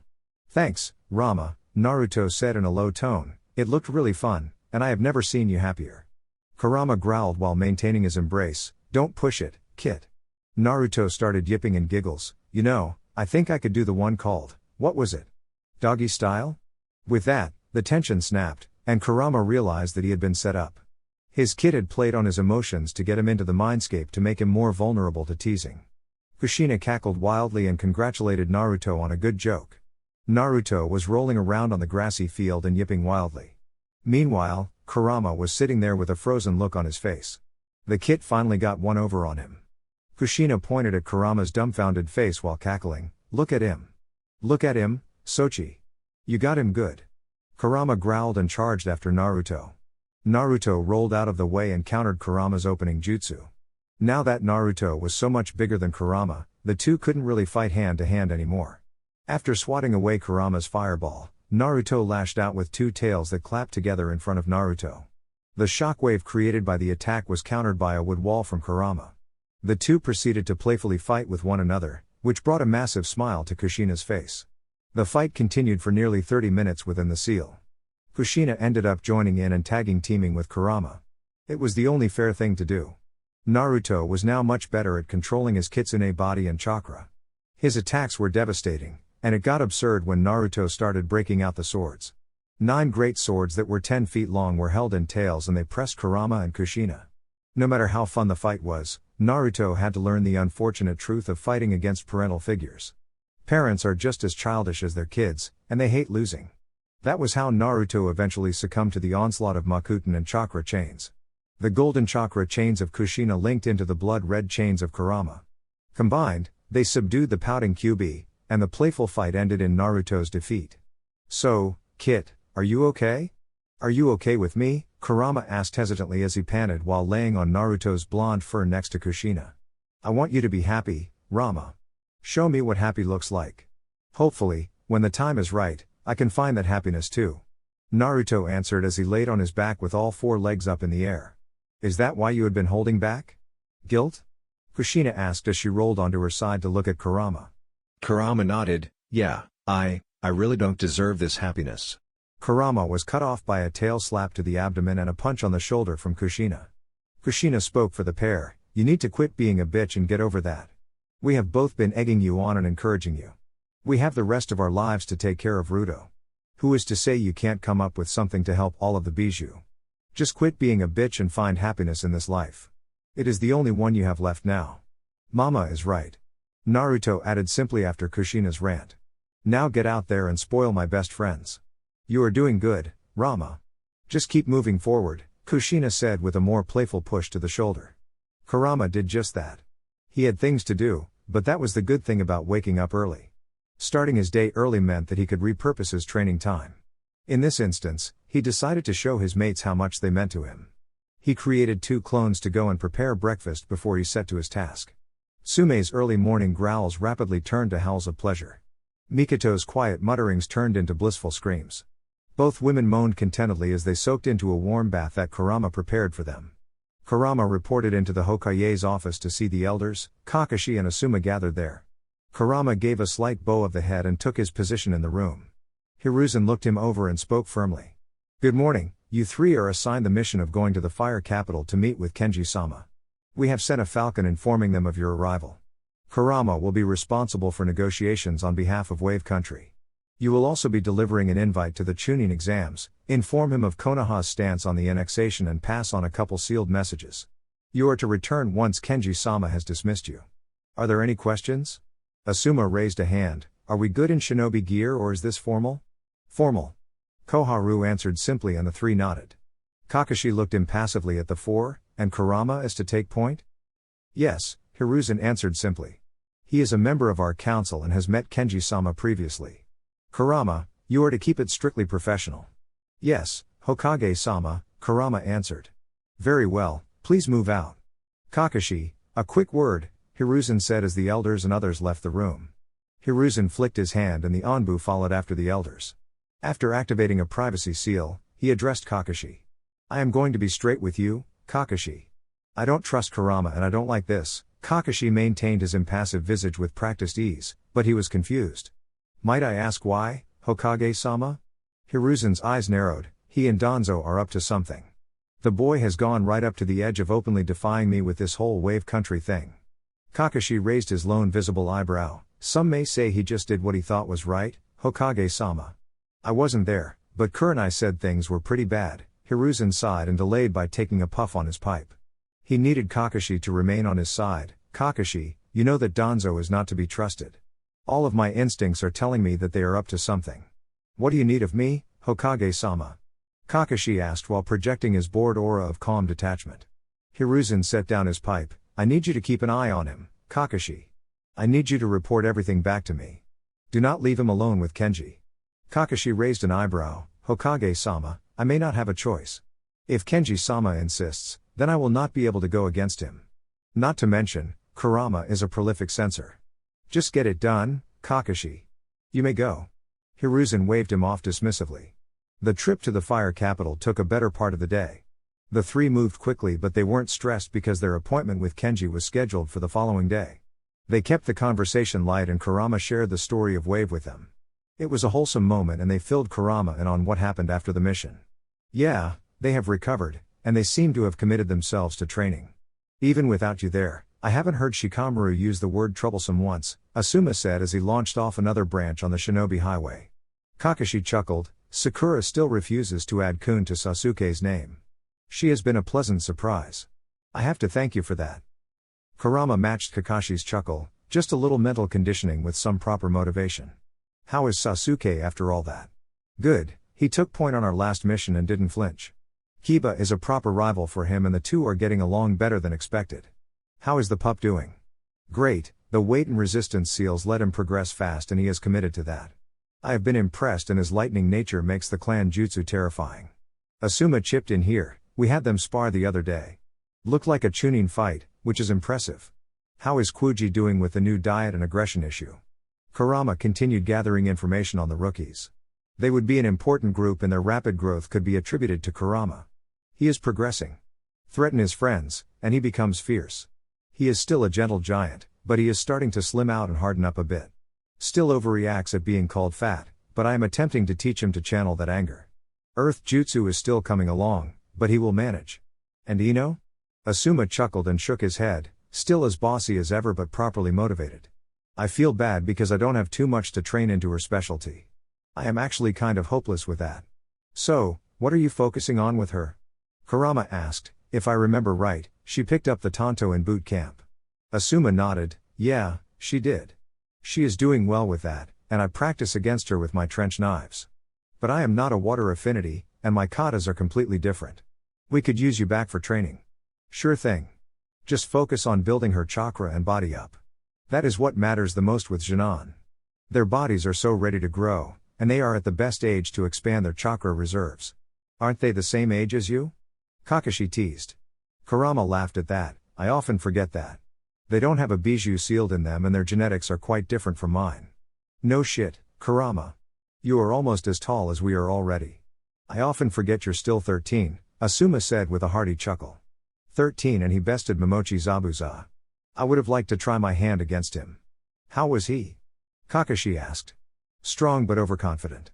He underestimated me, but he was also the first guy I used Sage Mode against, and I pulled on the Kyuubi's chakra. Kurama admitted. Asuma whistled. What does that feel like? Empowering, Kurama answered in one word. You don't lose yourself to it? And how are you a sage already? Minato-sensei didn't even perfect that, Kakashi said in disbelief. Kurama shrugged. I've always felt connected to nature. I just recently started letting it integrate with my chakra. Sage Mode is a boost and so is the Kyuubi's chakra. With those two things, I dealt with Zabuza easy enough. The rest of the trash wasn't even worth mentioning. You will have to show us this Sage Mode. That shit sounds intense, Asuma said. Sure, when we get back, I will take you on, Kurama said with a foxy grin. The trio pulled into the fire capital later that day and a samurai captain escorted them to their lodging for the night. They stayed together in a nice suite and were treated to a surprise guest. The samurai general, Kempo Zaruko, stopped by to talk to Naruto. He invited him to a morning training session and said that he really wanted to cross swords with Kurama. Evidently, hearing about his victory over Zabuza got Kempo riled up. Kurama invited Kempo and his captains out for dinner and the first night in the capital was spent swapping stories with the samurai of Hai no Kuni. Kakashi was amazed to see how well Kurama integrated with the strict and proud men of Kenji's samurai guard and he knew that the Hokage was missing something. He knew that something was going on, but he didn't really classify it as a bad thing. While the Hokage tried to hide his sensei's son from the world, Danzo introduced him to the world through the shadows. While the Hokage projected weakness, Danzo and Kurama emanated strength. While the Hokage was spending times on paranoid possibilities, Kurama was training up the next generation with Danzo's help. Sure, Kakashi could admit that Danzo was or used to be dark, but he couldn't really say such things anymore. The Yami no Shinobi had stepped into the light and proven his changes. Kakashi was awoken by the sharp sounds of metal clashing at high speeds and the frequency of the clangs was getting annoying. He finally gave up trying to smother his ears with a pillow, threw on his outfit and checked to make sure his mask was still in place. He felt something itchy under the mask, but he decided to ignore it for now. He knew that sometimes the two masks he wore would need to be washed. He would just have to put up with it until he returned to Konoha. Kakashi grabbed a mug of coffee from the nice kitchen that was built into their suite and then he walked through the porch door to join Asuma. Asuma was sipping on coffee while his eyes struggled to keep up with the high speed and precise movements of Kurama and Kempo. He remembered that morning training with Kempo because the general was the one that helped him refine his katas and fighting style with his trench knives. That being said, Asuma now realized how much Kempo was holding back on him during their instruction lessons. As Kurama blurred out of vision, reappeared in a triplicate of sword clashes and disappeared again, Kakashi spoke through a yawn. Good morning, Asuma. You think those two could get their spar in later? I was still sleeping. Asuma shook his head playfully and took a sip of his coffee. Kempo is a slave master, and he is completed dedicated to his schedule. Before sunrise he starts, and he will finish morning workouts around 9 a.m. He whistled as Kempo unleashed a series of 5 slashes that launched chakra blades at Kurama. It's the before sunrise part that I am complaining about here. I mean, we are Jonin. We earned our beauty sleep in the third war. Kakashi grumbled as Kurama countered 3 of the 5 chakra blades while dodging the other 2. Asuma laughed as Kurama flipped over Kempo and the samurai general responded with a mule kick that sent Kurama tumbling backwards. I don't disagree with you on that. Kempo is just built different. Now, let me see this sage mode that you use, Kurama-san. I am keenly interested in trying my blade against it, Kempo said proudly as he stuck his katana in the earth decisively. Kurama looked to Asuma and Kakashi on the balcony. Morning fellas, watch closely, he said with a foxy grin before he closed his eyes and collected natural energy. With help from Naruto, it was easy for him to gather the natural energy faster and his dense chakra allowed him to pull in quite a bit of natural energy. Within 2 minutes the lion claw marks appeared on Kurama and the crimson eyes gained a golden hue. Holy shit! Asuma muttered while holding his mug to his lips. Kakashi had unveiled his Sharingan to get a better look at Kurama. His normally blue chakra aura was now veiled in the natural energy. With the Sharingan Kakashi could only see a vague outline of Kurama. It was as if the natural energy was obscuring the vast chakra of Kurama, and it made him harder to sense. The Sharingan also picked up the chakra markings on Kurama's skin and he was amazed. "Now, show me what you are made of, young master," Kempo said with a lust for battle saturating his voice and penetrating his calm gaze. Kurama lowered himself into a sprinting stance and unsealed his wakizashi. He could truly appreciate this human that only wished to test his skills. He moved more than twice as fast as his previous speeds, and his reaction times allowed him to gain the upper hand in the fight. Kurama saw Kempo using breathing techniques and chakra to increase the speed of his movements and power of his strikes. Despite the samurai general's rigorous and disciplined training, he was not able to keep up with Kurama in his sage mode. "You are doing great, Rama-kun." Kushina cheered while nestling into Naruto's fur. "Try switching to the twin rampaging dragon tails. You still need some work on that one, and Kempo would be surprised to see it again." Kurama knew better than to argue against Kushina, so he flipped backwards and created space. He waited for Kempo to catch his breath and charge. He parried the downward diagonal strike with his wakizashi and began the counterattack of the twin rampaging dragon tails. Once he had the initiative, the style was ruthless. The speed and relentless onslaught of Kurama's attacks started wearing down Kempo and his sword. Within 5 minutes, Kempo was on a knee with his sword in the ground once more. Kempo sucked in a deep breath before spitting a bit of blood onto the ground. He looked up with a pleased look on his face and locked eyes with Kurama. He forced himself to stand to return the respectful bow that Kurama gave him. He then accepted Kurama's healing as he sat down and talked to Kurama. "Ah, that feels great. Thank you for the fine battle, Kurama-sama," Kempo said as the green glowing hands tended to him. Kurama scowled playfully. "No, enough of that sama crap. I would be fine with you addressing me as an equal. That was a fine battle and I look forward to the next time our blades cross." Kempo looked at his chipped sword that was sheathed in the earth. "I may need a new blade. Could I request one from Danzo-sama? Those blades you shared with us were superior to our normal stock." Kurama nodded as he finished up the healing. "Sure thing. More of our smithies have become proficient at the new crafting techniques. Our only limiting factor is the chakra metal required." Kempo accepted Kurama's hand up and gave a small bow to him. "Thank you, Kurama-san. I will talk with Kenji-sama about acquiring more of the precious metals. Now we must prepare for your audience with Kenji-sama." Audience. Kurama walked into the throne room with Kempo at his side and his 2 jonin behind him. He walked gracefully and formally as he was adorned in the Uzumaki red kimono. He stopped in front of the steps that led up to the bamboo screen that obscured the visage of Kenji. He hated this formal nonsense, but this was all part of dealing with nobles. He would probably change this in the future just to make things more efficient. As the noble court looked on at the prostrated entourage, they all bowed when Kenji rose from his seat. The shadow of his figure approached the bamboo screen and everyone in the court bowed deeply. He appeared through the bamboo screen and demonstrated a figure of regal upbringing in his mid-40s. He had a lithe frame that could be detected through the ceremonial garb he was wearing. He smiled at Kurama and addressed him. "Uzumaki Kurama, it is great to see you once more. Rise and let me congratulate you on your great victory." Kenji's voice echoed around the large room. Kurama rose, locked eyes with Kenji and dipped his head once more. "You honor me, Kenji-sama. I just did what any honorable citizen of Hi-no-Kuni would have done." Kenji chuckled heartily and addressed the rest of the room. "Rise and bear witness to the newest hero of Hi-no-Kuni. Uzumaki Kurama bested Momochi Zabuza and freed Wave Country from the tyranny of Gato, who was responsible for the death of the noble family there." Kenji paused as the room clapped politely for Kurama's achievements. "You honor me, Daimyo-sama." Kurama responded formally while ignoring the commentary of the peanut gallery that had direct access to his thoughts. "Nonsense," Kenji answered promptly. "You have saved the lives of hundreds, and it is my understanding that you are before me today as a representative for Wave Country. Is this correct?" All part of the formal show that nobles love to play, Kurama thought before responding. "That is correct, Kenji-sama. I was appointed as an emissary by Tsunami, the newly elected daimyo of Ushi no Kuni. Very well, I accept you as their representative. Now, what business does Ushi no Kuni have with Hi no Kuni?" Kenji said with a soft smile. He may hate the pretentious game, but he knew how to play it better than anyone in Fire Country. "Ushi no Kuni wishes to swear fealty to your majesty and become annexed by Hi no Kuni. They request for aid, guidance and monetary support from your greatness. In return, they promise to help build a port in the fallen image of Iwagakure. This will bring both lands prosperity, fame and it will provide Hi no Kuni with a foothold within the elemental ocean," Kurama said loudly enough to be heard by everyone present. Kurama's formal request earned gasps from the noble crowd.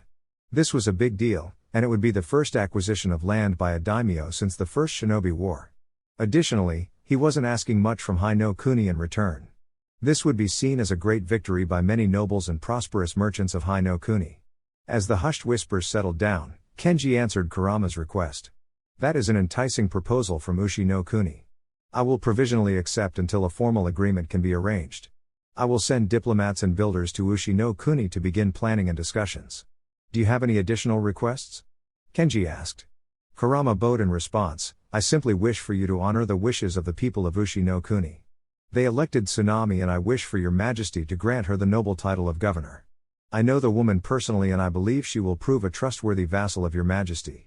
Very well, I will speak with her. I see no reason to shatter the trust you built. Now, Uzumaki Kurama, I cannot let one of my citizens and warriors go unrewarded. Tell me, what do you wish for your reward? Kenji said loudly and proudly. I dare not request anything of your majesty. I wish to remind your excellency that I was assisted by teammate of Konoha and the Akatsuki.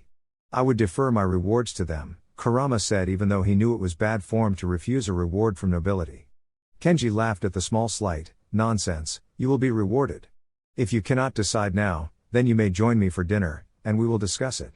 As for teammate and the Akatsuki, I will dispatch my samurai with a reward of 1 million ryu for each member involved.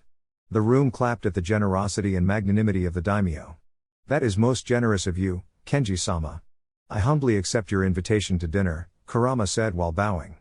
Kakashi began to move when Asuma's hand touched his wrist, and he gave the smallest shake of his head in the negative. Asuma was very well versed on the matters of the court, and he didn't want Kakashi to make a mistake. A mistake in this court could be costly to Konoha.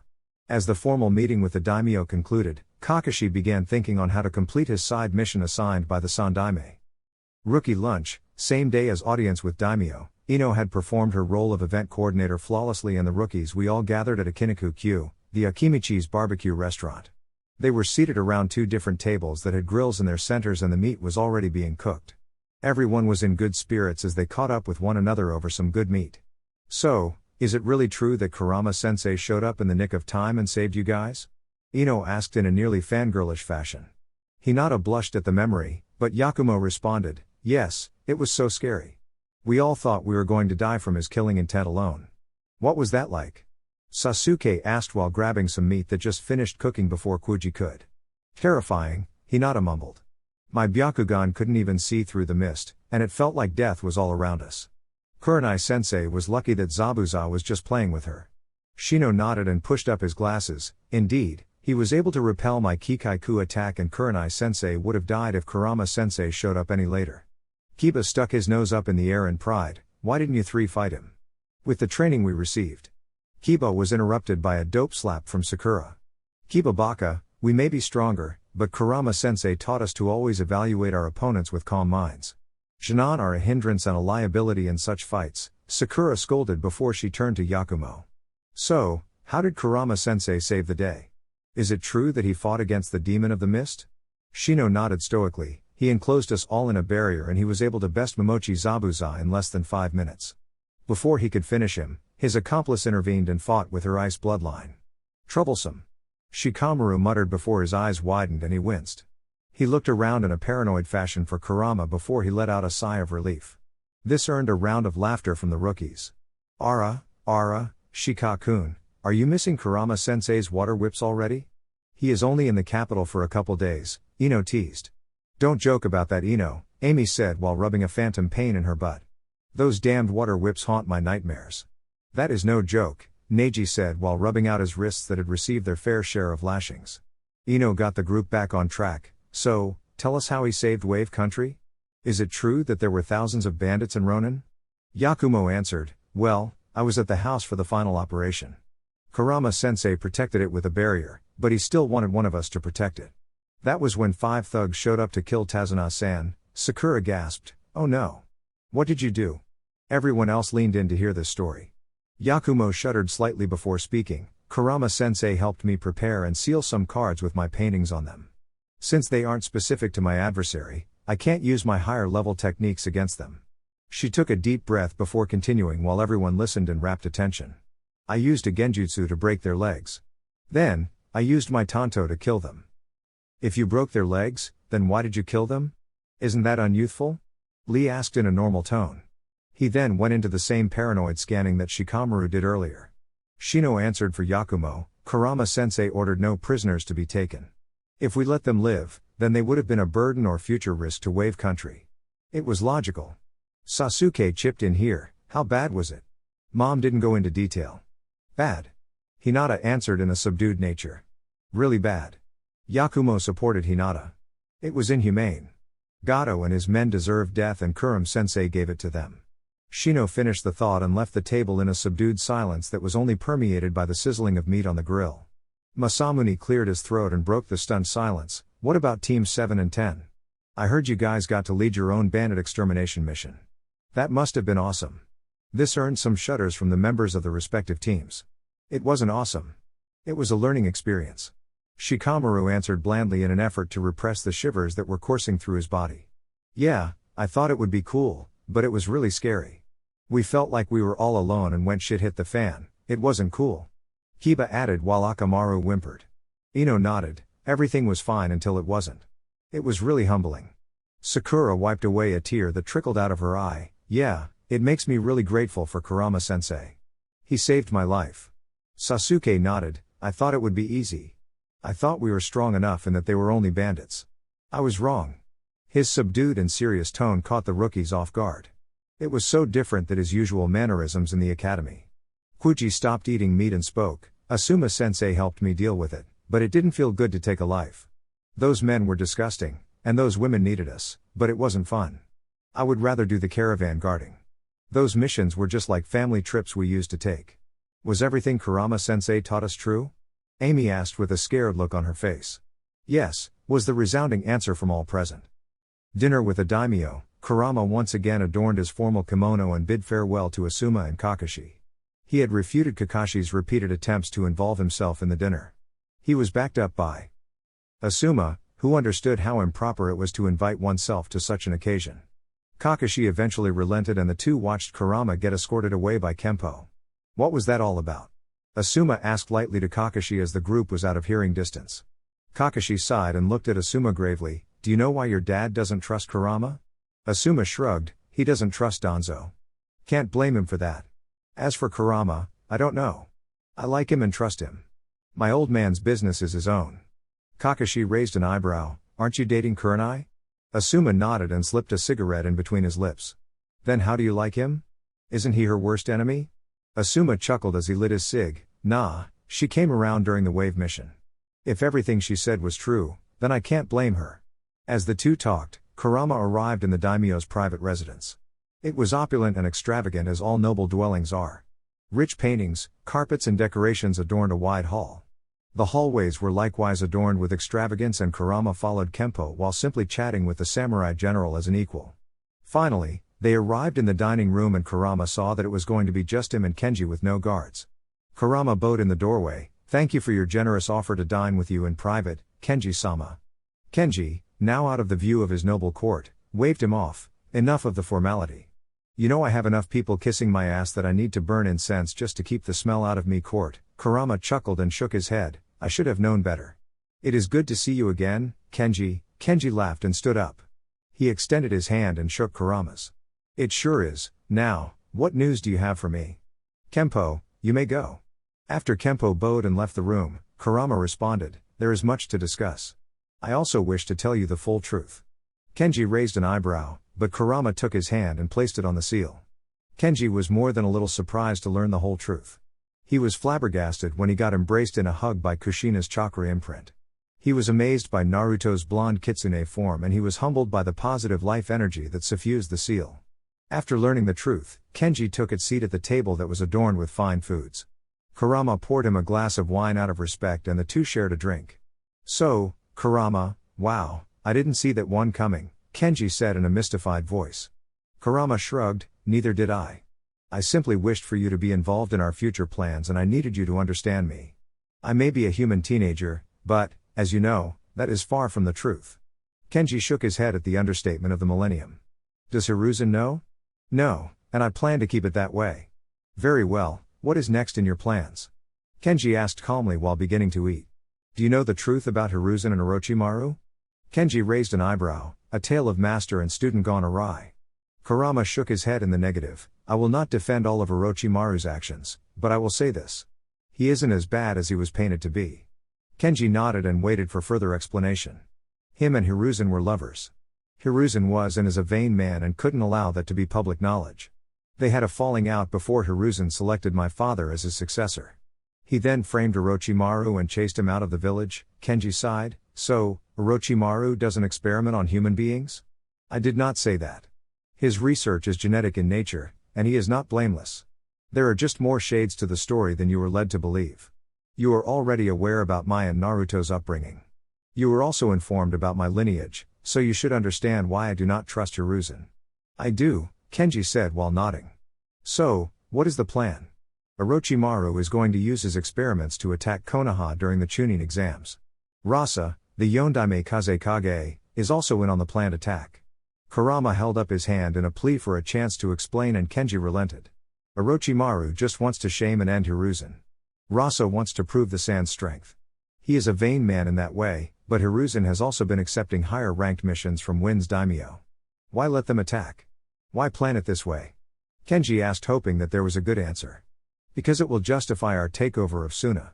After we repel the invasion, I will deal with Suna. When they submit, you can eject or subdue Tetsu. We don't care either way. Kurama answered. Kenji sat and thought about it for a while. For what purpose?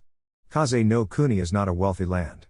Kurama set a serious look on his face and addressed Kenji, because we are going to unite the elemental nations under one banner. For too long have petty differences led to war and strife. That isn't necessary. I recognize that I will incur this penalty upon the world once more, but it will be the final time. How? Kenji asked in recognition of Kurama's seriousness.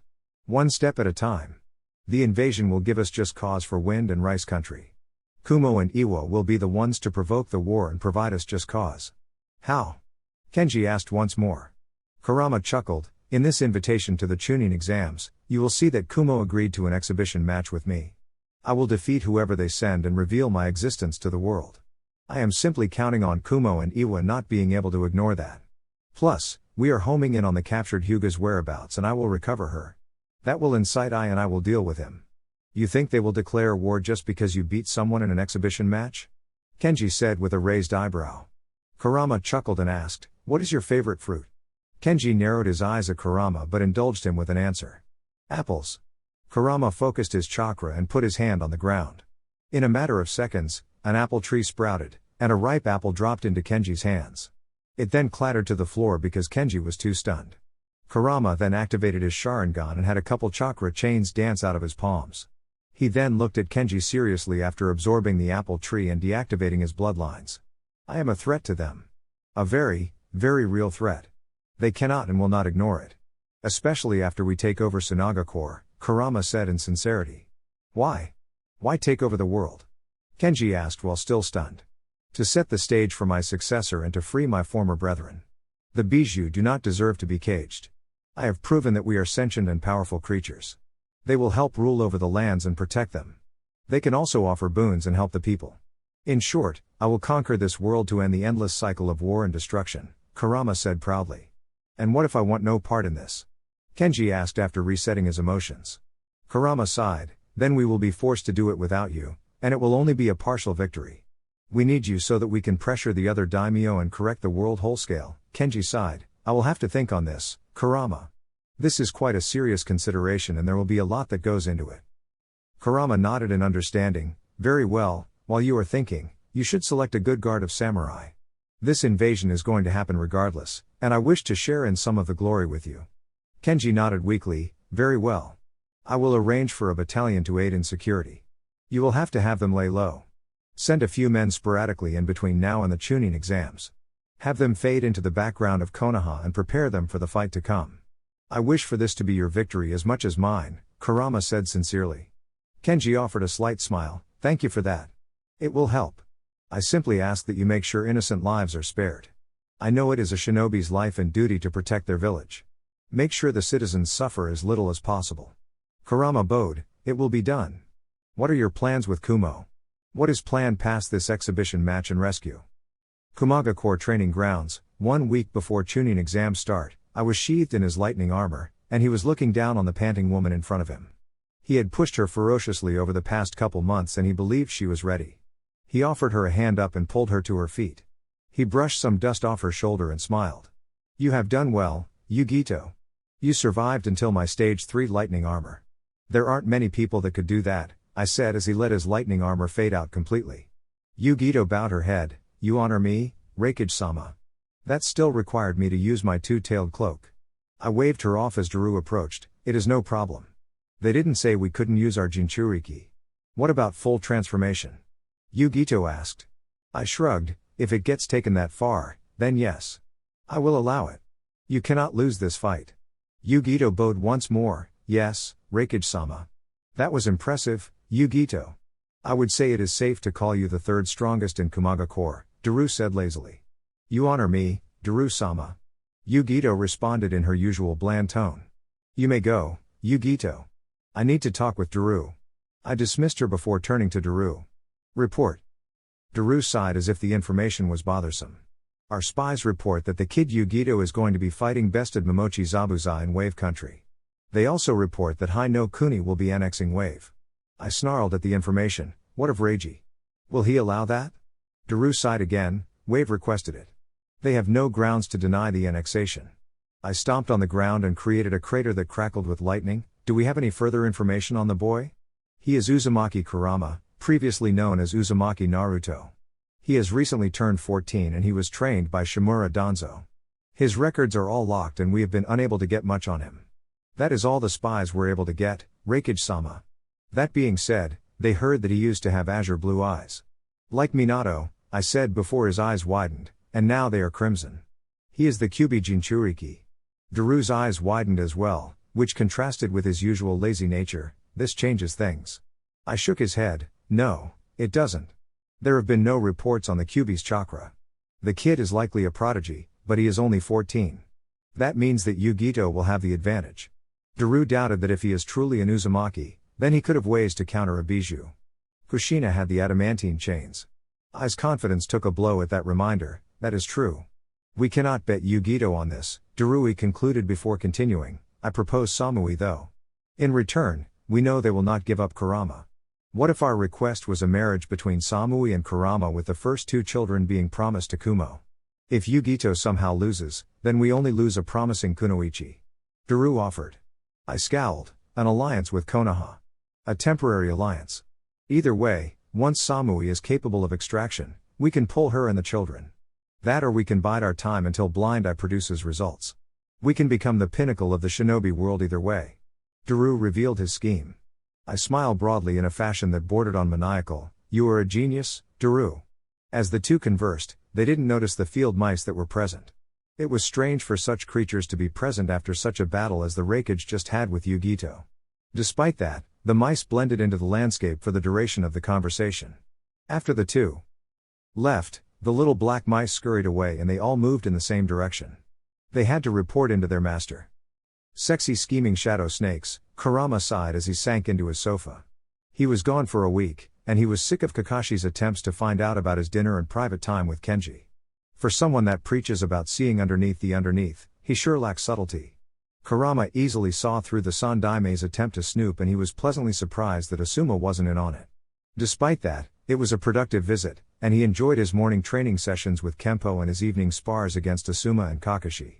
It could have been a lot worse. Then he had to report into Hiruzen, which was a pain. It was clear that the Hokage didn't trust Kurama dealing directly with the daimyo and he was mad that Kurama stayed an extra 3 days. Kurama played it off as a request of the daimyo, which it was, but Hiruzen didn't like that. He didn't like that Kurama's influence was extending too vast for his paranoid nature to control. Despite that, there was nothing Hiruzen could do to him, and Kenji's messages were passed to Hiruzen. After that, he was dismissed, and he wanted a beer or 3. Mai sauntered into the room while holding 2 ice-cold beers. She swayed her way with a seductive smile up to Kurama and handed him a beer before sitting on his lap. Kurama didn't refuse her because he actually missed her company. He spent most of his time en route with this girl and he came to sincerely enjoy her company. It was a bit of a tease, but that was the nature between them. They knew each other better than the other did and they accepted the other in their entirety. Mai didn't like that he hadn't touched her since he started his relationships with Tsume, Mikoto, and Hana. She bent down and placed a kiss on his neck before she whispered into his ear. "Welcome back, Kurama. I missed you. Kurama took a sip of the beer and laid his head back on the couch after letting out an ah. It is good to see you again too, Mai. How have you been? Lonely, Mai said in a pouty tone, which earned a chuckle from Kurama. Kurama's crimson eyes looked down his nose and locked onto the delicate chocolate eyes of Mai. I am sorry about that. I have been busy. Mai offered a seductive smile as a response. I know what you can do to apologize to me. Kurama shook his head minutely. No, not until Tsume and Mikado approve. Mai pouted at that answer. Why? It's not fair. I knew and loved you first. Kurama sat up and pulled Mai into his arms. Mai, you know I appreciate you. I enjoyed what we had and have. The fact is that they will be my head mates. I need to honor them and show them respect. Is that why you banged the MILF from Wave? Is that why? Am I too young for you? Mai said while showing her true colors and genuine insecurity about the situation. Kurama sighed and pulled her in tighter, because it is necessary. I like Tsunami, but what I did with her was a mistake. It jeopardized my relationships, and it could have compromised the plan. The plan, that plan is all you two care about. I grew up with you, Rama. I love you, Mai said before she calmed down as Kurama growled at her. We are professionals, Mai. I am not saying that it won't happen again, but you need to be patient. I love you too and I appreciate you. Do not doubt those words, Kurama said while locking onto Mai's eyes. Mai maintained the eye contact for a minute before closing her eyes softly and leaning forward to place her forehead on Kurama's. I will hold you to that. Kurama indulged the gesture because he spoke the truth. He wanted to keep Mai close, and he would have to set aside some time to have that conversation with his women. How the former Bijou found himself wrapped up in a human drama was ridiculous. They were complicated feelings that he didn't even understand yet, but he was starting to. After Naruto purified his soul and essence, he realized that his sensory abilities and connection to nature had mellowed him out. His connection to nature necessitated him understanding that he was truly human now. That may have been obvious, but 6 years were a drop in the pond for Kurama's essence and he was just starting to truly accept it. Things were simpler and rude and while he was focused on missions and training. They kept him completely occupied and gave him clear goals to strive for. On the other hand, it felt wrong for Kurama to think of relationships and mates as goals. They were not as simple and straightforward as jutsu or missions. The intricacy of balancing one relationship, much less 3 or more, was startling for Kurama to discover. On the other hand, he could no longer do without. His entire existence had been lonely, and he had never felt connected to the world or humans. Now that he had connected, he didn't want to revert to his loner ways. Kurama gently grabbed Mai's head and placed a kiss on her forehead. It is a promise, Mai. I will not forget you. Now, what brings you to my home? Mai smiled gently as she felt Kurama's lips on her forehead. She kept her eyes closed for a bit before opening them and going into serious mode. Danzo-sama is meeting with O tonight and wants you to join. Kurama nodded. Thank you for passing the message. Shall I expect you to stay the night? With her business done, Mai shook her head sadly. If I cannot sleep in the same bed as you, then I do not wish to stay here. I cannot sleep with you so near yet so far away. Kurama mirrored Mai's sad smile. I understand. Shall we catch up for a while? After sipping on a couple beers with Mai, Kurama felt more rested despite enduring the temptation. His young body was moving in full gear and now that he had enjoyed the true fruit of the opposite sex, he found it on his mind more. It was strange for him to reconcile that revelation with his feelings for Mai, but once those feelings were reconciled, it made it easier for him. As he moved to Delta Base, Kurama shelved his thoughts and moved forward to the hidden entrance. Kurama entered one of the few locations that wasn't shared with the Hokage. Of course, Danzo kept stuff like this hidden and it was for good reason. This facility was where Danzo kept some of the research that wasn't ready to be brought to the light. Kurama admitted that it was questionable, but it was within the realm of reason. At least there were no children or innocent people involved in the testing. Kurama had no mercy for the bandits, thugs and missing nin that Root had taken to experimenting on. He walked past a few Root shinobi into the smaller base location. He passed through an identification barrier and felt the sensation of the chakra passing over him. He went through 2 similar barriers that shielded the small passage before opening a metal door. Through the door he entered a 50-meter-tall, 500-square-meter underground facility with the same UV lighting seals. Once inside, Sai appeared beside him and escorted Kurama to the meeting room. Orochi sensed the new arrival and a seductive smile appeared on her face. The last time she saw this child he was just over 11 years old. She found herself excited to get a peek of the fully matured boy that Kabuto had reported to her. The boy had so much potential, and she knew that he had realized much of that potential already. Now, She only hoped he would be willing to reconsider her request. Coup, coup, coup, Orochi let out a girly chuckle as the door opened. If it isn't Kurama-kun. Orochi paused as she soaked in Kurama's appearance. The young man was 5 feet 11 inches and his body was sculpted as could be. His chest and shoulders had filled out and made Kurama's uniform cling tightly to those areas. The entrancing crimson-red eyes were framed by 2 locks of sun-kissed blonde hair that rose into spiky locks. The foxy smirk on his face made Orochi's snake tongue flicker out and lick her lips. "Sit down and join us, Kurama," Danzo said calmly after he gave a slight nod to his student. "Well done and wave, my boy. What news do you bring from Kenji?" In public, it would be incredibly rude for Danzo to refer to the daimyo in such a casual manner. In the company of these two, he would rather be himself and drop the pretensive airs. As Kurama was taking his seat, Orochi spoke again. "Did Kenji approve of our plans?" "What of my pardon?" Kurama sighed. It was a lot for him to take in all at once. He asked how he would pardon you when you planned to publicly assassinate the Hokage. "Do you have an answer to that one?" Orochi giggled at that. Coup, that is fair. However, for my part in this little game, our promise will be kept. Danzo cut off the thought. You will simply need to use a transformation into your male form during the invasion. Kurama has a seal that will keep it stable enough to deceive the Anbu. Even if Hiruzen realizes it, it won't matter. Once your end is fulfilled, we will construct the lab and let you research to your heart's content. Orochi frowned. So I will have to remain cooped up in a lab for the rest of my beautiful life? I think not. Danzo met Orochi's golden, slitted eyes, just for a short period. You will have to move your subordinates and consolidate your lab. Once the wars kick off, I can accept you and your powerful subordinates as allies. Coup, Orochi's chuckle echoed across the Spartan room. Kurama realized that it sounded more girly than ominous from this girly form of Orochi.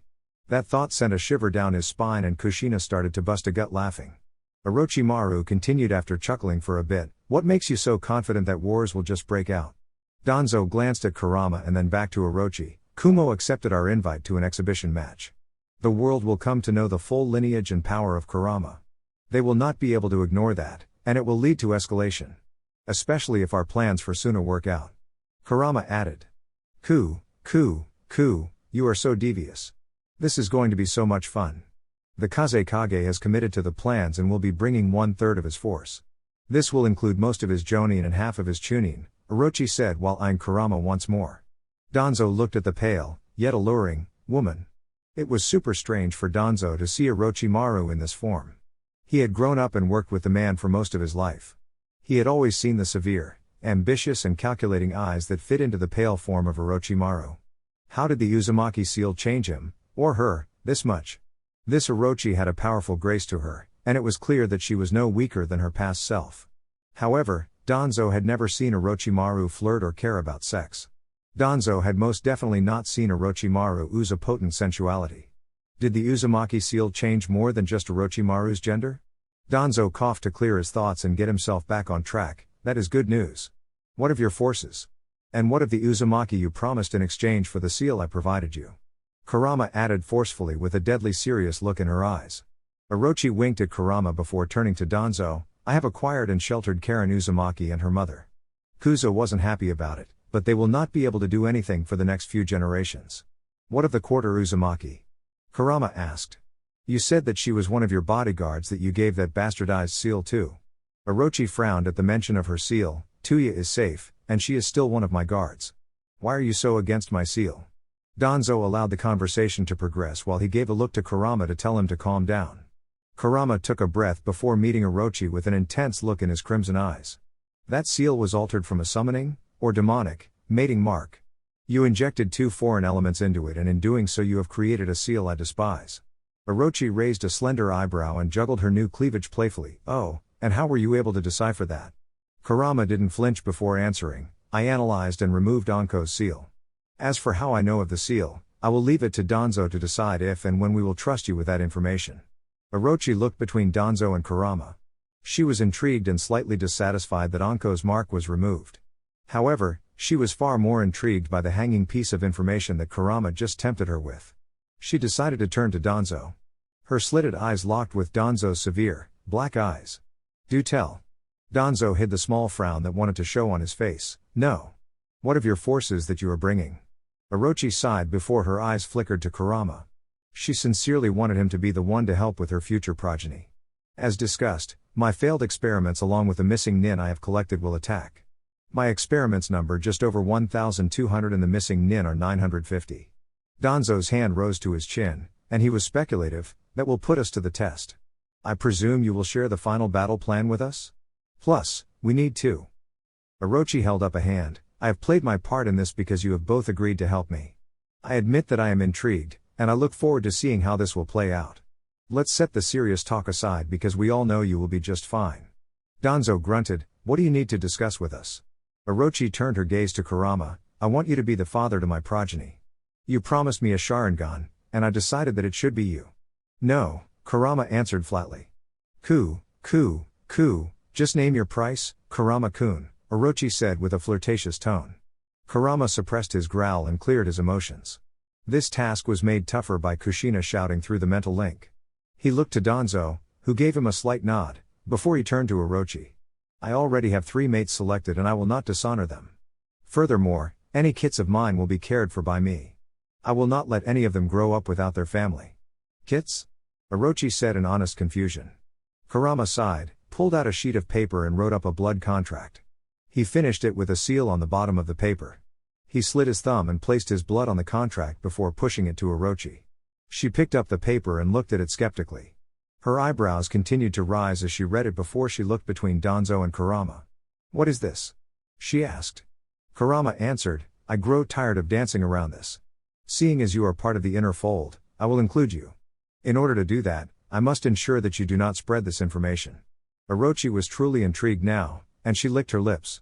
She reviewed the contract once more before she added her bloody palm print. She looked expectantly at Kurama. Kurama stood up and held his hand out to her palm up. Orochi playfully put her hand in his and was surprised when he placed her hand on his seal. She didn't resist the strange, diving and twisting feeling that represented her consciousness being pulled into the mindscape. Orochi opened her eyes within the seal, and she was immediately forced to dive out of the way of a katana that was coming for her head. She rolled and recovered to face somebody that she knew was dead. Orochi pulled the kusanagi out of her throat and was able to counter the next strike from the enraged redhead. While the two were fighting, Kurama walked over to the blonde kitsune that was growing bigger every day. The two exchanged casual greetings and settled down to watch the kenjutsu battle. After 10 minutes of intense combat, Orochi blocked the downward slash and lashed out with a kick. The kick sent the redhead reeling backwards and Orochi took this opportunity to open the conversation. Kushina, how are you here? How is this possible? Kushina growled and tightened her grip on the sword. Orochimaru, I let Rama-kun give you that seal because I believed you would be happier. There is no way you are going to get in the way of Miko-chan and Sume-chan. Orochi raised her eyebrow. So, you pimped your son out to your best friends? Interesting. It was at that moment that Orochi took the break in battle to look at Kurama. It was then that she saw Kurama nestled into the side of a blonde, 9-tailed fox that was most definitely not the Kyuubi she remembered. Wah, what is going on? Kushina let out a taunting laugh. Ha ha ha, you just now noticed? Orochi looked to Kurama and then she locked onto the dazzling, azure blue eyes of the kitsune. Kurama, what is going on? Kurama raised from his seated position and walked with Naruto to join the two. Are you done with her, Kushina? You can't really blame her for asking. Kushina huffed, yeah, I am done with her. She then went and cuddled into Naruto's ever-growing form. Kurama sat Orochi down and explained what happened. The look of amazement and wonder that spread on Orochi's face made Kurama and Naruto shiver. It was like she wanted them even more now and it was only Kushina's presence that was keeping her at bay. After a brief chat, Kurama pulled Orochi back out of the mindscape to resume the conversation with Danzo. Danzo didn't look pleased that the secret was spreading out of his circle of control, but this was part of the plan to ensure Orochi's loyalty. It was a small price to pay in order to change the world in Danzo's image. Coup, I am so intrigued. I am in. I will give the 2 Uzumaki girls after the Chunin exams. Hiruzen would never let them in without a Yamanaka mind reading. I will replace Tuya for the invasion, for a price. Kurama sighed at Orochi, what's your price? I want a Sharingan baby. If it can't be you, then I will settle with Sasuke-kun. I have heard his prowess is exceptional, Orochi said while licking her lips. Danzo frowned, the Sharingan must remain in Konoha. And I will be working for you. Once you unite the world, what difference will it make? Orochi teased. Plus, I can do it without being caught and without Sasuke being tied down to me. Mikoto would kill me. Kurama muttered. Danzo nodded. This isn't that simple, Orochi. Coup, I believe it is, Orochi replied. I will test him during the Chunin exams. If he passes my test, I will knock him out and make him a man. Kurama's head hit the table and he began muttering to himself while Kushina ranted in his head. I am going to be his father, of sorts. How can I condone this? Orochi tapped a playful finger to her bottom lip. Well, you could always step up to the plate and... No, Danzo interrupted, if you can make sure that he doesn't remember it, then I will allow it. Danzo locked eyes with Kurama, who had a helpless and resigned look on his face. Fine, Kurama relented and gave up. He just hoped Mikoto never found out about it. Iwagakure, Tsuchikage's office, 2 weeks before Chunin exams. Tsuchikage-sama, we have a diplomatic message for you from Konoha. A golem officer said while kneeling in front of the Tsuchikage's desk. Onoki sat up on his comfy height extension, held out his short arm. Well, let me have it. Onoki read the message and a scowl fixed itself upon his face. He wasn't aware that a shinobi team was dispatched from one of the outposts for a side mission. Furthermore, he was unaware that one of the shinobi, a kunoichi at that, was captured by the enemy. For him to be unaware when a prisoner ransom notice comes to his office was unacceptable. He slammed the scroll down on his desk and shouted to his golem, which was Iwa's division of Onbu. Bring me Kyuchi, Akatsuki and Kurotsuchi. 30 minutes later, the three entered the office and bowed to Onoki. Onoki waved the golem out of his office and addressed the three. Amber has been taken prisoner and is being held by Konoha. Kurotsuchi was startled most by this.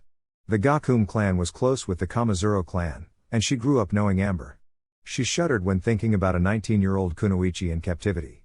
Gramps, when was she captured? Onoki sighed and rubbed his temples. Over a month ago in Wave Country.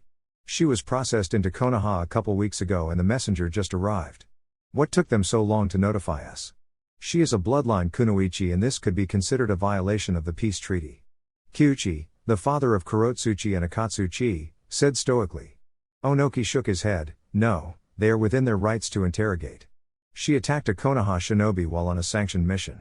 Furthermore, the Iwa team led by Kichi was killed and Amber is the only one survived. Do we know who captured them, Tsuchikage-sama? Akatsuki said in his goofy voice. Onoki shook his head. No, the outpost relayed that they accepted a mission from Gato to eliminate a Konoha team. This is bad for us. Their interrogation will naturally know that we accepted this mission. Kyuchi growled, was there any other information? Onoki pushed the photo of Tazuna and Kurama to Kyuchi, who picked it up and inspected it. His eyes narrowed at the blonde hair, and he turned the photo over to see the names Tazuna and Kurama Uzumaki. He looked back at his father and let out a low growl. This is the kid that Kumo asked us about, Kyuchi said while holding up the photo. If he was the one protecting the client, then he is likely the one that Kumo accepted the exhibition match against. If he is that good, then he is the one that killed our men. Onoki held up a hand to restrain his son and grandchildren. Look, the boy did nothing wrong. Our shinobi accepted a mission, and they died on the mission. We can't just do nothing, Gramps, Kurotsuchi said passionately. We need to get Amber back. Onoki nodded, indeed. However, I want to time it. I wish for you two to go to Konoha and scout this, Kurama Uzumaki. Our spies said that he was an orphan, but that last name may not be coincidence. If he is Kushina's son. Then, Kyuchi said with wide eyes. He just made the connection, and he didn't like what was going through his mind. If this kid was their son and he was already this strong. Onoki nodded with a serious look on his face, then we need to know. Rookie joint training session, 3 days before Chunin exams, Ino sprawled out on the ground in her best imitation of Shikamaru and moaned, I hate you, Kurama-sensei. Kiba recovered from a blow to the face and rolled to a crouched position. He lunged forward and his attack was countered before the clone spun and Akamaru crashed into him. He groaned and collapsed on the ground with birdies spinning above his head. Kurama-sensei, I hate you. Hinata countered attack after attack from the clone, but it refused to dispel. She dodged an attack and countered by sinking into her Juken stance. She lashed out 32 times, but she was unable to hit the clone once. She was then tripped and found herself face down on the ground with the clone pinning her. Ugh, I am still so weak. Lee was blurring all around the training area with his weights off. The clone was keeping pace with him, and he was unable to best the clone. His fists were countered by the clone's fist, and he took blow after blow. One of the counterpunches hit him in his sternum and Lee felt all of the air leave his lungs. He sank to the ground on his knees and attempted to get back on his feet. The Jonin sensei watched on as 15 one-on-one battles took place against Kurama's clones. Each student was fighting at high Genin or Chunin level. Despite that, not a single one of them could best his shadow clones. Eventually, the Genin were sprawled out on the ground and catching their breath. The clones popped and the crack of a water whip made 15 teenagers flinch before they hopped to their feet. They formed up in front of Kurama and the other Jonin sensei. Sheesh, I wish I could make Shikamaru move that fast, Asuma whispered to Kurenai and earned a chuckle. Kurenai leaned into Asuma and whispered back, you aren't the only one. My three look so much happier when they are training with Kurama than when I'm giving them genjutsu lessons. Kakashi appeared behind them and spoke in a lazy tone, Ma, he has made being a Jonin sensei easy. Lazy ass, the two replied to the silver-haired shinobi. Do you guys want to do the honors? Kurama said as he approached them calmly. He had been sparring against Neji since Neji was able to dispel his shadow clone first. Kakashi stepped forward and pocketed his little orange book. Alright, you lot, we are proud to tell you that you have been nominated for the Chunin exams. Kurenai walked up with the papers. The Chunin exams will start at noon 3 days from now. You will each need to fill out these registration forms and bring them there with you. This caused the Genin to stir in excitement and begin muttering between themselves. If you do not believe you are ready, then you should talk about it with your teammates. Only complete teams of 3 will be allowed to compete. Asuma added his part knowing that the Inoshikacho kids would definitely compete. Genma stepped forward, there is no pressure to compete in this iteration. Give yourselves an honest evaluation and ask yourselves if you are ready to assume more responsibility as shinobi of Konoha. Guy bounded up next. Oh Genma, if your youthful flames are not burning hot enough, then you can join me and my team for a youthful exercise.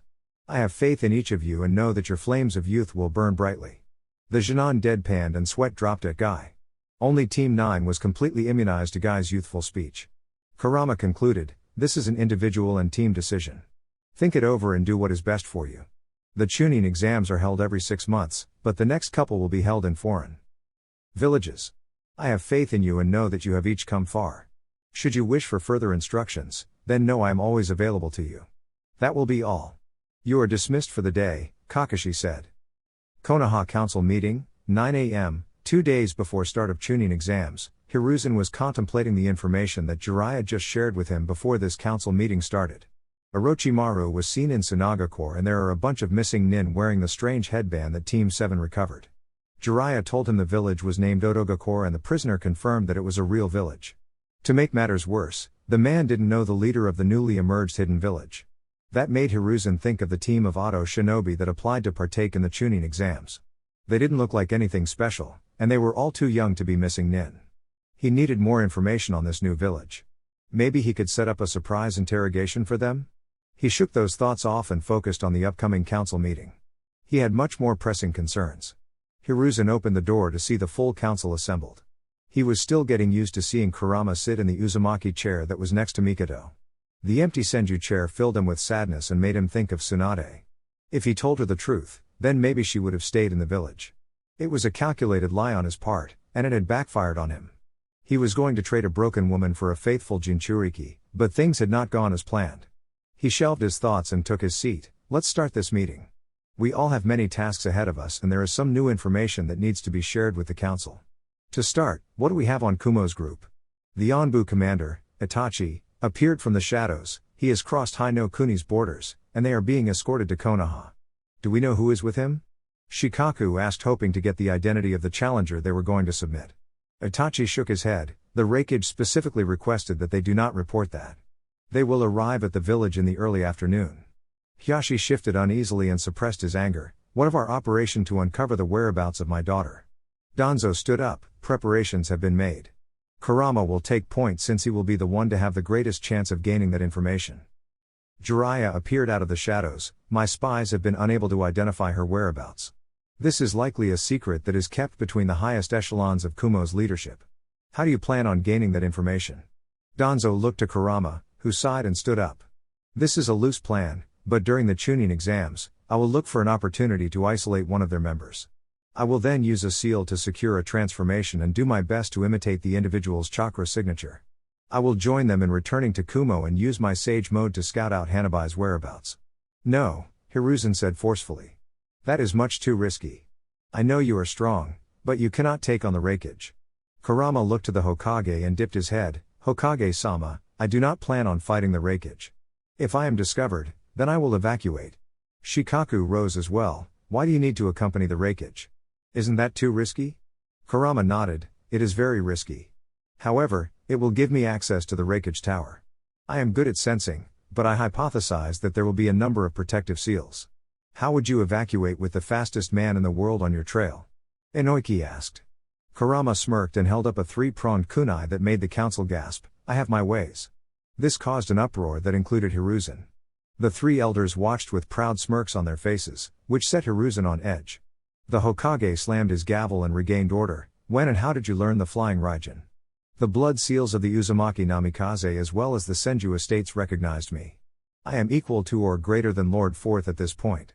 With Toburama's original notes and the notes from Lord Fourth, I was able to make my own formula, Kurama said while Kushina cackled wildly in the mindscape. She had helped Kurama get it down and she had been waiting for this reveal. The gobsmacked look on Hiruzen's wrinkled old face was priceless. The Hokage glared at Kurama, I did not grant you permission to enter those estates. Kurama shrugged, I am the rightful heir to them. The blood seals recognize that. The Hokage does not have the authority to deny a clan's inheritance, Hokage-sama. Mikoto spoke to back up Kurama, he is right, Hokage-sama. He never should have been denied his inheritance in the first place. Jiraiya's head was whirring at a mile a minute. Did Minato really leave his notes on the Hiraishin in his estate? Jiraiya had looked for it and came up empty. Minato was always crafty, so he couldn't deny it outright. This was just another example of how the brat was out of his and his sensei's control. Jiraiya stepped forward to back up his sensei. Kurama, that was not the right way to go about things. Sensei, I propose we discuss this at a later date. For now, how proficient are you with the Hiraishin? Kurama looked impassively at Jiraiya, I can use it for travel purposes. My maximum distance is about 40 miles at this point. I will leave a trail of kunai markers on the way to Kumo. That way, if I am discovered, I will be able to escape. Why only 40 miles? Jiraiya asked, your father was able to go anywhere in the world. Kurama shrugged, it is what it is. I cannot sense the beacons outside of 40 miles. My activation time needs work. Considering I reconfigured the seals myself, I find it acceptable. Shikaku cleared his throat, regardless, this will allow a speedy exfiltration. It makes the mission more manageable, so long as he isn't taken by surprise. Hiruzen relented, we have time to plan this out. For now, what do we have planned for the Raikage and his entourage? They have been provided rooms at the Golden Leaf. They have a meeting scheduled with you for the exhibition match upon their arrival. At that time, Kurama is to be present for introductions, Itachi said since he was responsible for security. Hyashi asked, how will we keep them in check? I still find it suspicious that they accepted our invitation to this match. Hiruzen spoke on this, they will be constantly monitored. I presume that they do not wish to stir things up when their other project is so close to fruition. We cornered them with this offer and the Raikage was too proud to decline. We will have 2 full Onbu teams on the Kumo group at all times. How much do you plan to reveal during the introduction, Hokage-sama? Danzo asked because he was hoping Hiruzen wouldn't reveal too much. The Hokage rubbed his temples and looked at Kurama, you will be Kurama Uzumaki Senju during the introduction. We do not need to reveal your Sharingan at this time. He pushed through his weariness to see how Kurama would take this order. Kurama didn't fight it, understood, Hokage-sama. Hiruzen nodded, moving on, we have news from Jiraiya. I will let him explain. Jiraiya stepped forward and spoke seriously, I have spent the past couple months scouting Rice Country and Wind Country. I went to Wine Country because there were rumors of Orochimaru meeting with the Kazekage. We do not know why, but our relationship with Tsunagakure is not good. They are on the brink of a depression and the Wind Daimyo has pulled much of their funding along with sending us missions. We need to be cautious of them and I recommend talking to the Kazekage at the Chunin exams. Shikaku nodded, I heard it was bad. Do you believe they would cross us? Jiraiya nodded, I think we are close to that point. The Kazekage is sending his 3 children as a team to these exams. We should watch them closely and see how they interact with the other Genin. That is reasonable, Hiruzen said before continuing. Please inform the council on your findings with Rice Country and a newly formed village. This caused a stir in the council that was halted as soon as Jiraiya started speaking. Rice Country was full of missing nin but they are under the banner of this new village. It looks like music notes, and it is referred to as the Hidden Sound.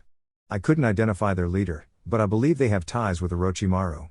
Additionally, they have sent a single team here to participate in the Chunin exams, Jiraiya concluded. Inoki spoke first, Did you identify any high-profile missing nins? Jiraiya shook his head, a lot of runs-of-the-mill scum. I saw a couple of A ranks, but they were few and far between. They appear undisciplined, but it makes me wonder who would gather such people and why. Any other information on the village? Shibi Aburame asked.